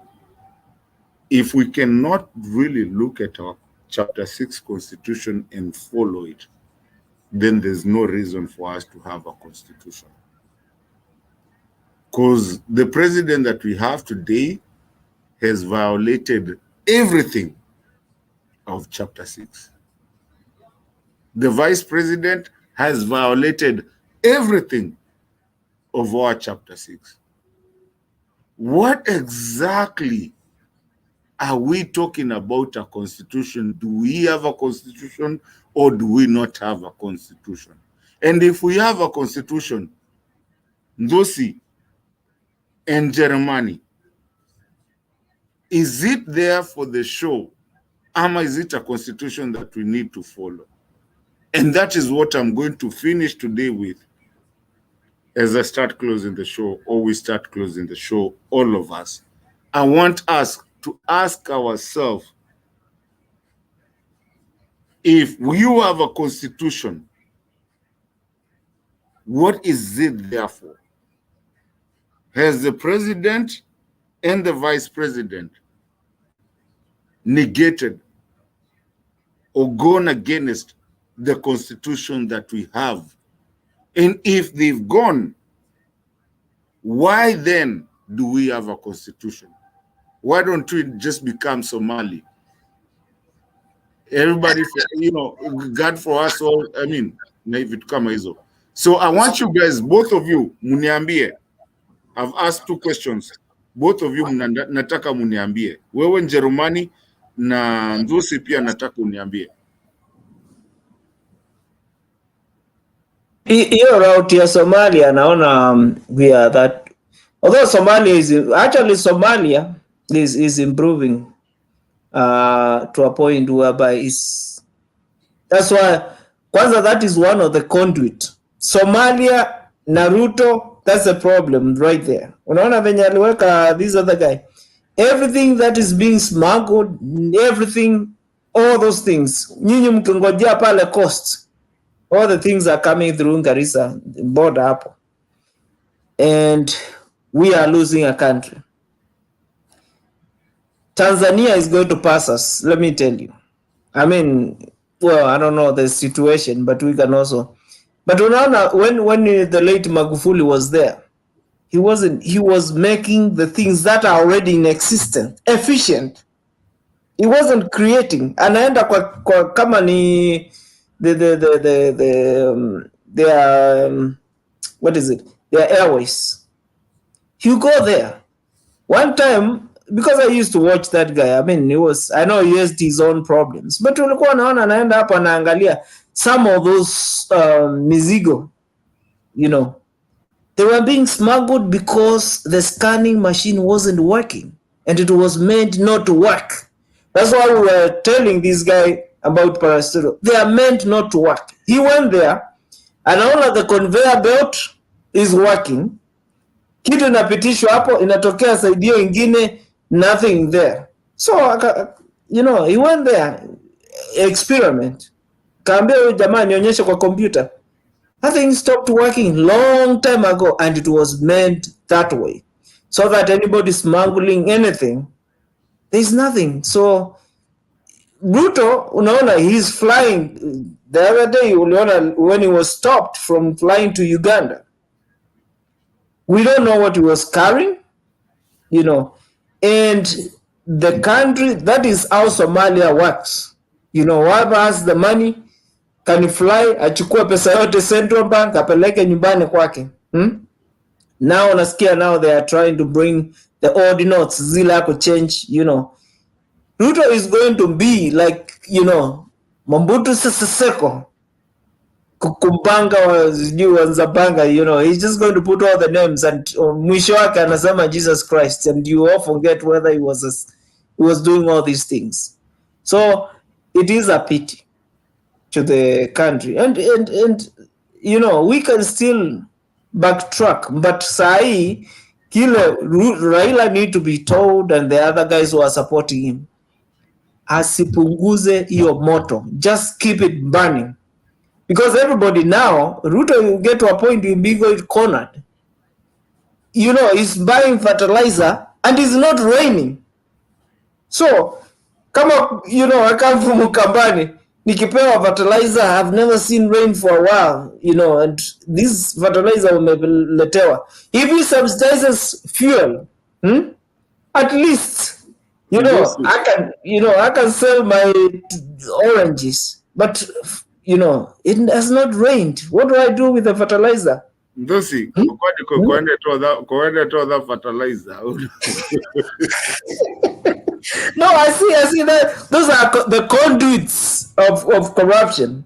Those are the conduits of corruption. So these are the things unaambia, stop lying to us. If you are giving things like fertilizer, mtu ako Nairobi, he feels left out. Unless we put fertilizers in Nairobi and some houses start growing, because this country, that's not what I.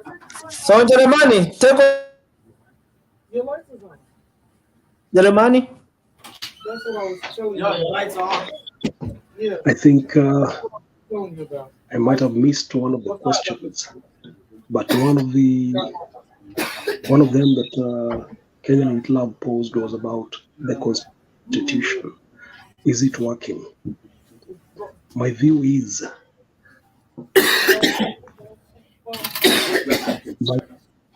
my view on the Constitution is that when the Constitution works, the only problem is there is a lack of vigilance. I don't know if Kenyan Youth Love could hear my response, but I think there is a lack of vigilance amongst the citizen, that it's almost like we let, and I keep referring to this, we as the citizens are the sovereigns, but for some reason we let the country run on autopilot. We let the people we elect into office do as they wish for 5 years without repercussion. I've never heard constituents recalling their MP because this MP has never contributed or spoken in parliament, although we have those reports coming out every year. And in the absence of accountability from the citizens, then we fall into despair and start thinking the Constitution is not working. And I think that's where our failings start to set in. Maybe when Kenya Youth Love is back, you can tell me what the second part of the question was, because I might have missed that. But on the Constitution, my submission is that yes, we have a big gap. And the big gap, in my opinion, starts in the lack of vigilance from the Kenyan citizens themselves. Because when he comes out the car, you don't touch the lights. Don't even mess with it.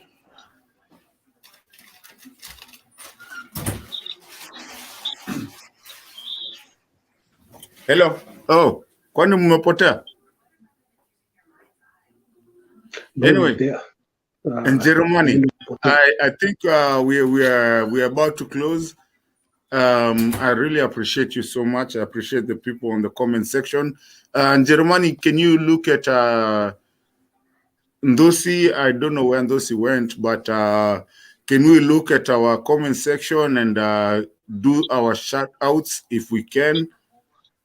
If there's people that you want to do some shout outs, and then kesho itakuwa siku ingine. We're still here in Germany, and I really appreciate you so much for always coming here, because you make this show actually move on, and you're a big person in this show. I do appreciate everybody that comes into this show. The comment section, guys, the people who are listening to us, I know we have 156 on this channel, and on the other side, I think I saw 300 or something. So everybody that is listening to us, yeah, we are here, but we are about to close the show, and we do appreciate everybody. I can start with Eugene ananisumbua akili hapa, ananiambia timbona unatuharakishaga wewe. Eugene doesn't want the channel to close. Anataka tuendelee. But you guys, kama rudini, kama kuna mtu mnataka, one thing that we appreciate is because this channel is just not the people that are here on the panel, is also the people that are on the comment section. So if you guys can go, those is yoka kugusis na wala meku, you know, look at the comment section, start appreciating people. Jeremani knows the you know, everything, knows how we do it. So if we can finish that, and then I will ask Ndosi to do us a favor. Ndosi, what I want to ask you is for you to go look for the first stanza of our national anthem. I like normally to close the show with the first stanza of the national anthem. If you can get it, tafadhali, tutafurahi. Okay. What do I need to do with it? You utatuambia, usimbe au utaimba, utatusomea tu. Oh, okay. Okay. Jeremani, I'm gonna give you the rights of kushukuru watu wenye wako kwa comment sections, watu wamekuwa na sisi na kila kitu. So I need you to go back and start looking at the people, uanze kushukuru. Nitakusaidia pia mimi kidogo nikiangalia. Sure. Let me start off by acknowledging in the comment section, I see Pogon is there. He's given his comment. It's the last comment I can see right there. We know the destination. We only take direction from Baba. I see Eugene AO. Much appreciated, Eugene. I believe, as Kenyan Club said, it's the comments that also inspire dialogue on the forum. I see Michael Ngige there. Michael Ngige is saying this man Duke, you're referring to Duke, is suffering from inferiority complex. I see Rafael Masua. I hope it's Masua, not Musau. Masua. I also see due diligence as usual. Ciprosa Odhiambo is there, appreciating comments. I see Ken Daniels has made a very profound statement here saying, sometimes I sit and wonder what really happened to Kenya. Yani at some point we had KBS. Kina Duke were born the other day and have no idea what this country had. This country had a future until when YK92 happened. I also see Ellie there. Ruto and crooks killed Nyayabas. I also see Mag Musau saying, well done, our soldiers, for the planning and success. Prayers. I think these are comments made through the night, but I'm just making a point to acknowledge very quickly the ones who contributed, including Geoffrey Nyamache, Ken Daniels. I also appreciate Agri Lungani. I appreciate Black, Ciro Dumo. I appreciate Elizabeth Anyango. I appreciate, I think that's as far as that stream goes. I was looking at the sound candid talk. On the other side, I also see Sylvester Dawood, and I see Geoffrey Ruto. I acknowledge your presence as well, and hand it back to you, Kenyan Club.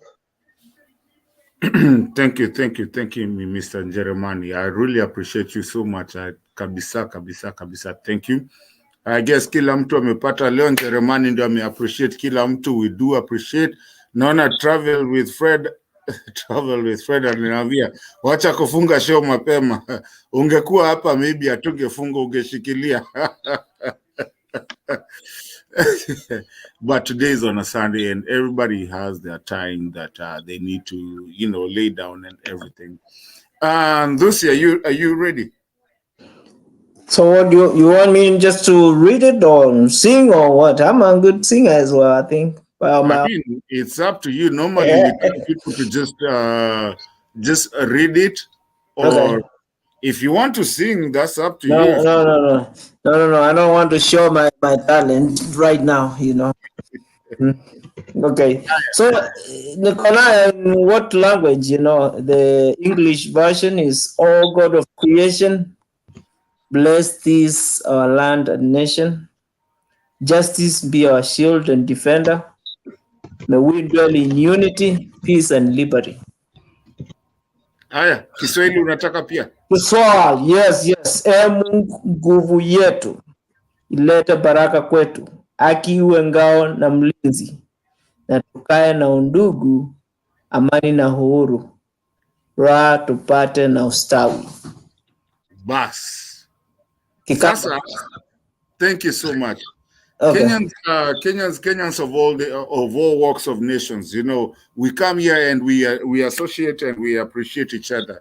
Everybody is on their own way, the way they do their things, but we do appreciate what we do, and we do appreciate Mutembe TV and Candid for giving us this platform, because Kenyans always, that everything that I say is that if we stop talking and stop associating, then we will start fighting, and we are not willing to fight.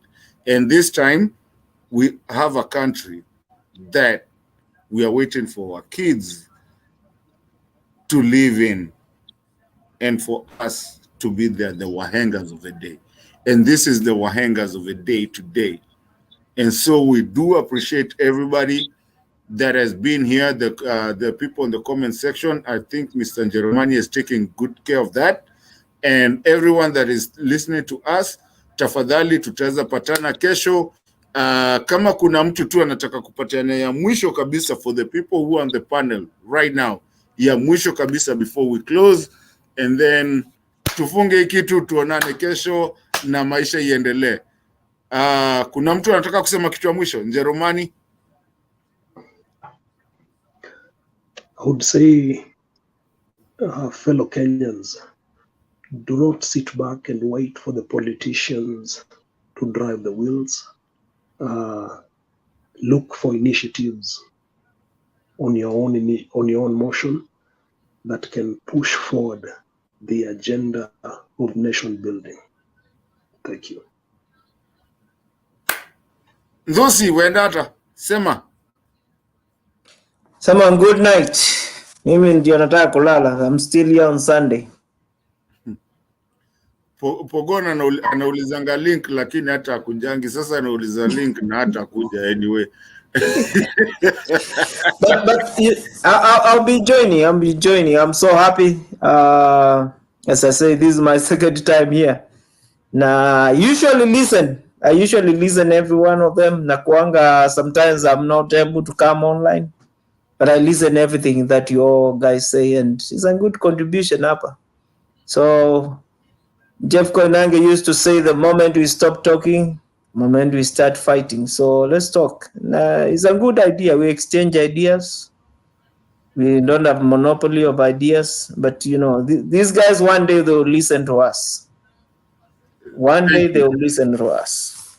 Thank you so much. And let me close in a funny way. Ndosi ukava ekalava. You know, people don't understand that I'm a Kamba, but you know, we I'm a Kamba. Let me close it. Najua nitachapwa kesho kiboko, but ukava ekalava na ito, because we need to also be very volatile and be okay, because we don't care if you're a Kamba, you're a Kikuyu, you're who you are. We care about our country, so it doesn't matter. So this is somebody, I know why he's saying, I mean, I saw his name, I've never met him, but when I talk Kamba to him, you know why? It's because we are okay. You know, in Jeremani, when I'm here with you, if I know a little bit of your language, I am there with you. It doesn't matter anything. It's just our country. You know what I'm talking about? We are tired of being tribalistic, and we're not going to be pushed to be tribalistic again. We don't care if you're a Kikuyu, if you're a Kalenjin, if you're a I don't care what you are. We come here and we be very proud of our country, of who we are, and actually learn from what the other tribe says. And that's the biggest part of our country that we want. Jeremani, I don't care what tribe you are. I care about Jeremani. Jeremani is somebody who comes here and have a conversation with us, and very decent, candid conversation. That's all that it matters. And what are we talking about? We're talking about our country. So Jeremani and everybody that is listening to us, I'm just saying, let's stop being diverted by people who are telling us Mau Mau. Mau Mau, who cares about Mau Mau? So what? Do your Mau Mau. So the Kisii did not have a Mau Mau. The Kamba did not have a Mau Mau, so you're more special than everybody else. But what do we have? We have a Kenya. And that Kenya has your parents, my family, and everything. We need to start thinking of that. And these people that are trying to divert our knowledge and even taking the intelligence of us, of, university education and all that, we need to stop it. Help me, please, Mr. Njerumani, in as much the people that you talk to, Mr. Ndosi, and the people that are listening to us. Let's start talking to people nicely so that our country can be the best. And this thing of being called a third world country, it has to go. I'm sorry. We cannot be called a third world country forever. Agreed, Germany? For how long are we going to be called a third world country? It has to go. Anyways, ladies and gentlemen, we are closing the show. Thank you so much. Funga na statement ya Daud, Sylvester Daud. Amesema nini sijaona? Tufungie nayo. Sylvester Daud amesema the closing moment should be Ruto must go. By the way, ni ukweli. Okay, Ruto must go. Jerumani? Ruto must go. Jerumani lazima utuambie, hatuwezi funga kama utatuambia. Ruto sorry. must. I thought ilikuwa I thought ilikuwa you just speak on your own volition, but yes, I agree with you. I agree with Sylvester there when he says Ruto must go. Haya, kuna mtu anakuongeza ama tumefunga tumalize? Hivyo. Nimeenda, I'm out. Thank you guys. Guys, have a good time.